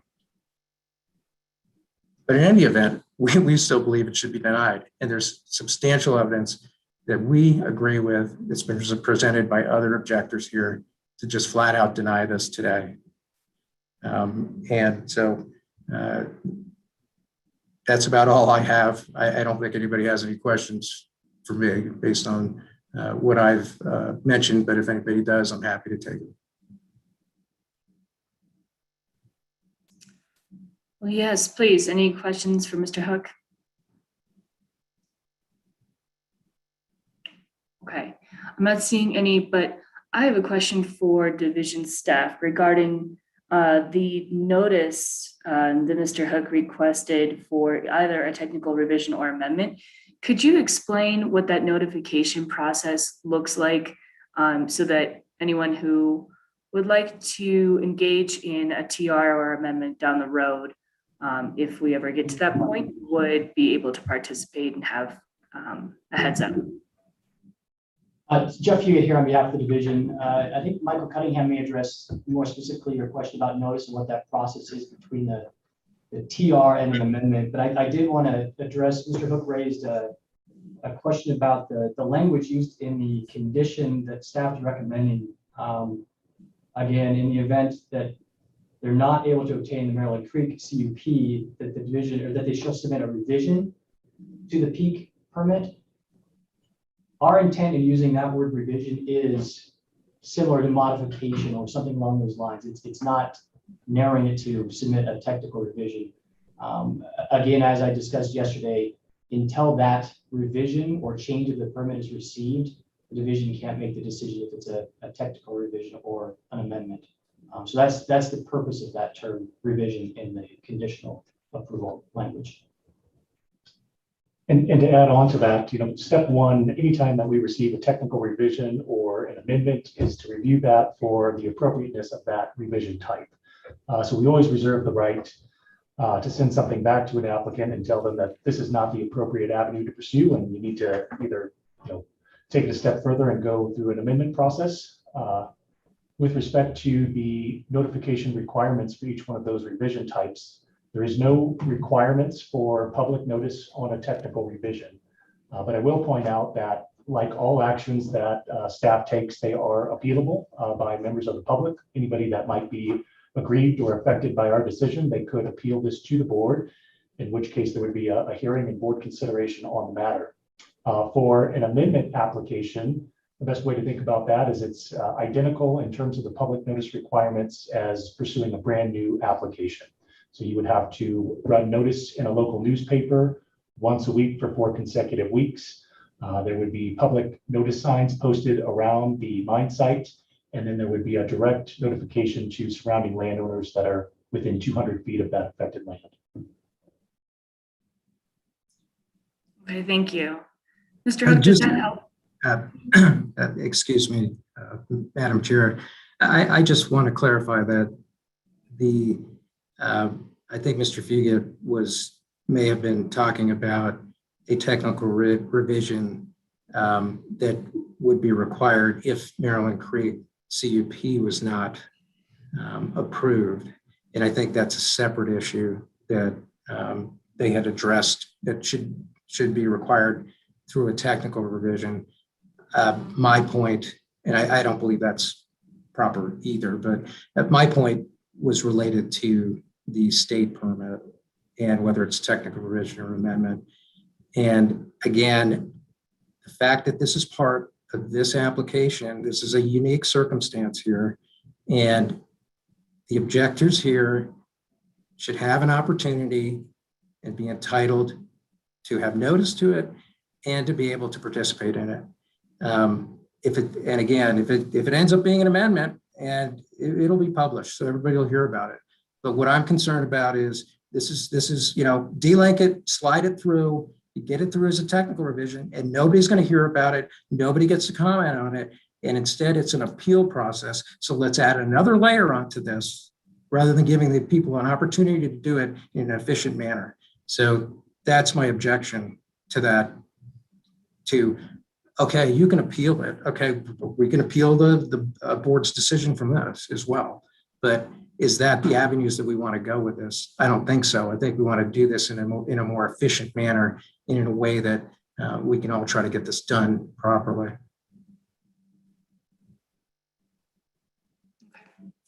I appreciate your comments and your perspective here. Are there any follow-up comments from the division staff to add any clarification or any other details that might be helpful to this discussion? Again, Jeff Fugit for the division. I don't know that I have anything to add to clarify. I guess I'm confused. I think we may be discussing the same things, just kind of talking over each other. Yeah. Obviously, the division is bound by the notice requirements in the act and the rules. I think what Mr. Hook is requesting is if the division can make special compensation here or exceptions and provide kind of notice to interested parties in the event any kind of revision or modification is submitted on either of the 2 permits. I'm not sure that the division staff can do that. Maybe the board could do that by separate order if that's a request, but obviously if the division receives any kind of a modification to either of these 2 state permits, it'll follow the requirements in the act and rules as it is regarding to notice. Yeah. I don't know if that helps clarify anything, but that kind of. I think that's the important part. Yeah. It's either permit, there will be, if it is a full amendment, there will be public notice to the Maryland Creek. If it's a technical revision, then it'll follow those technical revision rules that are more. Right. And to Mr. Fugit's point that the staff may not have authority to do that, that's certainly within his purview to opine upon. But my request is specific to the board. The board would make, as part of the recommendation that they're accepting, I believe you have the authority to say they need to submit a modification rather than a technical revision, and that you have the authority to say, because of the fact that these 2 issues are so inextricably linked to this one application, that you provide notice to the parties to this matter. I'm not asking the staff to do something that they can't do. I'm asking the board to consider that as part of any decision that they make here. Okay. All right. I've got it written down. I understand your request a little bit better here. Any other questions from board members? Okay. Hearing none and seeing no hands, I'm going to say I think we understand your opinion here, and your request is directly really towards the board, and not directed towards staff there necessarily. It's more a board action. Are there any other comments you needed to make or any other discussion you wanted on this topic, Mr. Hook? No, that's all. And thank you again for your time today.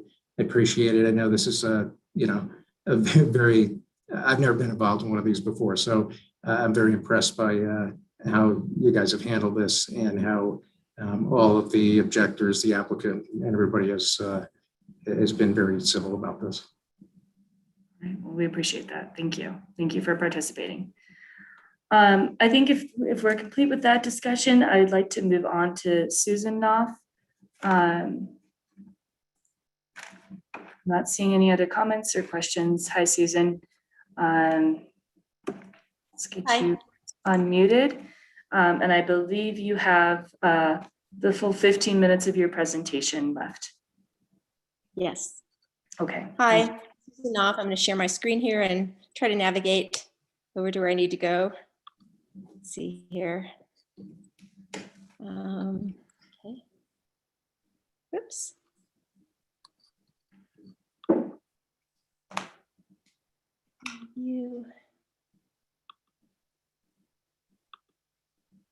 There we go.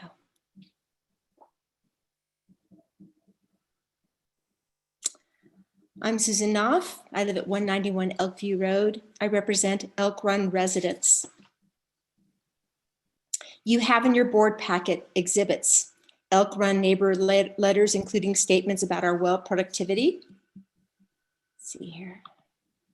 Those are pages 1703 through 1725, Elk Run well data, page 1702, and Elk Run neighborhood map, page 1701.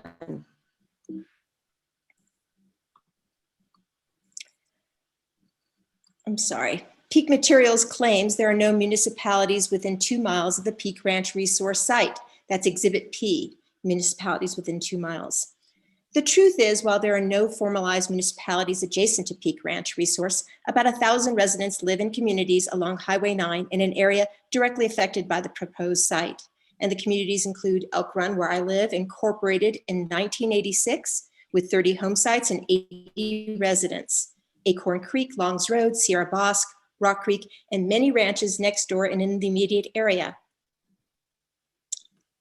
Peak Materials claims with respect to water rights, great care will be taken not to injure vested water rights owned by third parties. Knowledge of existing water conditions on site in the alluvial aquifer, in the Blue River, and any wells within 600 feet of the operation will allow Peak Materials to identify possible impacts to third-party water rights. Except we've already know that they said that they haven't tested any of our water wells because they're not within 600 feet. So the truth is, alluvial aquifers, as we've heard from some of our experts, Peak Materials states in section 2 of its reply to DRMS, alluvial deposits occur in areas with a flatter slope, closer to the water table.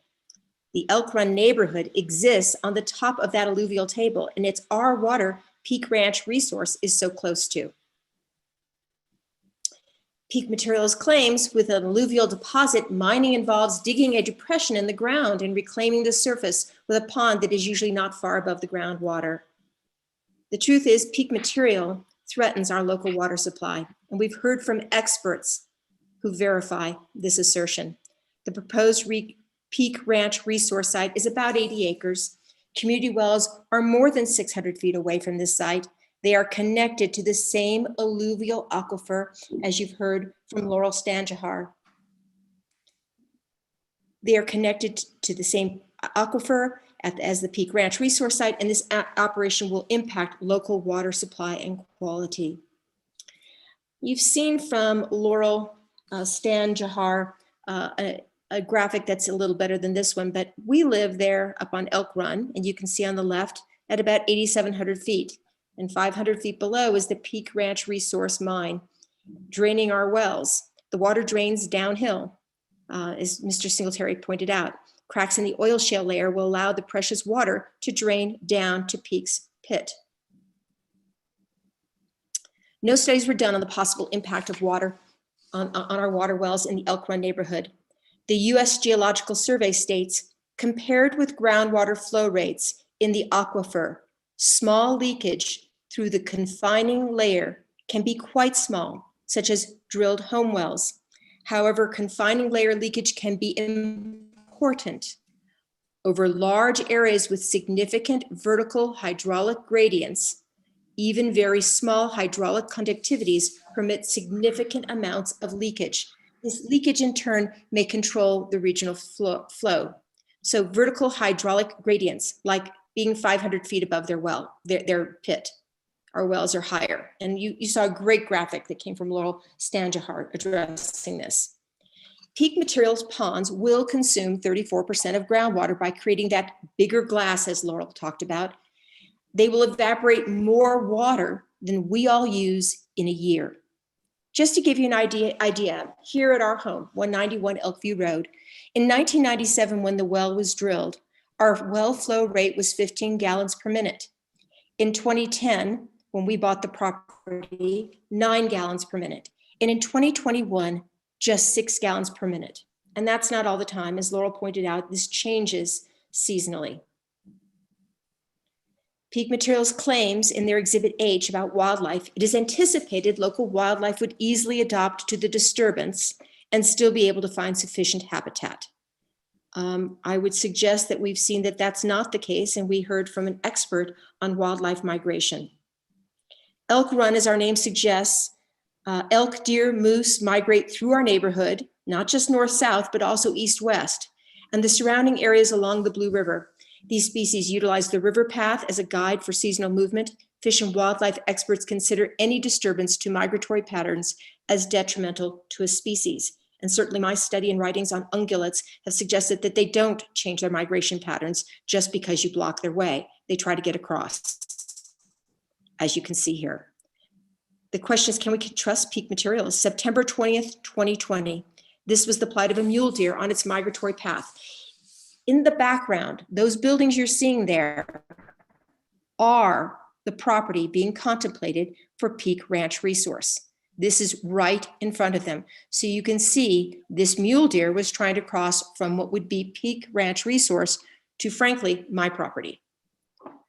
Imagine 230 more trucks passing up and down the highway. We've already heard from a traffic expert that this would make that much more difficult and result in more deaths, more collisions, which are frankly expensive for all of us and cost human life. Peak Materials claims that the mine will be mined for 15 years, but they've never retired a mining site in this area in just 15 years. And we've heard some people testify to that as well, people who've lived here a lot longer than me. The property Peak Ranch Resource wants to mine is rural residential, and it is not zoned for industrial use. There's no purpose in having an industrial site in the middle of homes and ranches. The truth, Summit County Lower Blue River Master Plan designates the proposed site as rural residential and specifies avoid development in agricultural lands, environmentally sensitive landscapes, critical fish and wildlife habitats, and travel corridors. And yes, I'm aware that zoning is not your purview, but maintaining critical fish and wildlife habitats is. Can we trust Peak Materials? This is a photo, September 29th, 2020, 9:40 in the evening. Peak Materials is licensed in Summit County to operate 6 a.m. to 6 p.m. Obviously, they care nothing about staying within the parameters of their current permits. We shouldn't expect them to do anything different if they locate themselves right in the middle of a residential area. This photo shows Peak operating in the night hours, violating county dark sky lighting ordinances, which they said they, of course, would obey if they were here. I can't think of any reason why they'd have to obey any lighting ordinances because they're not supposed to be operating past dark here, as they've already said they would do, but then they told you what they would do when they break the rules. Can we trust Peak Materials? This is January 19th of this year. This is a picture of Peak violating Colorado's air and water quality control laws. Polycyclic hydrocarbons cause cancer. Peak Materials allows toxic byproducts from recycled asphalt to be blown into the private Summit Sky Ranch Lake and through the air in the surrounding area, including Maryland Creek Ranch. So in the center of the photograph, you're looking at some trucks, and they're moving around recycled asphalt, which Peak has a permit for. But they're doing it on a windy day because they don't think anybody's looking. In the yellow circle, you'll see the black particulate matter settled on the snow-covered, ice-covered lake that is Summit Sky Ranch Lake. And all of that particulate that is toxic will eventually settle into the lake. It's been said in this conversation that gravel mining doesn't release metals or other constituents of concern. If that were true, we'd be using Summit Sky Ranch Lake as a swimming hole. Nobody in their right mind would swim there. You're supposed to be able to use a paddleboard there. Would you want your grandchild paddleboarding on that lake, knowing this is what's settled into the bottom of it? I think not. Thanks for your attention. Let me just move out of my screen here. Okay. Okay, thank you for your presentation. As you mentioned, Just a some second. of those, oh, excuse me. Give me just a second. I'm trying to get back to you. Okay. Stop share. There we go. And there I am. There. Okay. Okay. Alrighty. Well, as you mentioned, yeah, a few of those comments you made, especially related to zoning, are of course county issues. So not something this board can make a ruling upon, but I appreciate that they speak to the larger issue at hand. I have a question for you. I'm sorry. Can I have a moment? Can I have another moment? Yeah, there's time in your presentation. Great. Thank you so much, Madam Chair. We appreciate your understanding that your mandate is found in Title 34, Article 32.5, and it calls for balance. The General Assembly intends this board to conserve and protect wildlife, aquatic resources, establish recreation and residential sites, and to promote the general welfare of the people of the state of Colorado. No one here is against mining. No one wants a mine as a next door neighbor. And no one wants to find we have no water for their home or their animals. That is not the best welfare of the people of this state. The fact is recreation generates more jobs and money than all extraction combined in this state. So let's not kill the goose who laid the golden egg. The people of this valley have worked hard to protect the environment. We've heard a lot of testimony along those lines. To uphold the Lower River Master Plan, which calls for the maintenance of the pristine character of this valley. I urge you to reject this permit because it does violate state law. The risk to the environment and to personal property is simply too great, and usurping of primary water rights is unacceptable and must be rejected. And on behalf of the residents of the Elk Run neighborhood, I thank you for your time, and I would suggest the focus on zoning is not where we need to be. It's the focus on the balance between the environment which you have a mandate to protect. Thank you. Great. Thank you. I apologize about interrupting your conclusion there. I do have a quick question though, as a longtime resident of the Elk Run neighborhood.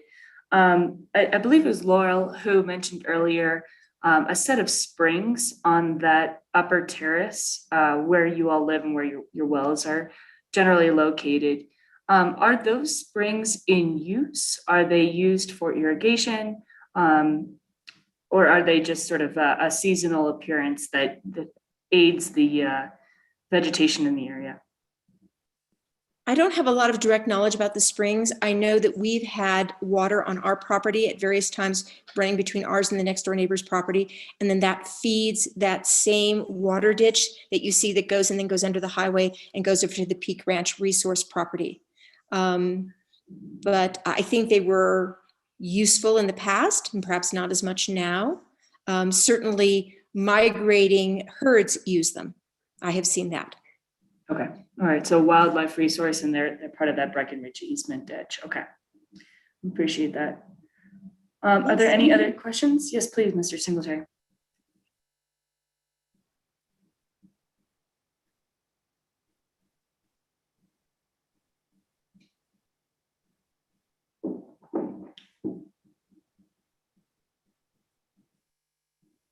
Not yet. There we go. Took a while. I guess Cammie didn't want me in, huh? Hey, thank you so much for your presentation. It was well done and you were concise and I thought very good in it, and I appreciate it as a board member. But if I could ask a personal question, I noticed you have a RO system or a reverse osmosis system in your home. Can you tell me what it costs and what kind of trouble you got to go through to maintain it? Thank you for asking. It was about $30,000. It's very troublesome. We have a lot of particulate matter. It's difficult. We renovated our home and it's been 2 months now trying to get it really to eliminate some of the odors that we like to eliminate.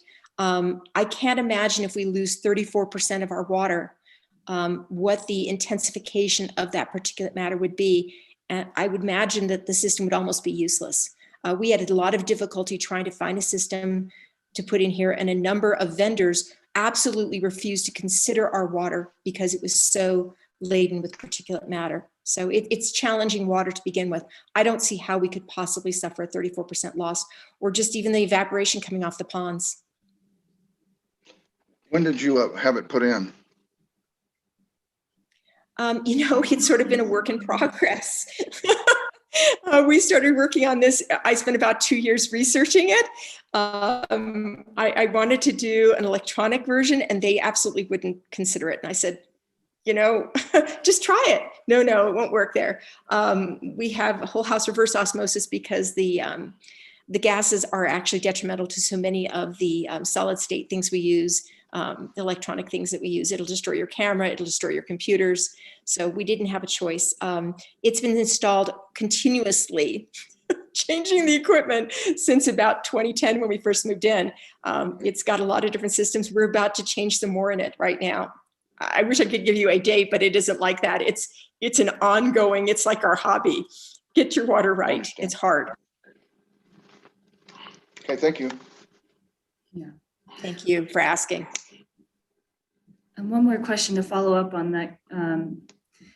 You mentioned gases. Are we talking hydrogen sulfide? And then you also mentioned particulate matter.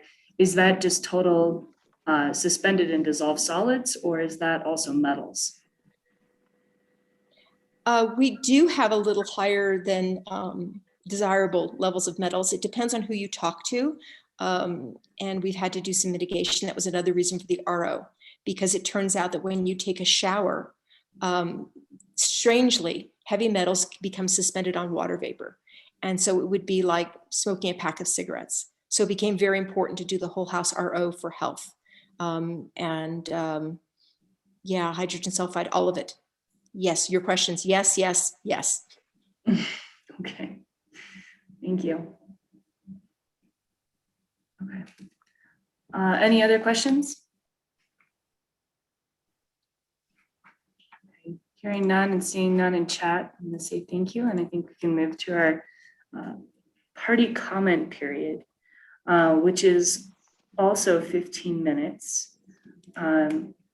I'm not sure exactly who was planning to present during this next 15 minutes, but you can, oh, I see one hand up there. Hi, Tony.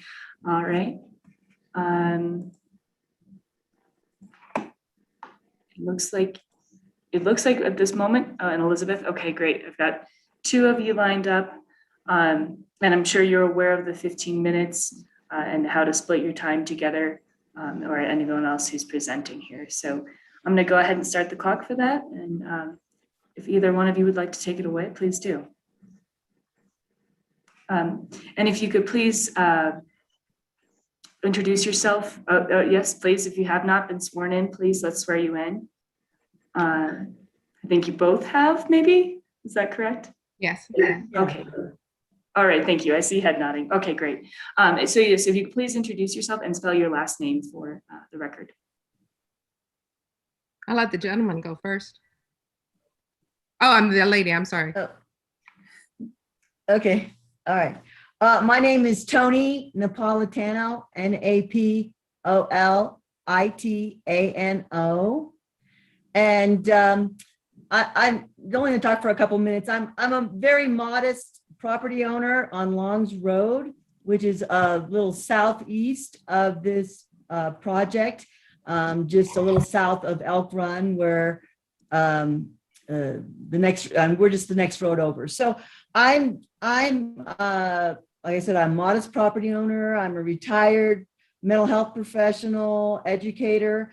And, I'm concerned about a lot of the issues that we brought up, wildlife, water quality, wells, lots of the issues that came up. But of course, one of the biggest issues I have is I'm really concerned about well quality and quantity. As you heard lots of people talk about, we do have issues in this neighborhood, with well quantity and quality.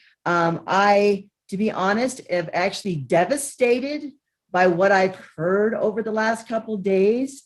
A lot of information I did not know about people's difficulties with wells and filtration systems and re-digging wells and low quantity and poor quality. I have not been truly up on all of this. And I am just devastated by what I hear and potential of what impact it could have on my personal property, as well as hearing other people in this residential neighborhood, what negative impacts could potentially have in the future. So I'm actually pretty scared about what I'm hearing. So I feel like, my quality of life, as well as other people's in this residential neighborhood, are going to be incredibly impacted, and particularly if we lose our wells and our water.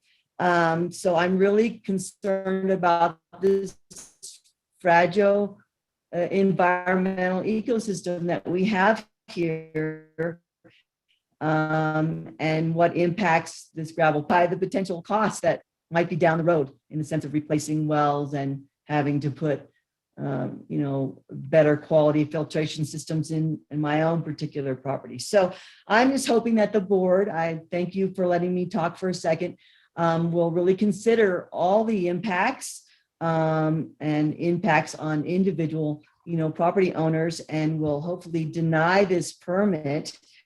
And just thank you for letting me talk for a moment. Thank you very much. Thank you for your comment.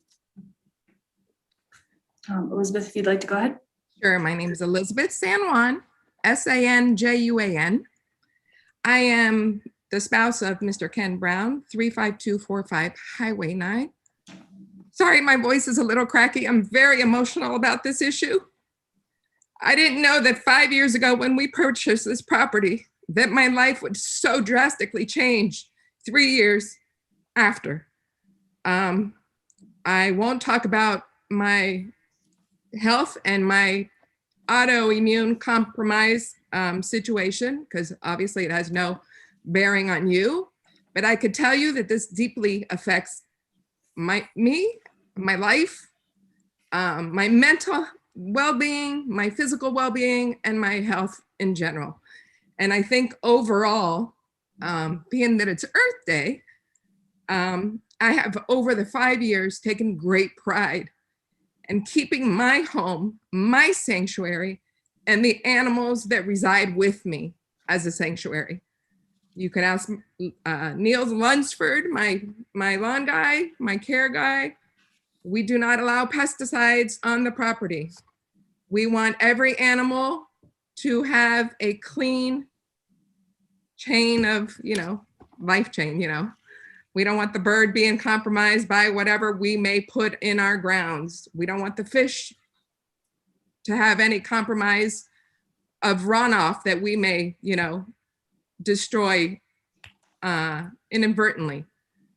We have over 75 birds that I've photographed and documented, from eagles, great horned owls, falcons, hawks, osprey, from the very smallest animals, from bees, voles, bats.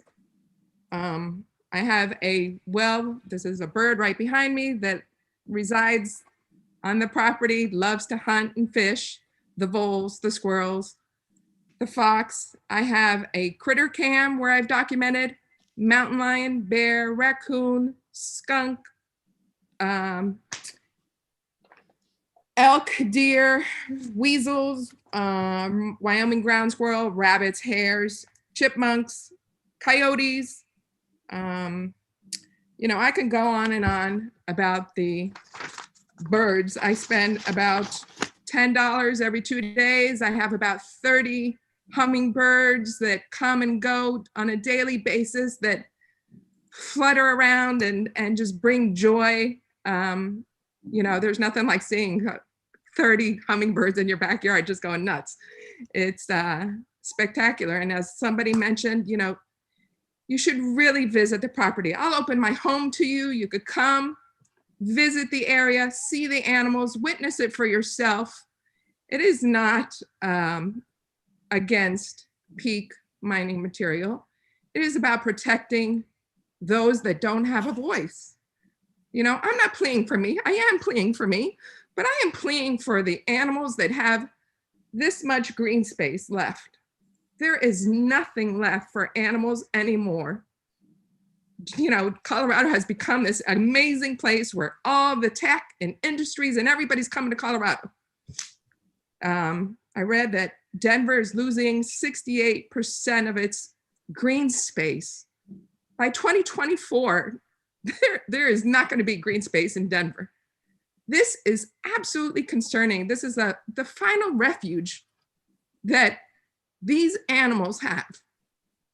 And I would implore that you come and fish the river, walk the river, see the animals that are in there that live off of that river, the osprey, the eagle, the hawks.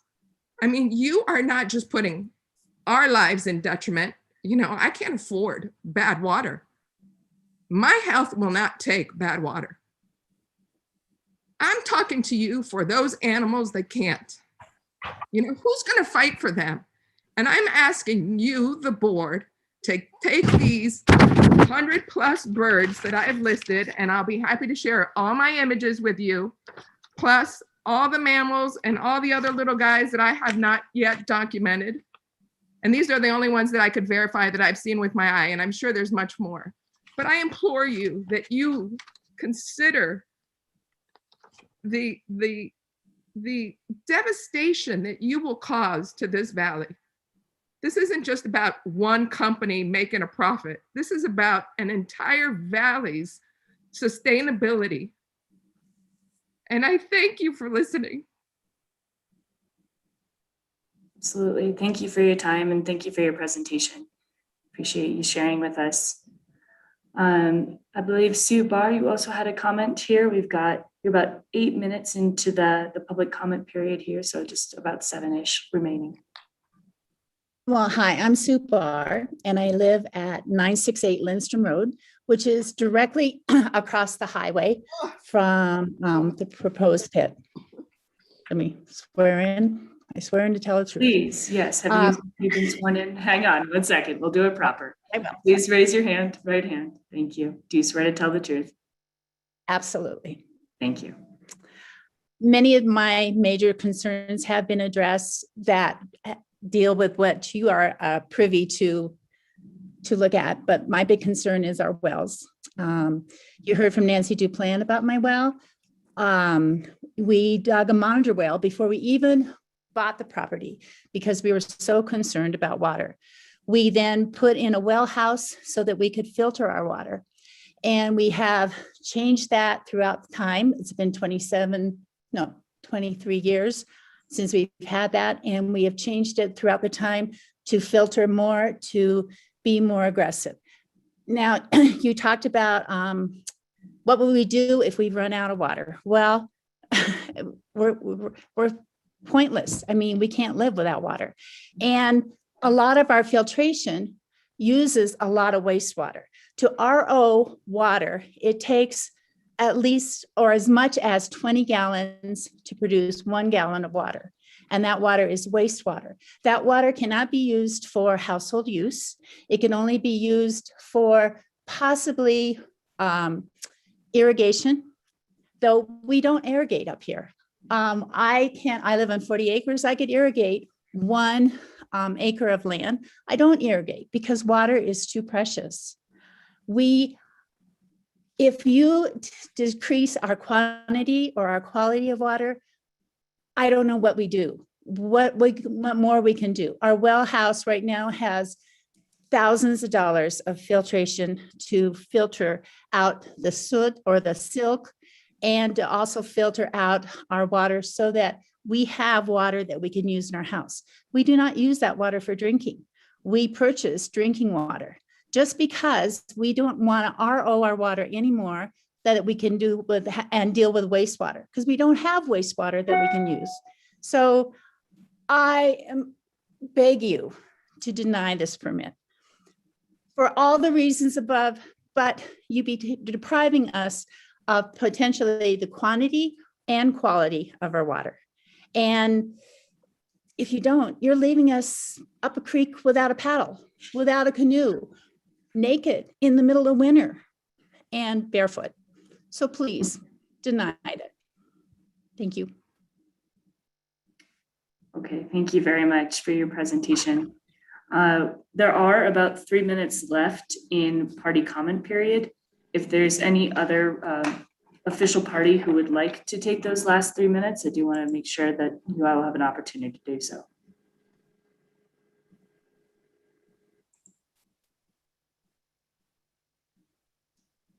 Okay, I'm not seeing any other hands. I don't see anything in chat. Please holler at me if I'm wrong though. At this point, I think we need to take about a 10-minute break. I think we need to figure out how to continue the rest of this hearing and complete as much as we can today, and then figure out if we need to find another day to continue and complete deliberation on it. I do want to make sure, we always have enough time for rebuttals and closings, as well as any discussion that the board needs with our attorney and executive session. So it's about 2:27 right now. I'm going to ask that we join back up at 3:40, excuse me, 2:40, not 3:40, 2:40. And hopefully that should give us enough time to put together a game plan for the afternoon. So thank you very much, and we'll talk to you shortly.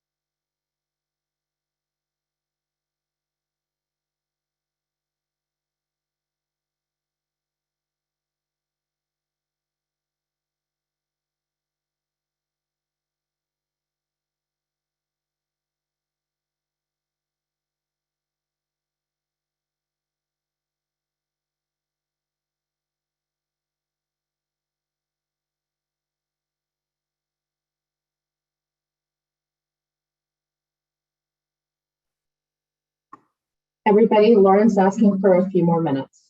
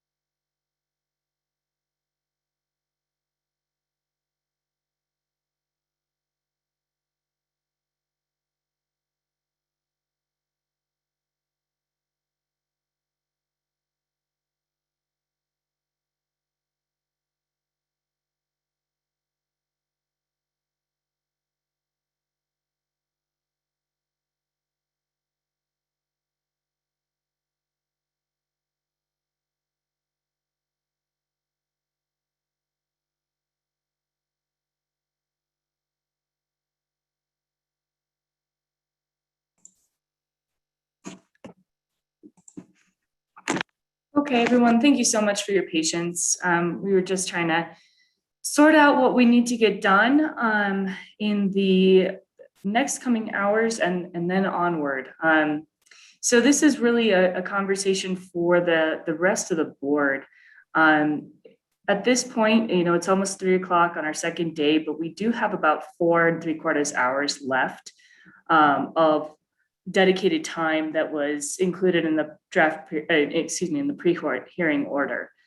That includes the rebuttal statements from both the applicant, objectors, and division, as well as the closings for all 3 as well. In addition to that, we might need time for executive session as well as deliberation. So there's really no way we're going to get that done today. And the question becomes for all of us, first question, if you're able to stay on this call after 5 o'clock today, maybe to a 5:30-ish cutoff or a 5:45 cutoff, and similarly that goes to council, if they feel like they'd be able to attend for that extended period of time. And then the second question is, even with that additional time, that won't get us to the end of the 4 3/4 time allotted, nor will it allow for executive or deliberation. So we may need to come back next week to complete potentially closings if we don't get that done today, as well as executive session, deliberation, and any other discussion we need to have on this. So would you all, A, be able to stay today a little late, and B, be able to find a time next week to have another probably half day or so?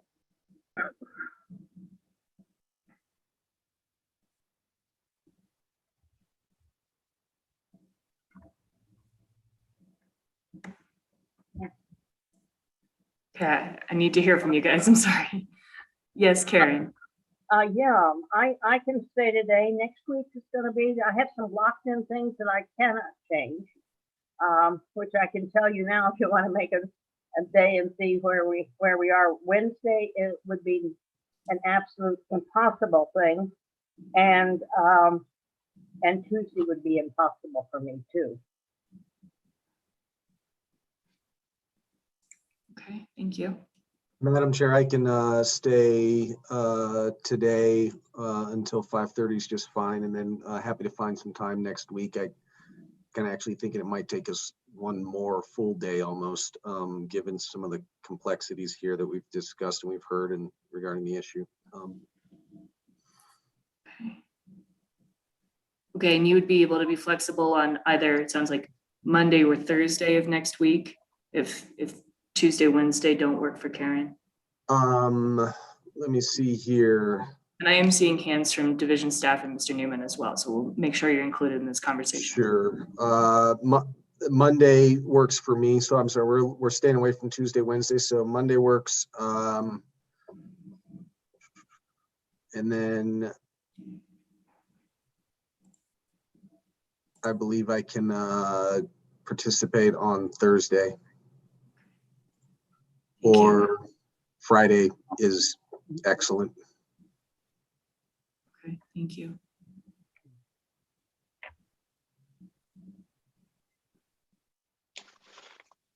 Yeah, I could stay, I guess, till 5:30 today.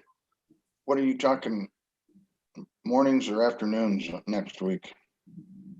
I don't know if we know that yet. We could work it out, I'm sure. Mondays and Wednesdays I've got some stuff at noon that are pretty important. Okay. So Monday morning only, and would Thursday work for you? Thursday and Friday, well, Tuesday, Thursday, and Friday looks okay. Okay, so Thursday's still good. All right, Nell, what do you think?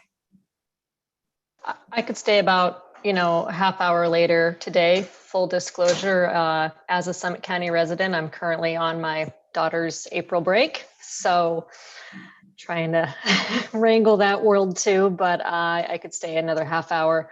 Wednesday, midday afternoon, I do actually need to travel up to Leadville for a few hours. So that's kind of my only inflexible portion of the day.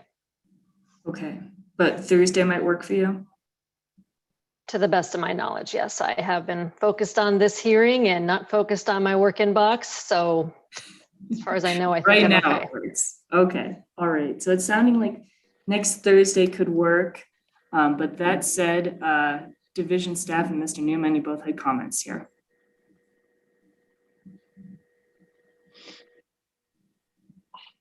Thank you. I would just ask that, so first off, we think we can trim our time. As I recall, we have maybe 98 minutes left. I'd like to get with my group a little more, but we think we'll probably be closer to the hour mark, maybe even less. I would just ask that whatever we do with the rest of the day, there's some kind of parody or comedy.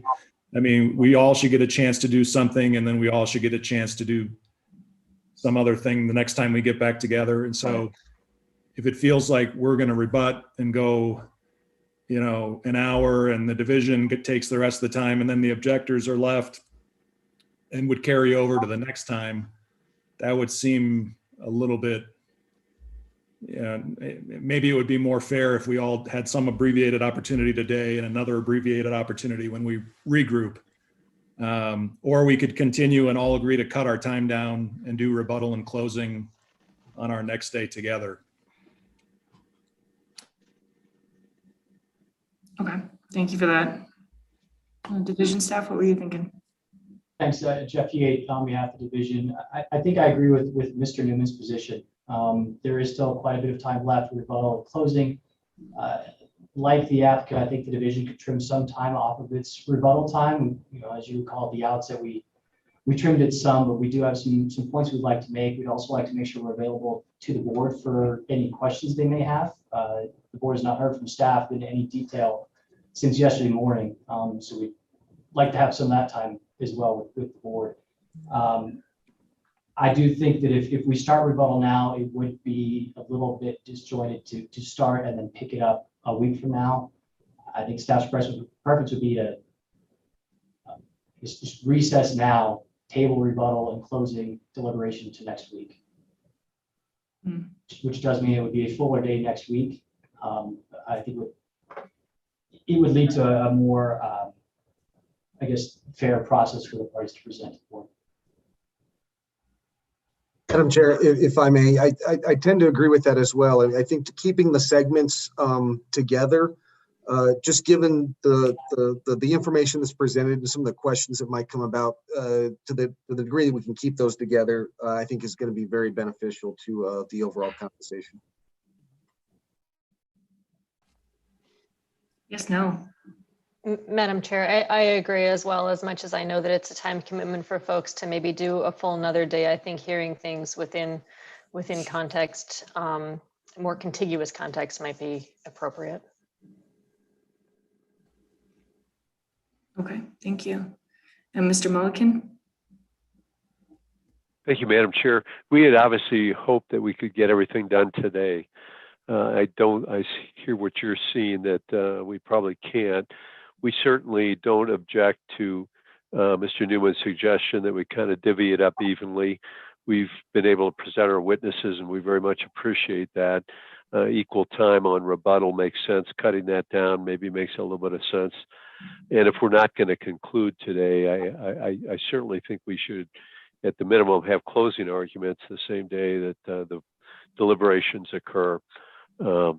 And I think also try to do it in the near term. If we have to get a continuance, it makes sense. So looking to next week makes sense.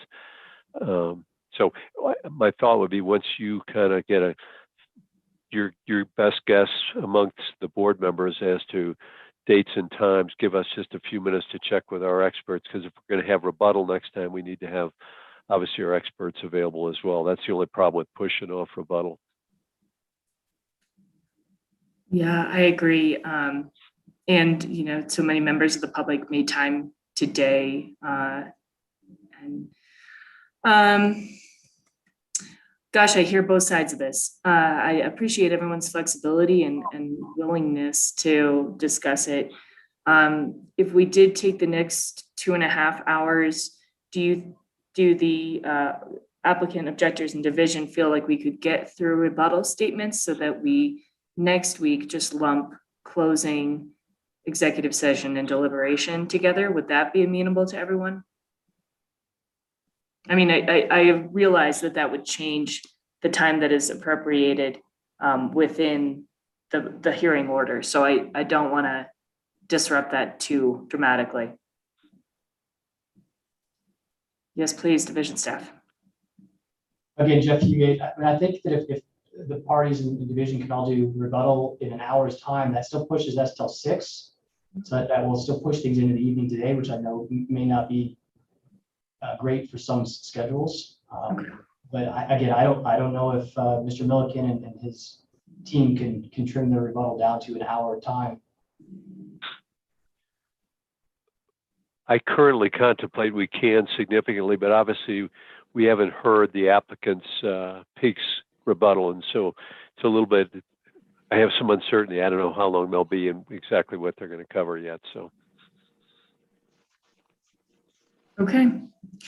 Well, I just heard that might be very difficult. Division staff, did you have another comment or? I was just going to respond. Yeah, it sounds like I think that if we can't get full commitment to tight timelines, that it's best to table all of it till the continued hearing. Right, I agree. Yep. Okay, well, I guess from our very informal conversation there, it does sound like next Thursday would work for the board members. We can certainly send out a more formal invitation and confirm that. That said, I appreciate that experts may or may not be available. So we'll have to, unfortunately, just kind of work around that. I'm not sure exactly what the protocol would be for that, but we'll try to make sure that that works for everyone involved. And I guess at this point, we would kind of wrap up for today, knowing that we still have the rebuttal statements and the closing statements, an opportunity for executive session, deliberation, and then finally our decision next week. So, Mr. Koyman, am I missing anything? Are there any other steps we need to take today before we say goodbye? No, I mean, maybe a motion to continue the hearing till Thursday would be helpful, and we can kind of, that way everybody's on the same page about timing. We've got, board action on it, and, we can kind of sew up the notice and everything, afterwards, but at least everybody will know time, date, and we've got board action on that. Madam Chairman, is this all day on Thursday? It's sounding like it. That's kind of what I'm hearing. Okay. I think it's probably a better idea to keep the day reserved. Okay, well, on that note, if I could please get a motion from the board to continue today's discussion until Thursday, April 29th, and we will finish our deliberations here. Can make a motion.